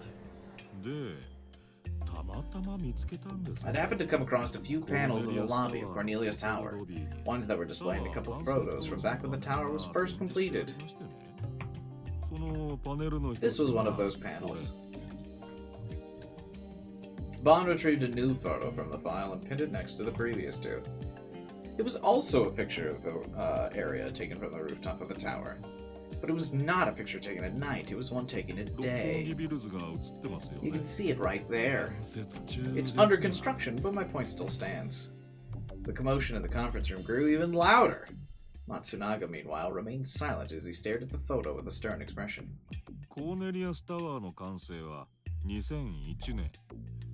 The biggest info dump so far is in this chapter, so be happy to understand something soon. I mean, I guess. Cornelius Tower was completed in 2001. Roppongi Bills was completed in 2003. The photo taken back when the tower was completed, the Bills was still under construction, and as such, it wasn't quite as tall yet. However, the year when the group dive happened was 2008. It wouldn't make a whole lot of sense if it wasn't there, don't you think? Roppongi Bills, that is. Oh, and another thing. There were no signs of the footage being tampered with in any way.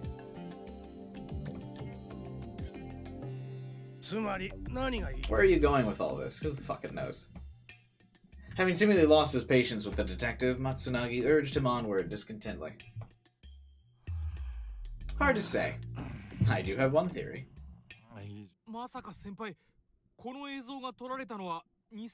Sir, are you saying the video was taken before 2003? That means it was taken more than 5 years ago. Dang it, Suwa. Bond's shoulders slumped dejectedly. The young detective's keen insight was brilliant. Suwa had said exactly what Bond had intended to say. However, having it said aloud, and in such a straightforward manner, only made the claim appear all the more dubious. Bond's careful planning on how to articulate his points had all been for nothing. That's idiotic. I'm afraid someone's been reading too many detective stories. The faces of the 5 victims in the video were identical. There's no way the video was taken 5 years ago. You got the time to scour for such trivial clues, then why don't you go do a couple witness interviews, Assistant Inspector? I'll just pretend I didn't hear that. On that note, I've got something to talk to you about. See me after the meeting.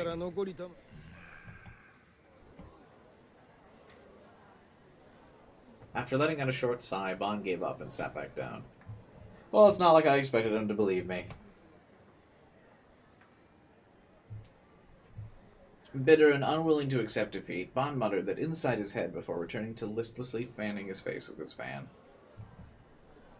And yet, despite all the work he had done, if one were to ask what the absence of the fucking video signified, Bond would be unable to answer. So why did you bring it up? Who cares?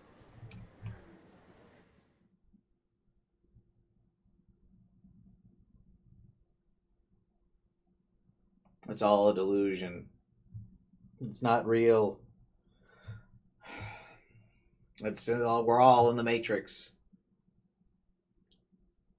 After I found out that Nanami was alive, the doctor came to me and asked me a few simple questions. They wanted to make sure whether or not I was well enough to leave. I answered the questions to the best of my ability, then opted to leave the hospital before my mom came back. After that disgraceful behavior had shut off in front of the entire country, how was I supposed to face my family?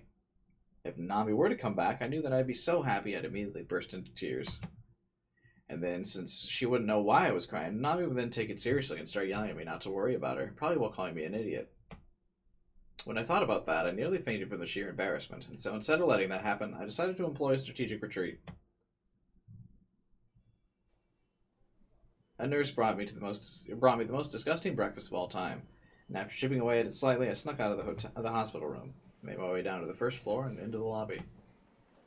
The Clinton hadn't opened yet, so the lobby that was usually packed with old people was completely deserted. I confidently walked towards the front entrance. Luckily for me, the automatic door opened, giving me free rein to exit the building. Hospital staff might have gotten angry with me without asking them first, but I had to stay... Hospital staff might have gotten angry with me for leaving without asking them first, but I had to stay away from the hospital until everything calmed down.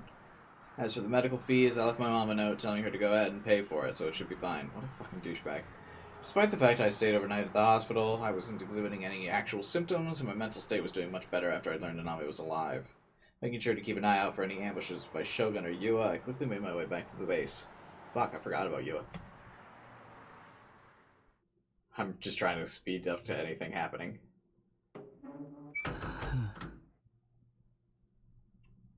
Phew. Made it back.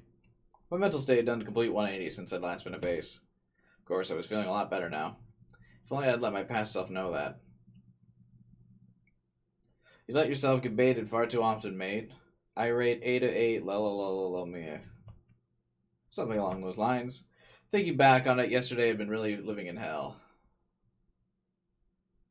Everything had just gone to shit. I got a weird phone call in the morning, then there was the earthquake. The data on my hard drive disappeared. I had to witness Fez try to off herself in front of me. I got an email from Shogun. They'd send me a severed hand. A goddamn severed hand. My mood plummeted in an instant. With a gulp, I turned my attention to the fridge. That's where the hand is. Before I left yesterday, I decided in my maniacal state to just put the hand in the fridge. If I left it out somewhere, it would have started rotting. The smell of blood was also way too strong. There were all sorts of sci-fi anime movies where as long as they remained frozen, people could stay in a state of suspended animation for hundreds of years.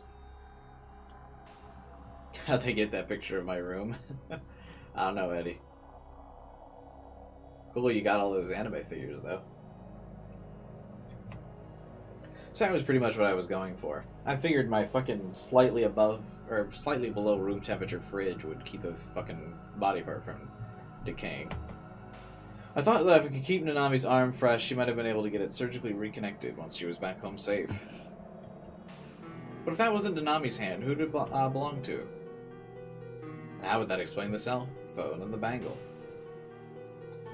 If it wasn't missing something, it had to belong to Nanami. When I called her, it had rung the cell phone held in her hand. Or maybe it had just been a part of Shogun's trap. Was it even possible to make such a perfect replica of Nanami's arm? I'll just look one more time to make sure. In truth, I really didn't want to. The entire hand thing grossed me out. Just thinking about it made me want to puke, even if it did belong to Nanami. But that didn't mean I could just keep it in my fridge. Not even my supply of cola stayed that cold in it.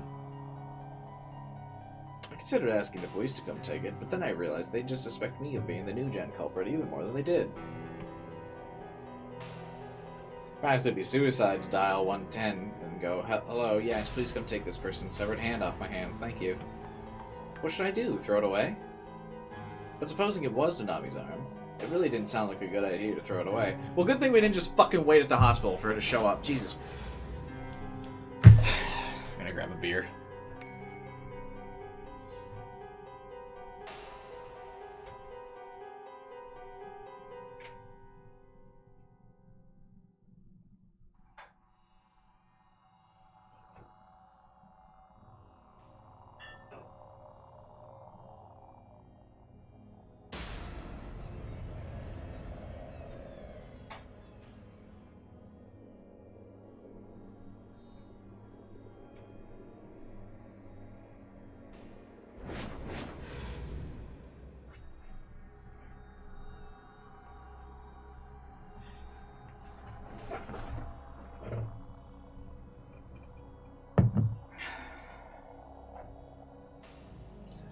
I mean, it's not even like, I just don't, like,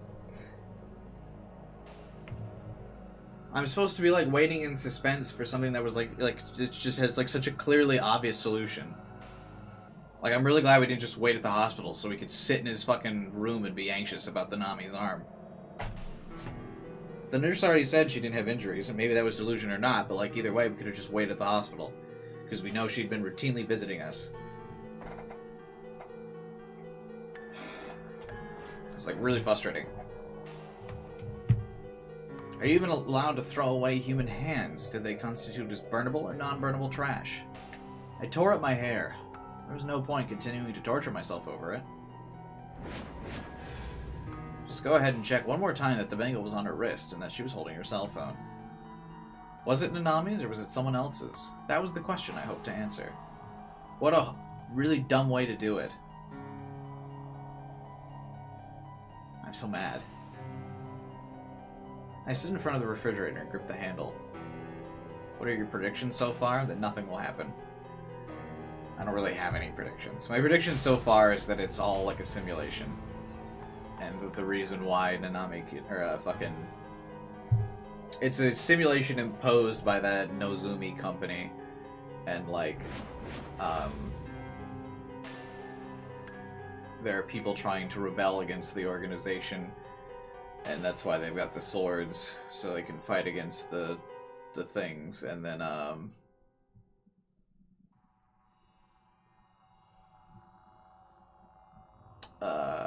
the reason he's got power is because he can, like, manipulate the simulation, because he can think about stuff. What's with you in the simulation theory? I started the simulation theory when, like, everything started fading to white during the earthquake during the last time we streamed.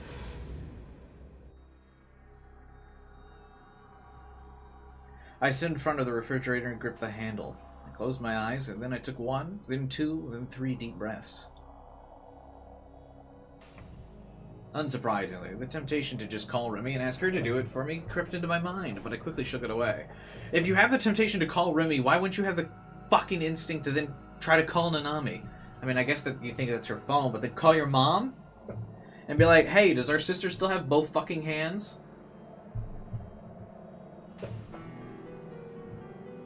No matter how good of an ally Remy was to me, there was no way she wouldn't freak out about finding someone's hand in my fridge.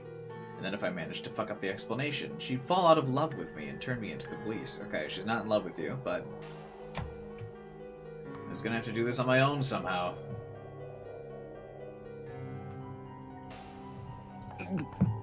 So, Fuck. I clenched my teeth and took 2 more deep breaths. Then I yanked on the handle. Because I don't even know, how is seeing the hand going to be like, oh yeah, this is totally Nanami's hand.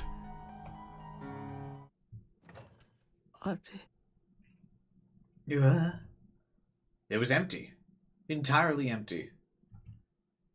I thought for sure I put the hand in there yesterday. It had been wrapped in aluminum foil. It should have been on the top shelf. But there was no sign of it. And that was there for all that was there was a few bottles of cola and a bunch of rotten clementines. Nothing else. 消えた。 It's gone. な How? Just like that, it was completely gone. I crouched down and looked further into the refrigerator, but of course it still wasn't there. There wasn't much in there to begin with, so it was already practically empty. There was no way I could have missed it. 昨日ここに入れたよな。 I put it in here yesterday, didn't I? Maybe I just assumed that, and in reality I left it somewhere.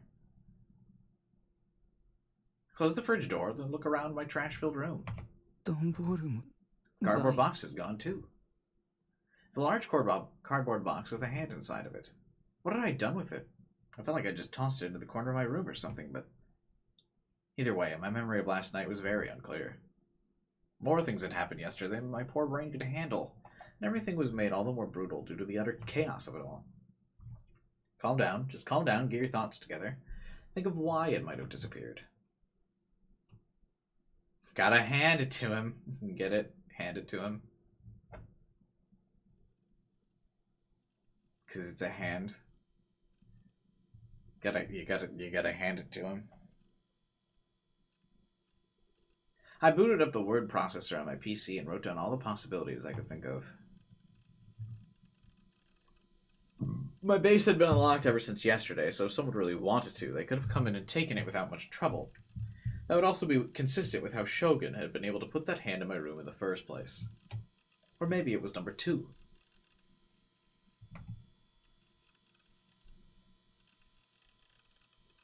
My memory of when I'd left my base to go to O-Front was unclear.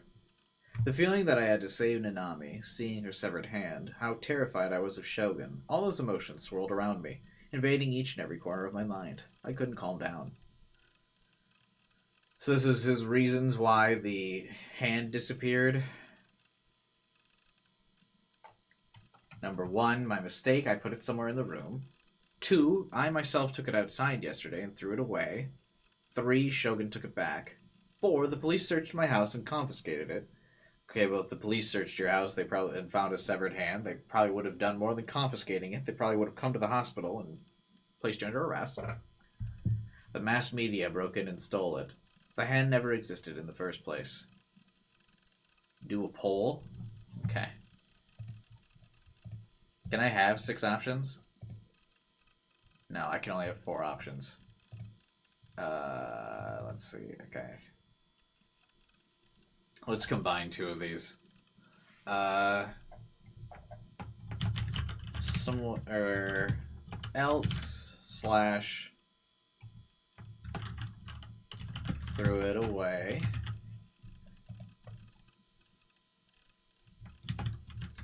Shogun took it. We're just gonna toss out the... I won't include the police one on the poll because the police one's stupid. Mass media took it.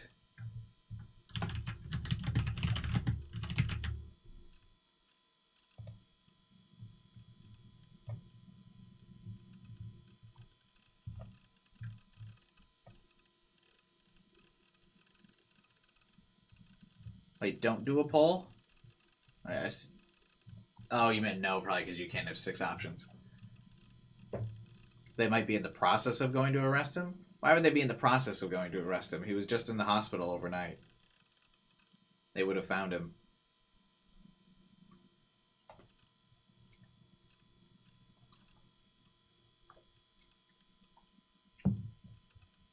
I guess I could have just put police or media on the poll, but yeah.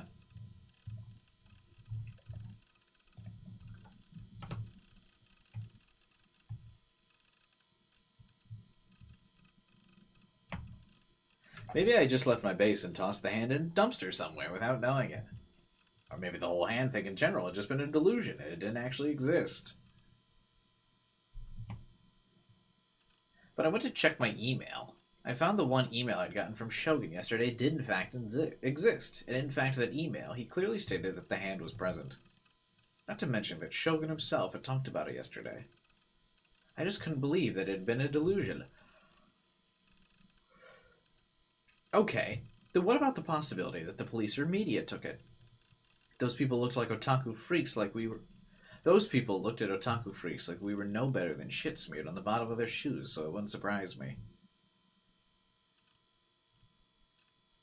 What?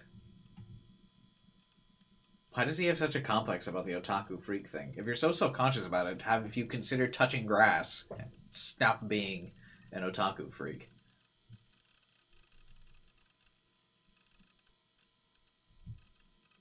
After everything that happened yesterday, I was afraid to look at the internet, and yet in the end I couldn't help myself, so I clicked open my browser.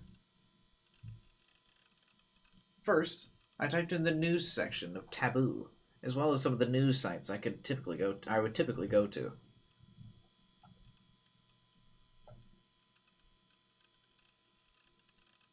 And sure enough, there were articles upon articles about the uproar yesterday at Scramble Crossing.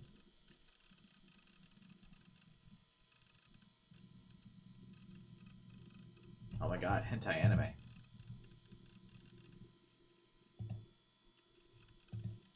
I can't click it. Why?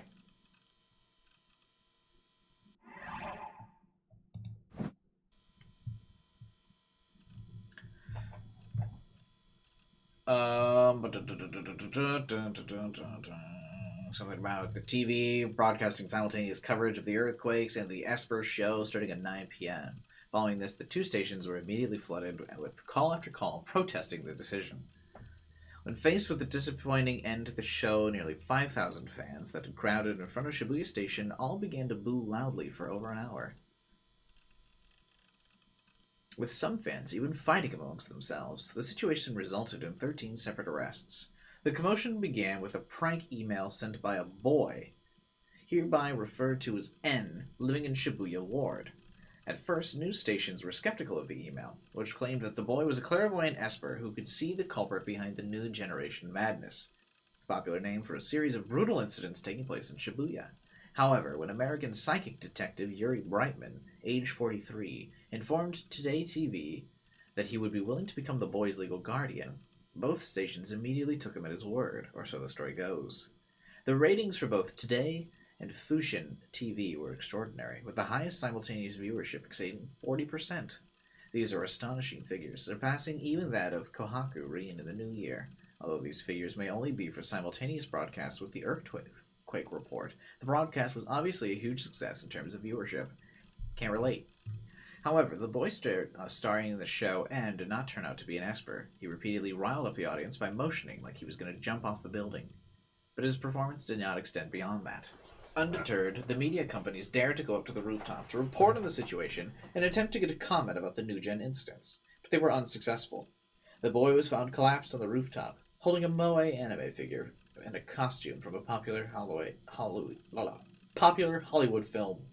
According to otaku culture expert Professor Hashiba Yoshiro of Mesai University, there has been a rapid increase in a number of young people who dream of becoming heroes, but in the pursuit of this dream act with no regard to the world around them. Under the influence of anime, video games, and other similarly damaging media, they've lost the ability to distinguish between fantasy and reality. This is likely what is causing them to act in such a way. They require psychological care. Well, you guys heard it here first. Gamers require psychological care.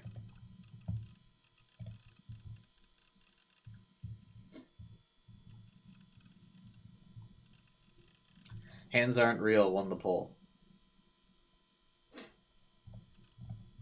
They're just like birds, for real, for real.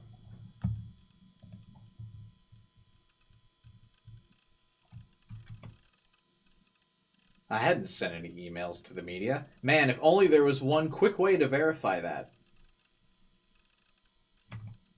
I'd never seen Yuri Brightman's show, let alone met him. So what the hell? Was this all just part of Shogun's plan, like I'd originally thought? Man, if only there was a way to check! About the... Oh my god, the girls with big tits? Let's go. What was his ultimate goal here? He'd said something about it being a quest or something. Okay, then what was the point of having the mass media televise me trying to get my hands on a sword? I didn't get it. What was Shogun trying to accomplish? You released Nanami alive.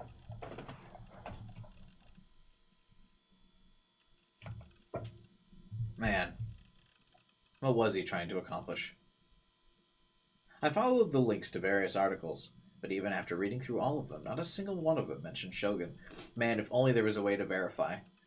If you would send an email to the media that you just forgot about, like you forgot about so many other things from last night. If only you checked your outbox on the email. Oh my god, please.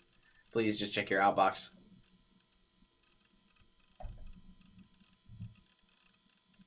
There had been practically no gap at all between when I tackled Shogun and when the media had come bursting into the rooftop. Even if Shogun had managed to escape during that window, the media would have seen him. Wasn't he just talking from the, costume? Didn't he just have a speaker set up? To, talk through the costume? I'm not sure how Takumi's not making this connection, that he was just talking through, a speaker in the costume.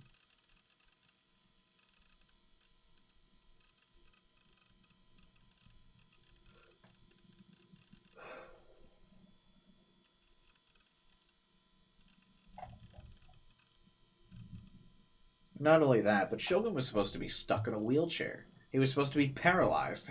What? How is he supposed to be paralyzed? You would never at any point confirm that. So there was absolutely no way he would have been able to escape the rooftop in such a limited time frame. I went to check on @channel. Why don't you check your fucking email? And to no one's surprise, an enormous shitstorm was going on. My real name was being plastered everywhere. Damn, get doxxed.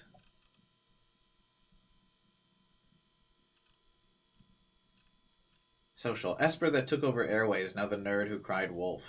It is I, Anonymous. The uniform that Nishijo dumbass was rocking is from Sumi, isn't it? Are there any Sumiya students in the thread RN? That guy is weird. Do us all a favor and off yourself, you piece of human trash. Lamau. Wait, why is this guy acting like he's a different poster? He has a different ID, but his name is still the same thing. Why are they all listed as it is I Anonymous? Bro, you need to chill the fuck out, fuck's sake. It'll be your fault if Otaku's start getting beat up again. They found him carrying a figure? It was a goddamn Seira Bloodtune figure? Lamau, what the fuck? And just like that, Otaku freaks around the world just shed a tear. This fucker should have just stayed inside like the shut-in he is. TV's not for him.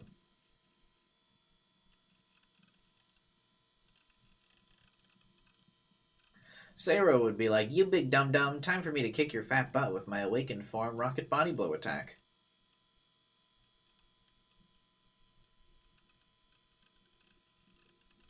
Old. Some rando who was a classmate of his last year already came out and doxed the guy. I can't do this. Everyone was just saying whatever the hell they wanted. They weren't even considering how I felt as they talked all this shit about me. So let me get this straight. Yeah, I don't even know, Eddie. I couldn't confirm or deny what you just said, if I'm gonna be real with you. I have no idea what's going on.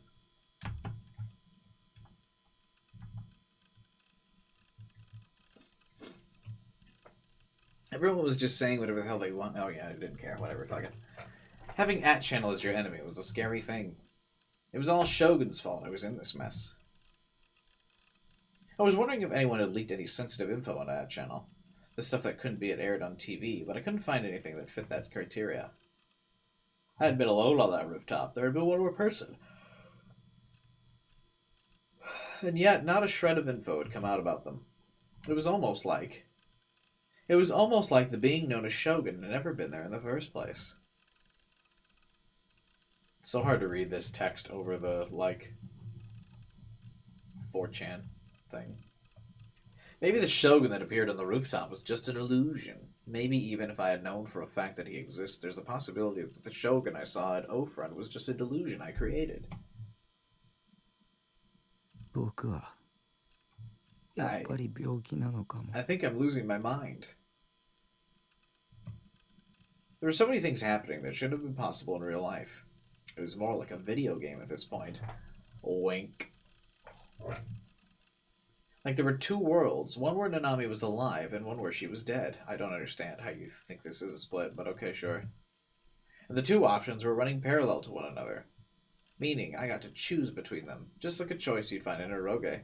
Oh my god, we're between world lines, guys! Wow. The future was divided into countless different branches.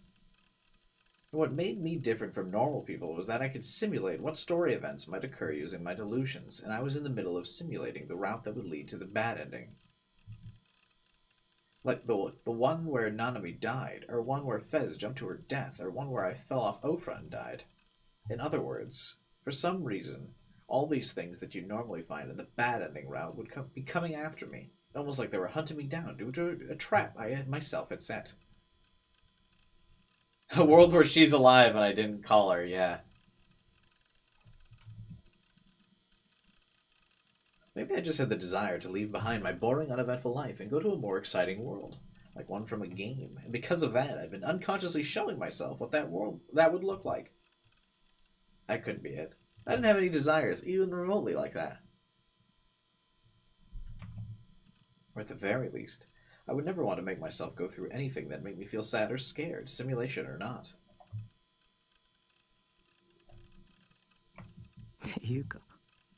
Besides, the power of imagination can only take you so far. What I'd been considering was nothing more than some childish bullshit delusion I'd come up without thinking.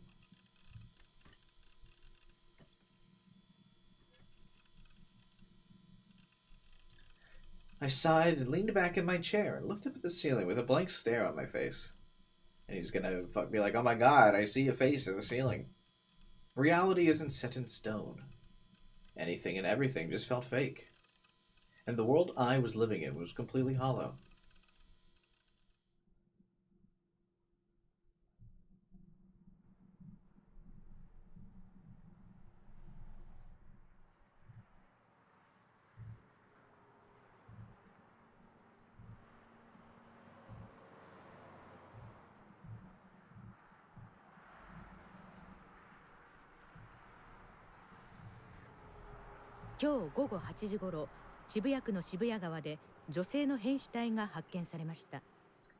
At around 8 p.m. this evening, the body of a woman was found dead in Shibuya River of Shibuya Ward. The victim, 27-year-old Tokuachi Ayami of Edogawa Ward, is believed to have died of choking-induced asphyxiation. According to the investigation, the flesh of the victim's right hand had been scraped off, exposing the bone, and what appeared to be human flesh was found in the victim's stomach. The victim is believed to have chewed apart and eaten her own right hand. As well as this, her ankles bound together by string. The police are currently investigating this incident as both a suicide and a homicide.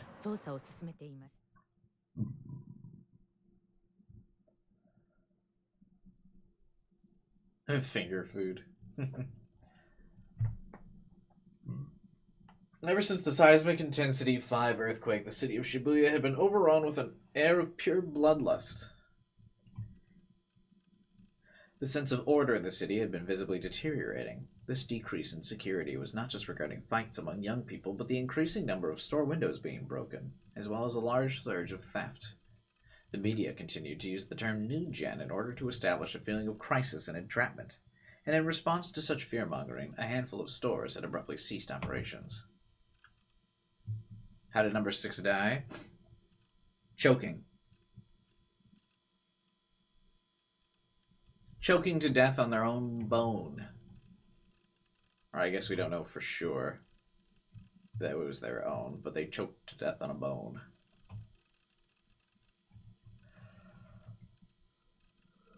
In addition, a group calling themselves Anti-New Gen had suddenly transformed into a riotous mob during one of their weekly demonstrations, charging the Shibuya police station and resulting in the arrest of over 100 people.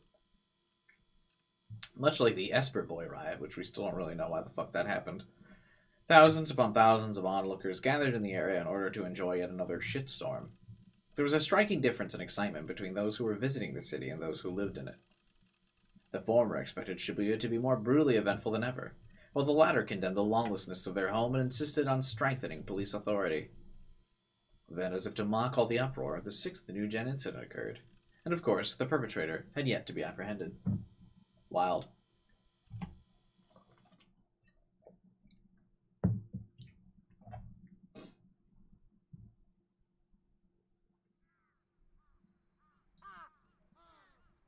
had been a week since the earthquake, and in that period of time I had been suspended from school.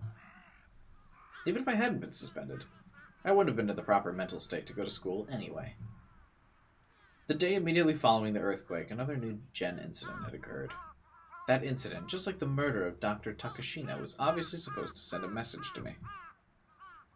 It was a woman who'd bitten off her own right hand. There was no doubt in my mind it was supposed to allude to Nanami's severed right hand.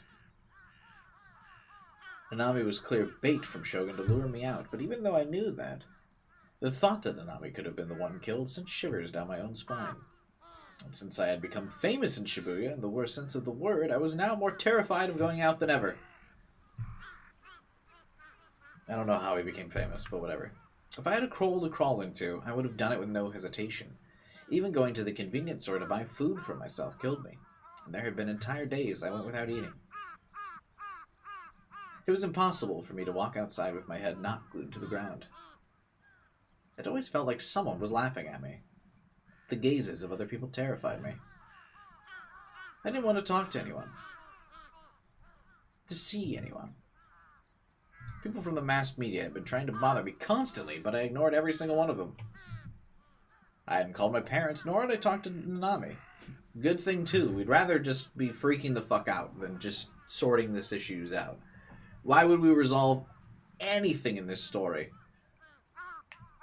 Or, like, get confirmation on anything? Let's just stew in the knowledge of knowing absolutely fuck all. I hadn't been playing ESO either. If it somehow got out that I was Nightheart, I would be absolutely fucked. It had been 1 week now. Was that enough time for everything to cool down? People always say, oh, they'll forget about it in a month, but hopefully it didn't actually take that long. I mean, trends did go extremely quickly these days. The slang people used would become obsolete by the next year. That's cap, bruh. People always remember the best slang. Takumi really be out here capping. Wild.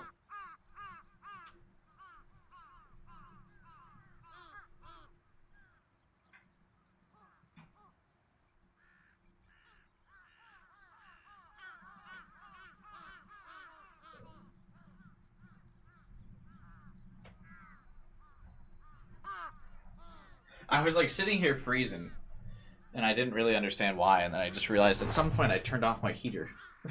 I don't know why. It's like in the 20s out right now.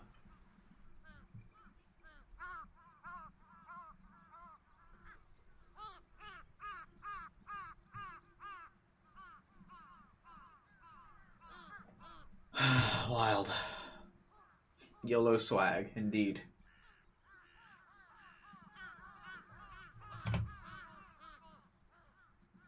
Even net slang and memes that people used online died out in a couple months. Not true. My memes are too fire. Television sought out heroes, idols, villains, or whatever else would excite the public, and as soon as it found them, it consumed them for all their worth and promptly discarded them. Even the new gen cases, which have been going on for 6 cases now, were quieting down. No one even talked about the first case anymore. Everything faded from people's memories in the blink of an eye.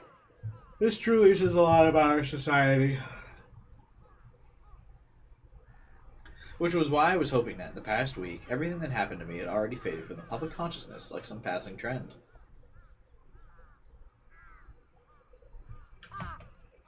Even if it was just wishful thinking, I couldn't help but hope that it might be true.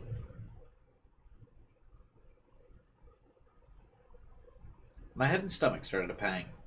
I sat myself down on my usual bench and calmed myself down. Seira would know what to say right now. If it's causing you so much pain, you should just stop going to school, don't you think? I was at the point where I was starting to consider it. I mean, due to the worsening security, more and more people have been opting out of school in Shibuya Ward, so it wouldn't just be me. I always thought that it made no difference whether or not I graduated, so much that I'd be willing to drop out of school right now. But despite that, I still plan to continue going, even if it meant risking running into Yua. I gulped down a cola I bought at a vending machine on the way to the park, then stood up from the bench. I should stop kidding myself. I didn't want to go to school, but I didn't want to quit. Because if I quit, I wouldn't be able to see Remy. We were classmates. So long as I kept going to school, I'd be able to see her without going out of my way to do so. But if I lost that, I could always just call her and go meet up with her directly. But like I said, that would mean I'd have to go out of my way to contact her. And I knew for a fact I couldn't do that. In fact, I already hadn't been able to bring myself to see her for a while now. Oh, I need something to happen. I'll stay by your side. That was what Remy had promised me. I hadn't heard from her for over 10 days now, not a single word. The thought that Remy, my one and only ally, might have fallen out of love with me after seeing my disgusting behavior on TV destroyed me. I was terrified and felt like crying. I never felt so alone. No one, not even Nanami, had come to see me. I was being subjected to thread after thread of endless slander on the internet. I was scared shitless by even the idea of Shogun and Yua. While I'd said before I didn't want to see anyone, the loneliness was eating away at me. I wanted Remy to come and see me. I wanted her to hug me gently and tell me it would be okay. It must have been so hard, but I'm here now, she would say. In the end, Remy had spoiled me rotten. What? But she wasn't in the wrong for doing so. Remy had taught me that the warmth that 3D could have. Now that I knew what warmth felt like, I had never stopped wishing for it since. I couldn't get that kind of peace from 2D or Delusions anymore. I couldn't survive on just Delusions. I wanted to see her.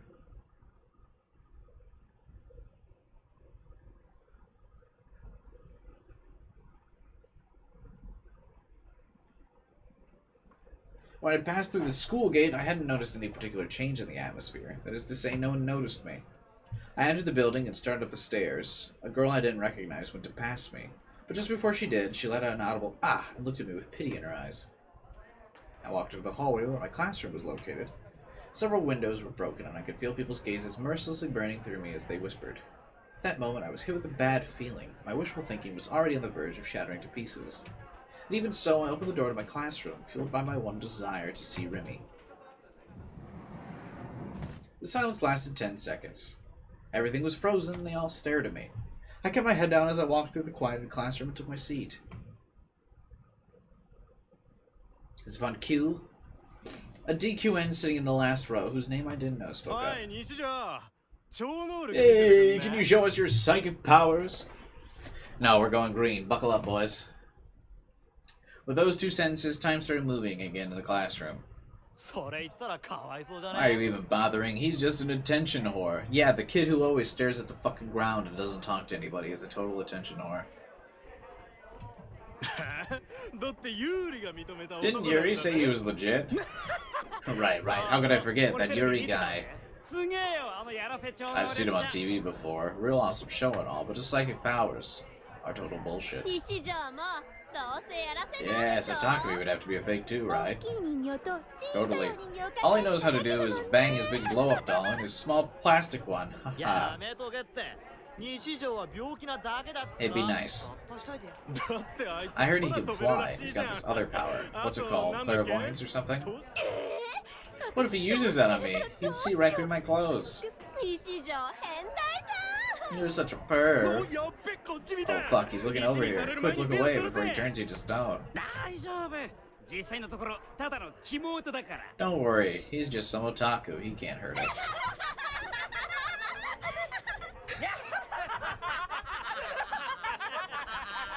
This is hell.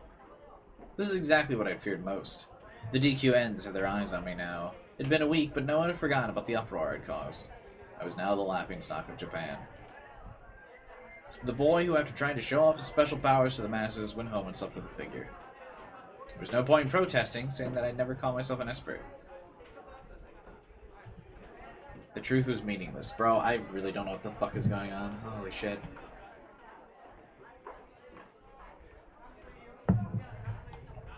Right now, the truth was just the one story in Japan that everyone was familiar with. The story that tens of millions of people recognized to be the truth.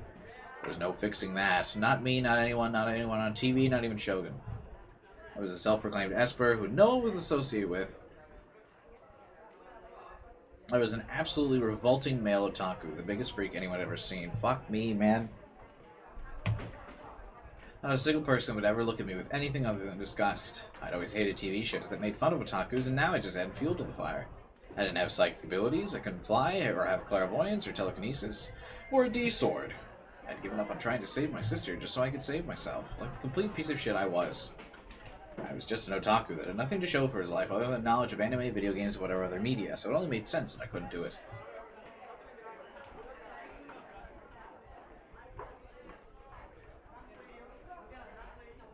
I fought off my imminent mental breakdown and searched for my savior Remy.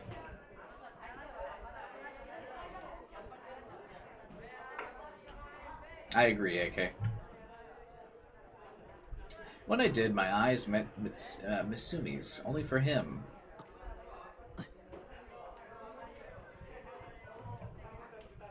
To immediately look away. I guess that was only fair. If you hung out with me, the entire class would shun you too. That was why I looked away. It was only natural. Besides, he and I always lived in two different worlds. I was an otaku, and he was a total alpha. It was a marvel he would even talk to me. Feeling like I was on the verge of tears, I went back to scanning the room. I searched for anything I could latch onto. I desperately cried out in my mind for Remy. But she wasn't there. Remy was nowhere to be found. Was she just absent? Of all times for her to be gone, why now? I didn't have any way to get a hold of her. What if she never came to school again? If that happened, I'd likely never see her again for the rest of my life. That was the feeling I got. It was like that when she first appeared, too. Back on the first day I saw her at school, Remy was suddenly in my class just like that. And now she disappeared just as quickly. Could she have gotten caught up in the earthquake? Could she be dead? I tried my best to shake off all those negative thoughts, but it was hopeless. I was just getting more and more depressed, and now my mind was being overwhelmed by an incredibly dark and foreboding delusion. I was starting to wonder if the girl known as Remy had ever existed. Maybe she was just another personality I created inside my delusions, like Sarah. When I thought of it like that, it all started to make sense. Whenever I needed help, Remy always came to my rescue like a knight in shining armor. Whenever everyone else would treat an otaku freak like me like trash, Remy would treat me with kindness. And I seriously believed there was a 3D girl that was so perfect for me. Someone that was pretty much my dream girl. Die.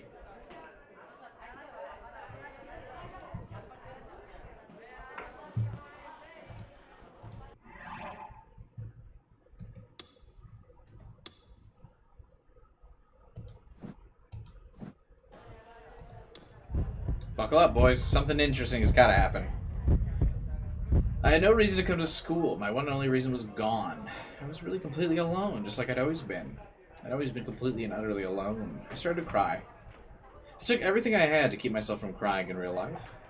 That was all I could do to try and at least maintain some semblance of pride. That was all it was. Semblance.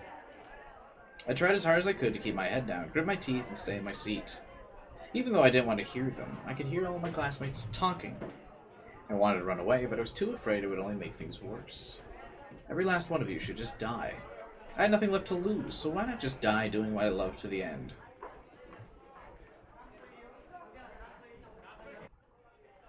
For example, wrapping my arms around one of the girls in my class and whispering dirty things ripped straight from an eroge in their ear. If I could do that, I'd go straight to class in the morning to get some public humiliation roleplay. Only half paying attention, I looked around the classroom.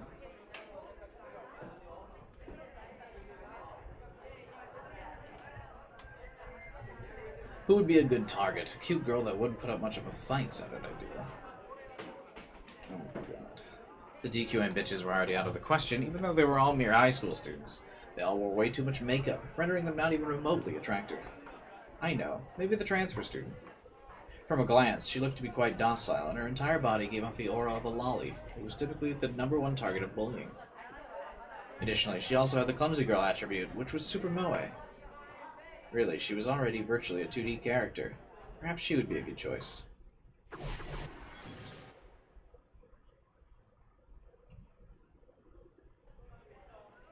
I stood up in a relaxed manner. The aura surrounding me had changed. Even the people who had been ridiculing and provoking me were startled by my sudden movement. In the end, you guys are all talk. But I'm different. I'm built diff. The type of man who acts. Now it's time to prove it. Without saying a word, I made my way over to the transfer student. She was sitting hunched over in her seat, face down. Noticing me approach, she looked up at me quizzically. For some reason, she already looked like she was about to cry, and then quickly grabbed both her slender arms. He had to pull her towards me. She tried to resist me with feeble strength. She alternated between looking at me and looking at her surroundings. Her confusion written all over her face. It was clear she had no idea what to do.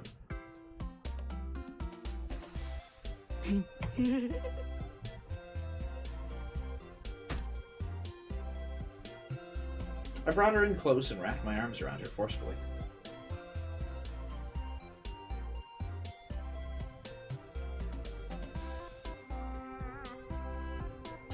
Her body was frail to the point where I thought I might break her if I was too rough. She trembled like a chihuahua. She smelled good.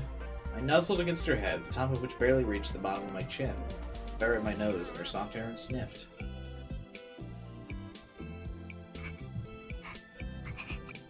The transfer student was so terrified she couldn't speak. Then again, I hadn't seen her talk even once before this anyway.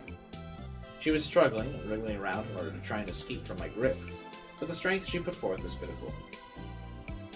I didn't exercise normally at all, but even with zero muscle mass, I'd been able to subdue her. The DQNs around me, taken aback by my strange behavior, were all frozen. As the transfer student shook her head back and forth, I ran my tongue along her ear. Her delicate body squirmed. What a delicious reaction. I couldn't get enough of it. I was getting more and more aroused. I decided not to think about the consequences, instead just choosing to follow through on my desires. First, the dirty talk. I was going to make this transfer student say something indecent. Desire was something else. I want you to say pussycat. The transfer student's face reddened. She shook her head even more desperately before tears welled up in her eyes. Say cockroach.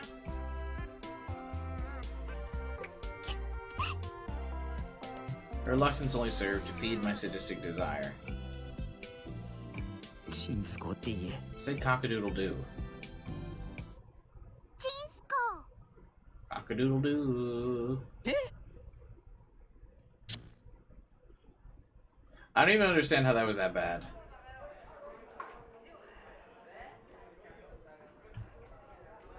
Most of the other positive delusions have been significantly worse than that one. You guys way overhyped that. He was like, say funny words.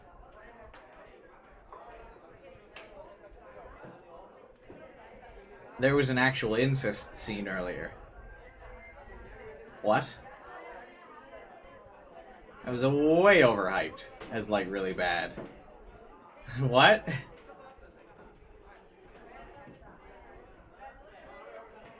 The Remy one was way worse. Yeah, like most of them were way worse. That one was just like, hey, say funny thing. What? He didn't even like, you know, grope her or do anything gross. I mean, I guess he licked her, but that feels like less worse than like Eddie groped her. I mean, still gross, but like, man, like I feel like half the positive delusions were worse than that. That was way overhyped.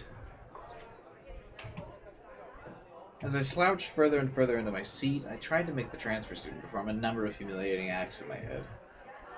I wasn't going to hold back. My life was going to end anyway. I might as well have a little bit of fun before it did. The more I thought about it, the more I felt the urge to do it.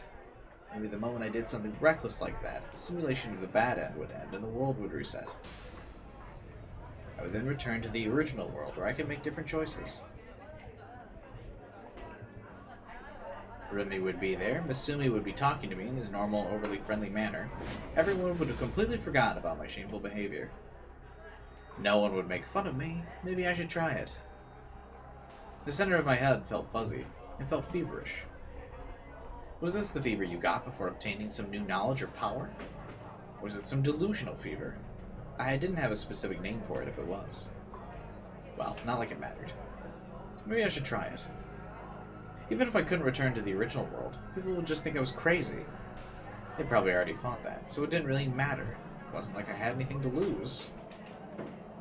A week ago, back when the nurse had told me that Nanami was still alive, I thought that as long as Nanami was alive, nothing else mattered. Even my life didn't matter. Okay, so now we've just said it was a week ago that he was in the hospital? Okay, sure. I didn't care if I was treated like some freak and sent to the hospital. It'd be nice if I ended up in the same one as Fez. Where had Fez been admitted to, I wondered. Was it that penitentiary-like hospital she used to be in? Even that would be fine. Hell, that would be slightly better than being in this school without Remy. The urges within me bubbled like magma. I could no longer control them. I stood up. I couldn't help but burst out laughing. Everyone in the class stared at me and their expressions stiffened. Don't look. There was no reason to look at a worthless piece of shit like me. No, you have... Suddenly. All sorts of worth. Huh? A girl's voice. A whole bunch of it. Not only that, but it sounded straight out of anime.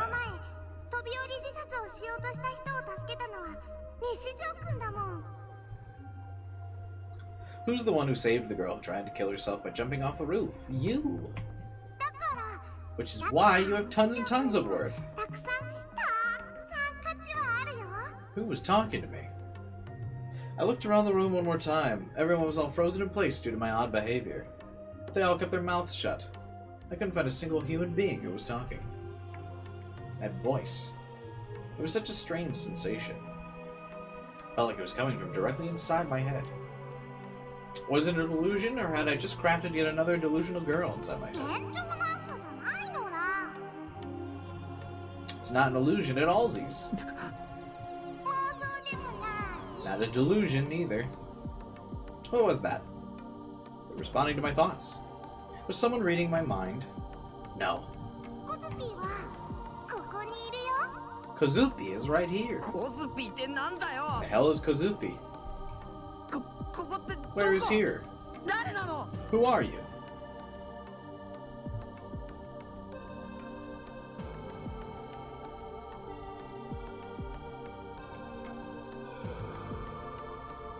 When I shouted, my classmates moved further away from me, almost like they were trying to run away in fear.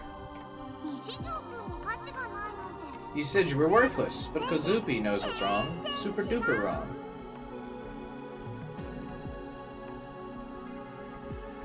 The voice didn't answer.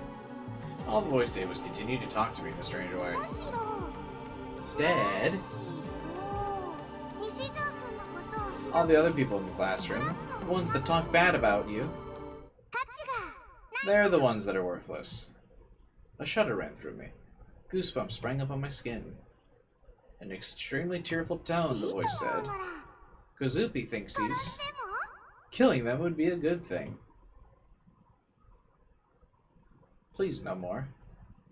I cowered in my seat, cradling my head in my hands. Oh, good. It's another thing for us to question and wonder about. Let's add Kozupi to the list of fucking questions that are unanswered. I really needed another one. God, I'm like really tilted.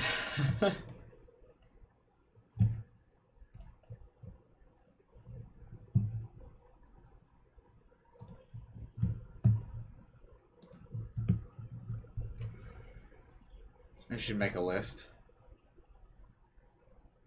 I don't know, man. Might wrap up soon and just try to calm down and come back with the level head tomorrow. I don't fucking know, man. I cowered in my seat, cradling my head. The world hadn't reset. The world hadn't reset. I hadn't returned to the parallel world where Remy was. Rather, it was like I'd gone completely crazy.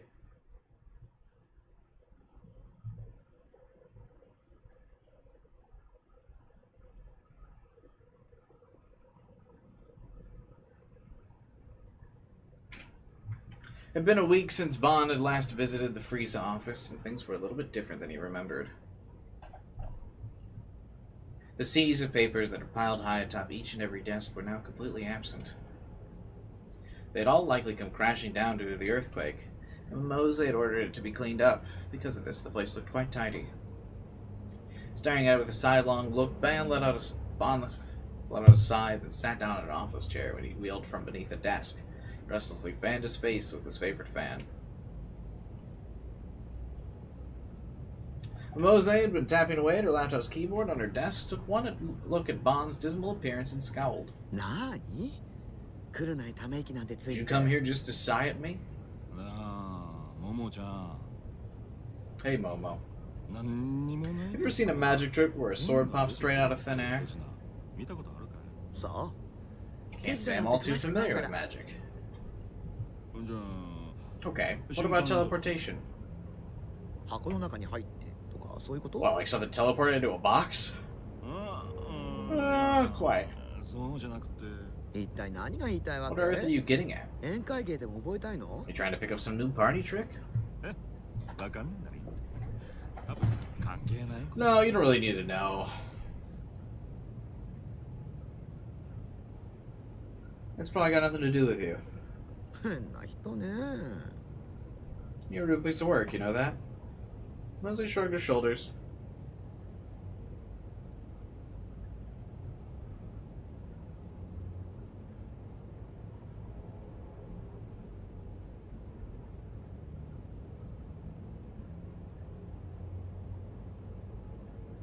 Wait, what? Then took a bite out of the Kitsuba pastry Bond had offered her. Order up, piping hot tea. Sua brought over 2 paper cups. Steam billowed from the green tea that had been poured into them. Forgive me for making you grab the tea for us, Sua. Miho came down with a cold and was taking the day off. Heaven forbid I make the tea myself. It's all good. With a cheerful smile on his face, he handed Momose and Bon each a paper cup. Sua had been taken to the office once before by Bon while they were on another case. Ever since then, Sua had come to look up to Momose as his mentor rather than his more direct superior, Bon. Mose also seemed to enjoy Sua's company, and she tended to speak to the young, honest man with a far kinder language than she did Bon. Now that refreshments are taken care of, what are you two talking about? I was asking how I could get smart in the field of party tricks to impress the local policewomen. Can't believe I missed that. You know you can't keep hanging around such an awful detective forever. You should really try and fix yourself up with a better superior. If you don't, your path to success will send you careening straight off a cliff. Make it sound like I'm dooming the kid. That's the point. If you don't like it, then try treating your job more seriously. Certainly not for lack of trying. Ignoring Bond's frown of disagreement, Momose held out a box of kintsuba to Sua. Take a couple. Thanks, miss. Just so you know, I bought those with my own money. Well, then thanks, sir, for treating me. When he saw his subordinate bow his head and reach for the kintsuba, Bond let out another sigh. What is kintsuba?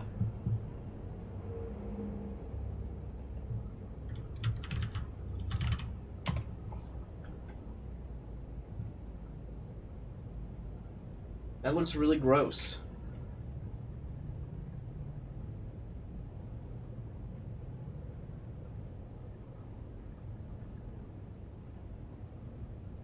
Just looks like a paste.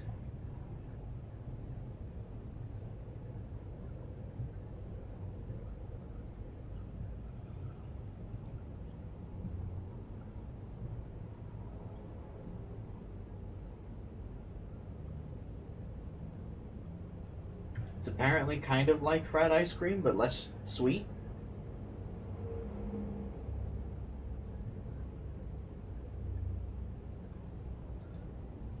Weird, okay.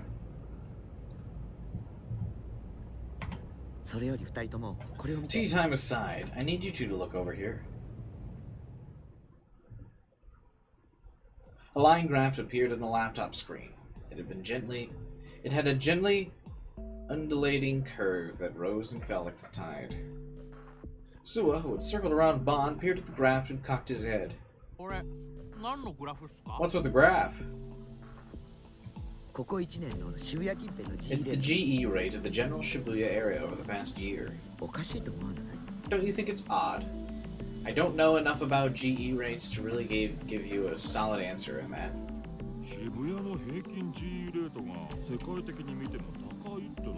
Aren't you the one who told us the average GE rate in Shibuya is higher than the rest of the world?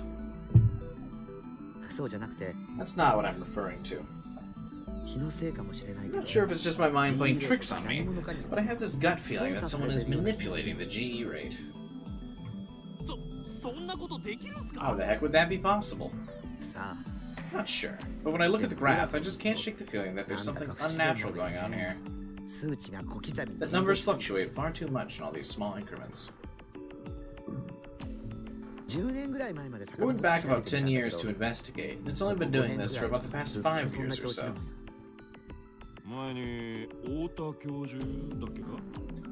I think Professor Otis said something about that? What was it? Wasn't it something about how the GE rate's been increasing like mad over the past 6 months? Did that have something to do with it? According to Professor Ota's research, the GE rate doesn't fluctuate in values that are minuscule. So you're saying there's some kind of anomaly other than that going on? You got a hunch it's man-made? But it's been 5 years, right? If it's been that long, wouldn't that make it more normal than abnormal? One more thing. If you examine the graph in detail, you'll notice the GE rate tends to increase every weekend. Real godsend for the businessmen who've got 2 days off. Doesn't help me much, though. Man, it sure be nice to have weekends off. I hadn't had a day off for 2 months now. The two dejected detectives hung their head, to which Mimosa responded with a curt shake of her own. Focus, boys, this is no time to be fooling around.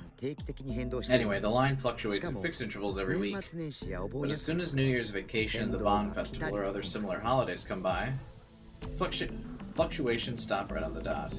Can't help but think it's the will of man at play here. So what, the big evil villain conducting his scheme takes weekends off? I suppose humans are the only ones who'd have New Year's, Bond Festival, and the like off. Plants and animals don't tend to take holidays.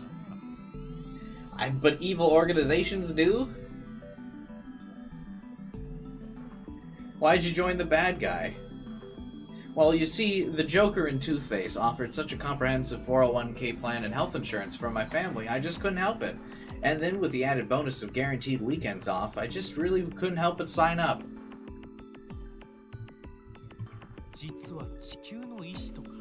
Maybe it's the will of the Earth? Ain't that a good one? Even if such a thing was in play, why would the Earth be out here wishing us a Happy New Year? I wasn't being serious. If we disregard New Year's, we're left with the Bond Festival, an entirely Japanese custom. So you're saying the GE rate synchronizes with Japanese social activities? Then it makes sense that Shibuya would be the same way, though, right? Right. And take a look here and here.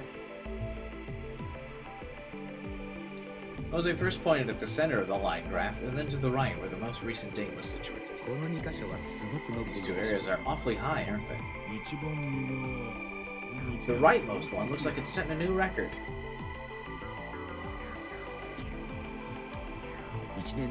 It's not just the past year, but the past 10 years.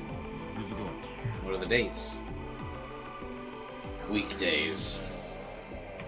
The middle one was 3 months ago. Remember the small earthquake that happened at the time? Well, that's 3 months removed now? That, like, fucking Series 5 earthquake or whatever? It's been 3 months?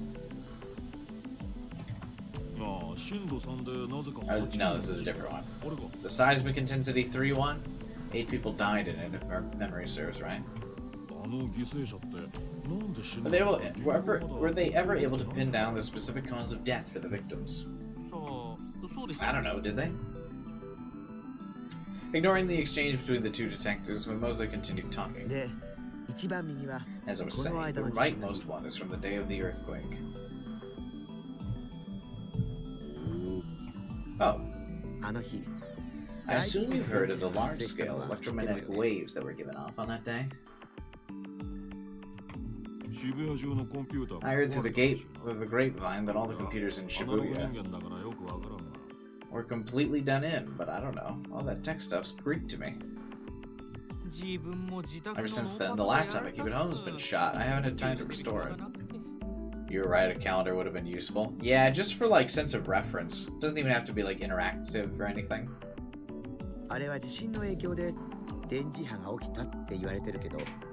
They say that the earthquake caused the electromagnetic waves, but the truth may be the complete opposite. The electromagnetic waves caused the earthquake.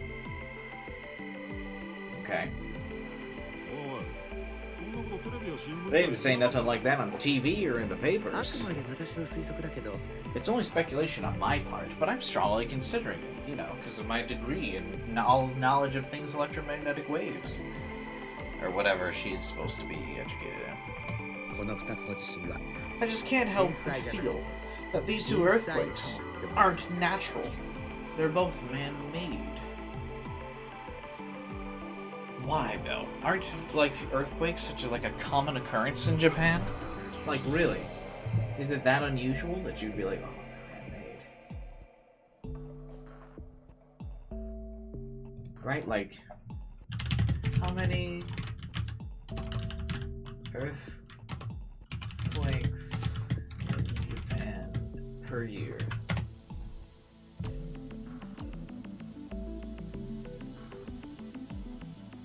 Japan experiences an average of 1,500 earthquakes a year.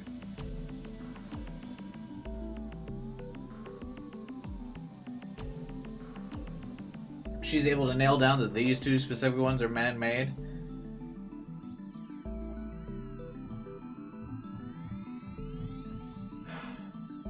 Okay.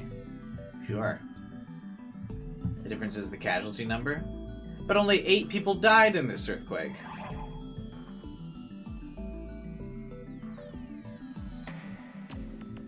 Is that really that off? I mean, I guess I've never really researched the earthquakes that much, but like 8 people dying in an earthquake doesn't seem like wow. I feel like that seems like within a statistical thing. Statistically appropriate thing. This seems like such a stretch.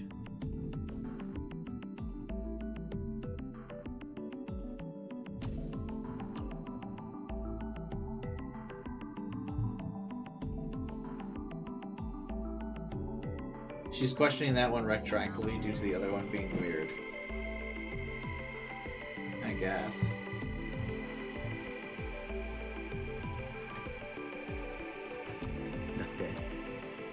Neither one of them are even remotely normal. The one from 3 months ago that killed 8 people despite only being a seismic intensity 3 quake. The one from a few days ago killed 118 people despite only being an intensity 5 earthquake. Now see, this one I can get being odd. 108 people for 5 seems weird, but 8 deaths doesn't really seem like anything like out of the ordinary.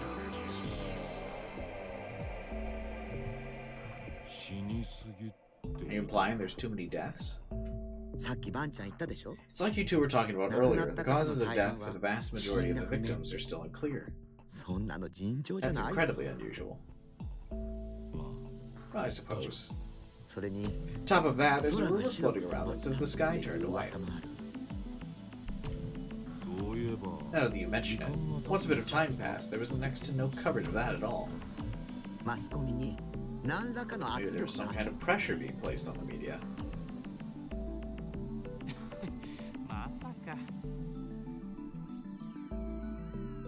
Seismic 3 is like it make your chandelier move. It's very weak, so astonishing that anyone does.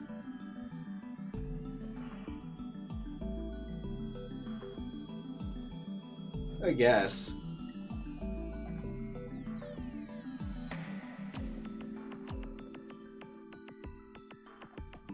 Eight people is a lot for 3, but it doesn't seem like a huge anomaly.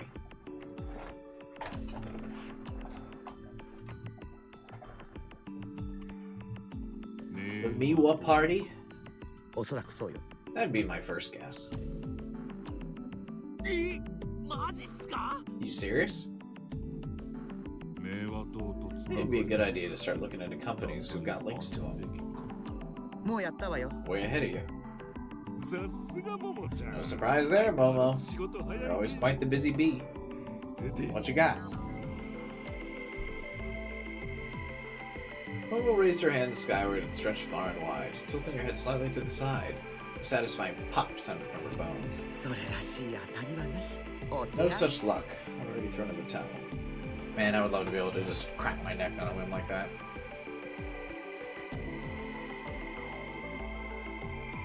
Like she just described there. Fuck. That would be satisfying.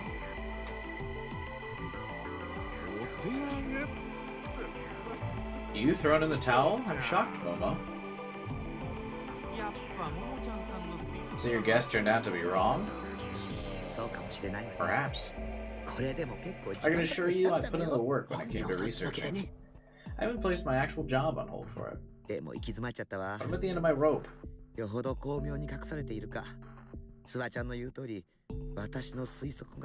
not sure if it's all extremely well hidden, or if my guess is just wrong, like Sue suggested. Why would an extremely weak earthquake be more deadly if it's man-made? The output should be the same. A fair question.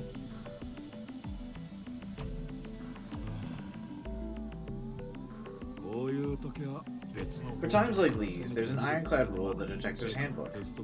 Attack it from a different angle.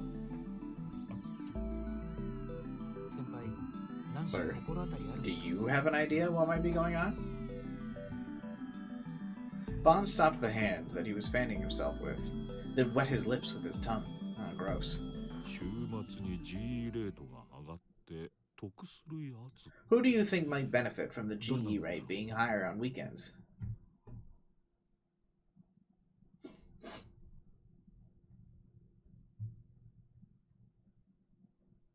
Wait, I thought we said it was... Did I get that backwards? I thought we said it was lower on weekends. Or, like, goes back to normal on weekends.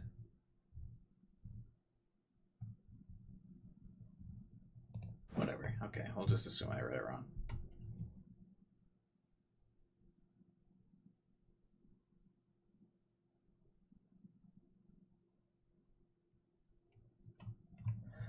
Oh man, we're not going to answer that question either.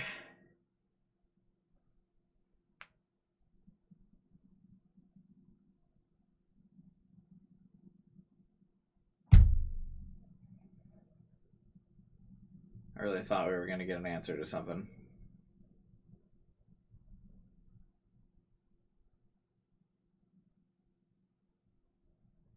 I hadn't heard any more auditory illusions, but I couldn't bear to spend another second in the classroom, so I booked it to the restroom and hid there until afternoon classes were over.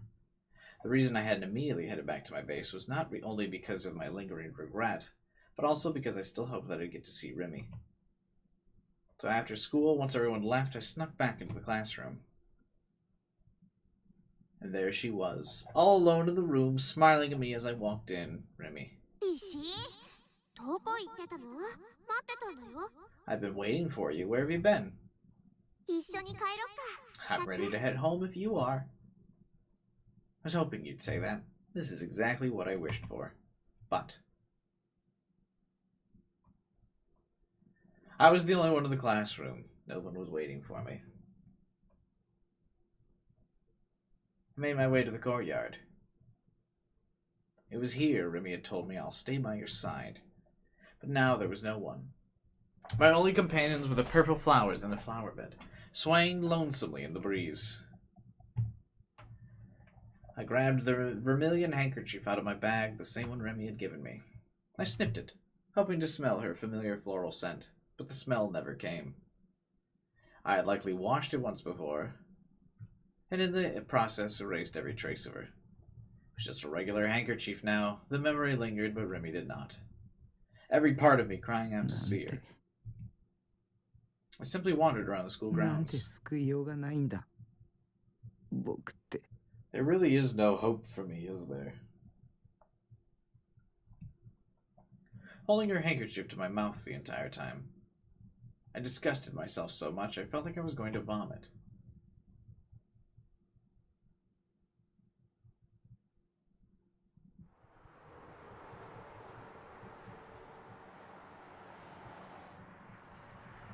After leaving the school, I began to walk around aimlessly. I didn't care about anything. My fears about being attacked by Shogun or Yua or whoever had completely vanished. I even found myself wishing they would kill me. As long as it wasn't painful, I welcomed it. My mental state had been completely overtaken by depression. When my gaze happened upon it, the center of Shibuya was so bleak it only served to accelerate my depression all the more. Not a single smile could be seen on the people walking down the street. All they did was scowl grimly at their surroundings. It gave the place a particularly stark atmosphere. One where it felt as if a fight could break out between the passerbys at any moment. Stores that would normally be filled to the brim with people and their shutters practically bolted to the ground, walking around aimlessly through Shibuya. I had already come across dozens of them.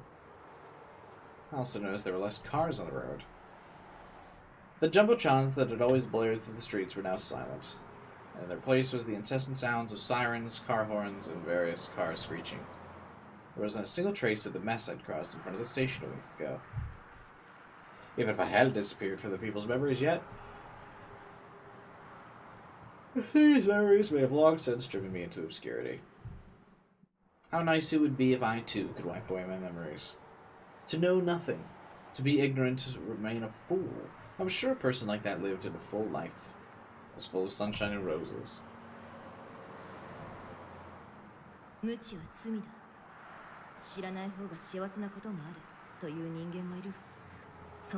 That's how the Steins Gate effect. Now he's getting the Chaos Head effect. I miss the Steins Gate effect. I miss that.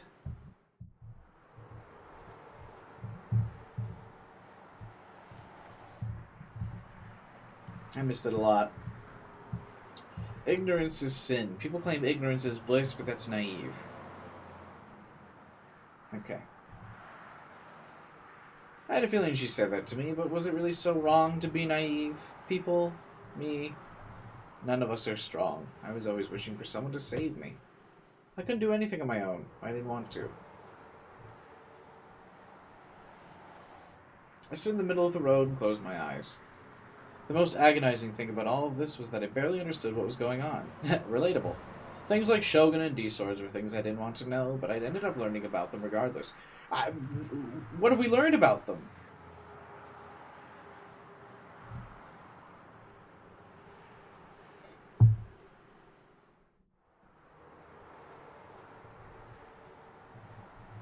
You get bored until halfway through, you can't stop watching or reading.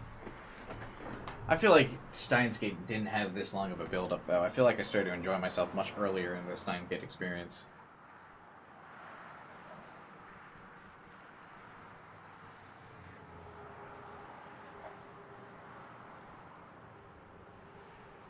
However, if you asked me what Shogun and D-Swords were, I wouldn't be able to answer. I didn't know the answer. Maybe I should just die. Looking at the top of the O-front building, I thought that to myself. If I were to die, maybe my memories would be reset and I would get to play again.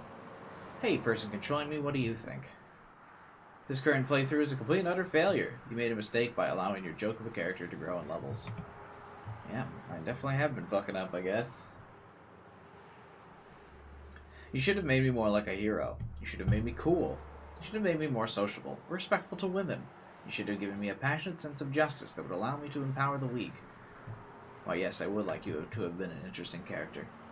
As I am now, I can't beat the final boss or the game. I can't do anything, so please don't expect me to. Reset. Please, I'm worthless like this. Erase me.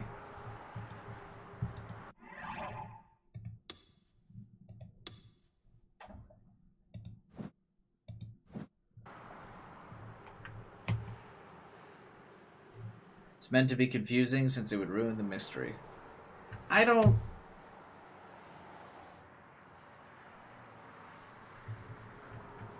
I feel like you could start to answer some of the questions without totally ruining the mystery.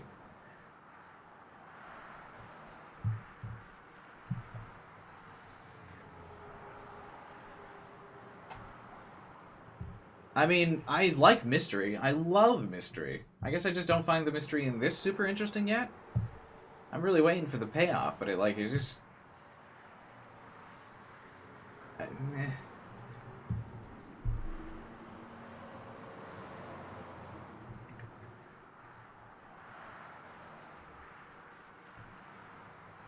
Wasn't erased. Instead, I felt the impact of someone bumping into my shoulder. Hey, you're in the middle of the damn sidewalk. I thought it was just an auditory illusion. Earlier this morning, I had heard a girl version of that line, and now it was a guy version. Who asked for that? I'd much rather hear a much more moe voice, an illusion I could actually fact to later. Then again, if they were to whisper something sexy in my ear... Don't ignore me, you piece of shit. You hear us, motherfucker? How about it? Looks like we've got ourselves the fake Esper. You were on TV the other day. You're probably fucking loaded from royalties. Look at people when they're talking to you, Esper-kun. I opened my eyes. There were 3 men standing around me. Is it 4C? All 3 of them were wearing baggy clothing. They had gold, silver, and red hair. 2 of them had their noses and ears pierced, and the remaining one just had their ears pierced. One of them was a gangrel, which I thought had gone completely extinct before now. There's a death flag, I thought to myself. So this was the bump into confrontation kind of death flag, huh? It was really just one after the other today. Whatever, I don't care anymore. Just hurry up and kill me. Once you do, the game will reset and I'll be born anew. You have a knife on you? Make sure to stab me in a way that I die instantly, alright? I was scared, so my legs were shaking. Help me! I shouted that instinctively, though it had been closer to a scream. I didn't care how it made me look. Someone help me. I don't want to die, but you just went on a huge tangent about how you wanted to die. I was lying about not caring. My situation might be hopeless, but I still don't want to die. Shut the fuck up. One of the DQNs covered my mouth. I couldn't speak anymore. They grabbed my arms from the sides. If you make a single fucking peep, I'll end you right now. Well, I mean, you should have said that before you closed his mouth, because now he can't even make the peep. I stopped resisting.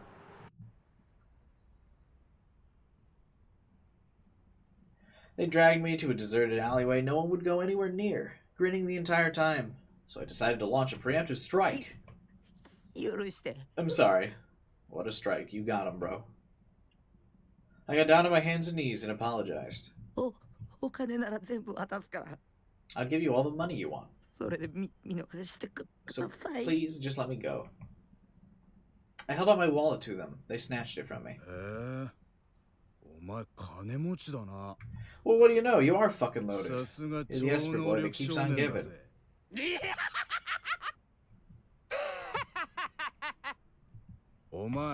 You're a real nice guy. I like you. Still on my hands and knees, I breathed a sigh of relief when he said that. If he liked me, he was probably gonna let me go. You can become one of us. The mission fee's 1 million yen mandatory. I'd ask you to pay that right away, but I'll give you till tonight. Such of a nice guy. I'll slash the fee in half if you show us one of your Esper powers. What do you say? He told you to show us your Esper powers. Can't get it up. You fucking do it or not. Felt a sharp pain. Felt like he'd broken my ribs. I couldn't breathe. Nearly lost consciousness. Right as I thought that, the DQN's foot came into the front view of me. Then, aiming directly at my face, his shoe shot toward me at tremendous speed.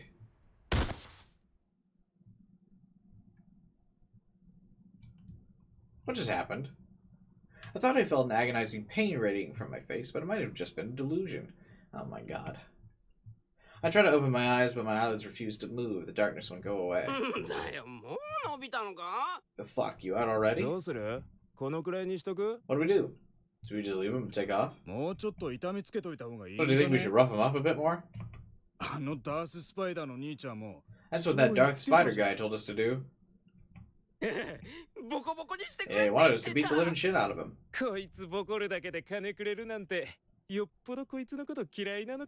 They hate this guy so much they're willing to pay someone else to do it, but they can't be fucked to do it themselves.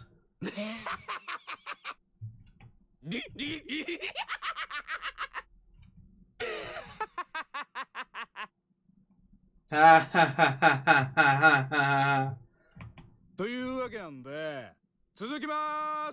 Which is why let's keep right on going. Don't hold it against us. I'm sorry. I want to kill him. I'm sorry. I want to kill him. How would he get his D sword because he wants to kill people? What the fuck are you doing? This is a fucking joke, right? Ooh, what is that? Hey, stop! Stop it! No!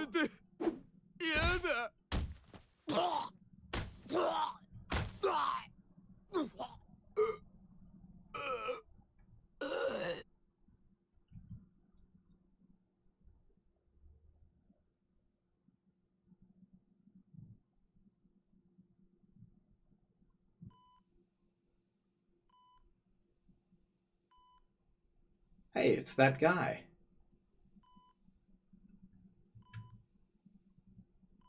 The pale evening sun shone through the window of a hospital room.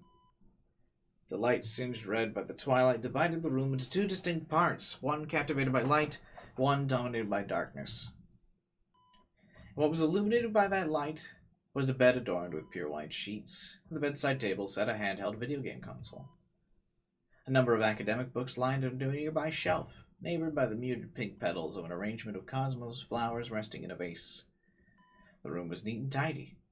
Nothing moved or stirred. It was a space where time seemed to have come to a stop. The window cut into the evening sky, and by that window was a small figure sitting in a wheelchair. The figure's back to the window, he remained still and motionless. His breathing so light, the intervals between each breath were so long, one might think he was already dead. Skin covered with wrinkles, cheeks hollow, eye sockets sunken in, scalp barren. With these features, it was often questioned whether he should be referred to as a young boy or old man. The shadow, which he had dubbed Shogun, extended all the way to the door of the room. The world moved for the first time. The door slowly opened and a figure emerged from the darkened corridor, stepping foot into the room steeped in an evening glow.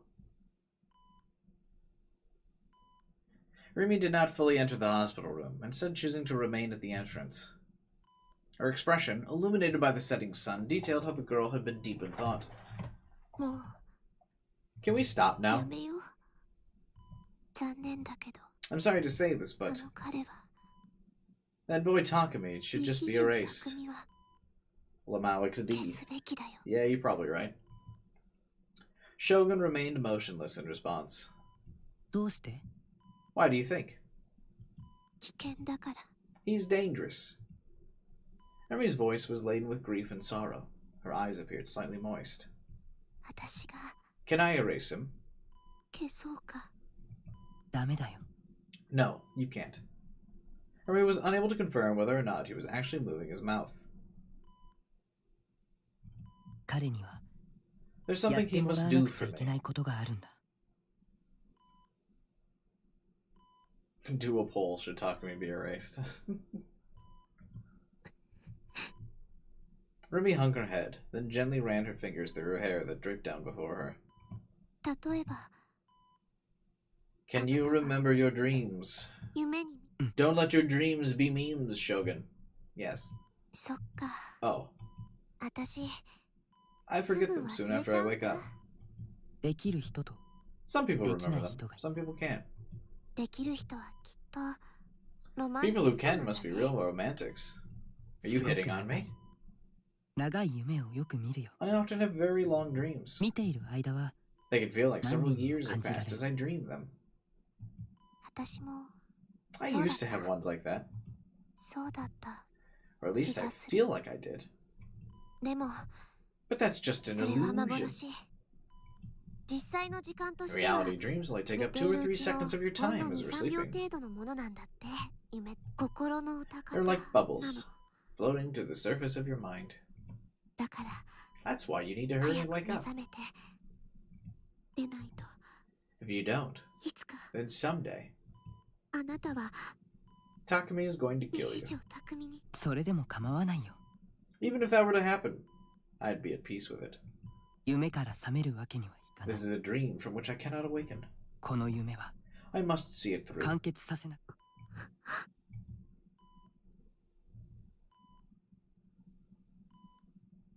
完結した夢の後には Oh my god, now 何が we're 残るの Shogun. Oh my god, I can't believe Takumi is the new gen killer. Wild. After the dream is complete, will there be anything left?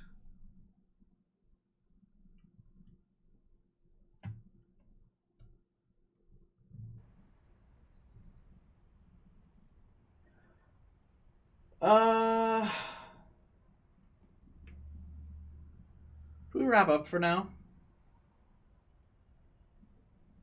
We're going for like 5.5 hours, but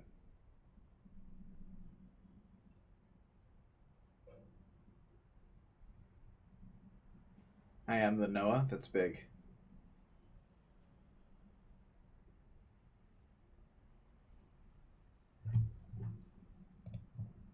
Yeah.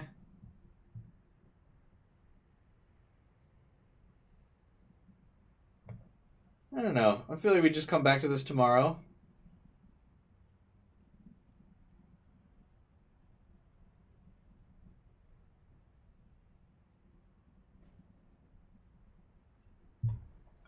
There's maybe some big stuff's about to happen. I don't really know what, but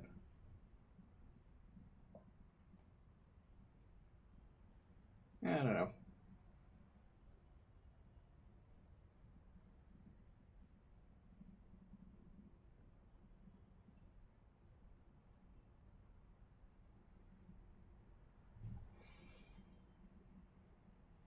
I just feel like we wrap for today. We'll come back tomorrow.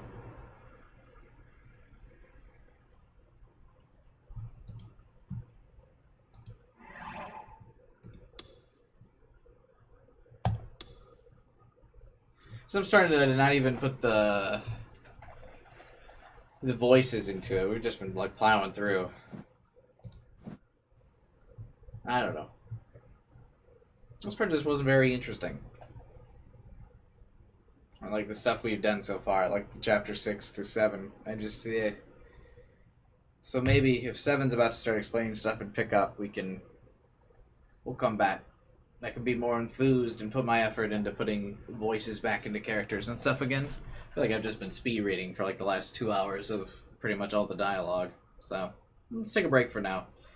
We'll regroup tomorrow and be back. Yeah? That sounds good. I have no meme ideas either, so. RIP. Or what I would label tomorrow's stream. Either. Almost all of today was cut from the anime. I wouldn't blame them. That seems like an improvement. Got any questions? Not really. I just...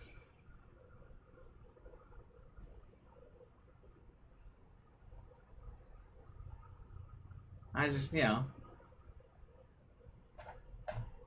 Not interested enough to ask anything about it.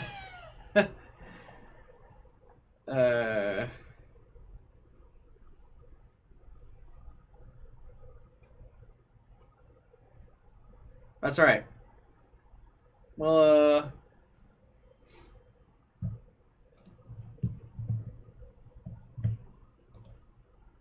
We'll regroup. Maybe I'm just in a pissy mood about what's happened so far. We'll regroup. Maybe I'll reflect on it better tomorrow. After if I sleep on it. Or something.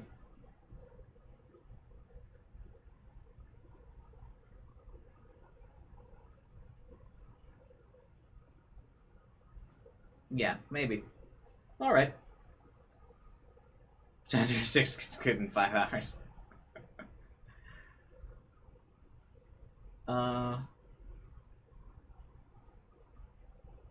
Yeah. Yeah, I think this is a good wrap-up point for today, though. This is my usual outro stuff. Thanks for watching.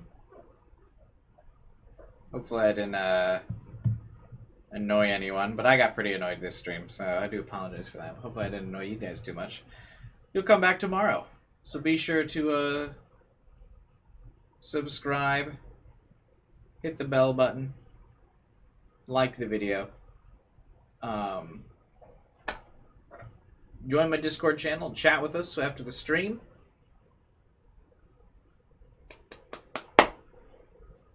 Yeah, we're gonna regroup and come back tomorrow. So I'm hopefully not as heated, and I can get back to taking it seriously. I just gotta. I don't know. All right. See you guys tomorrow. Have a good night.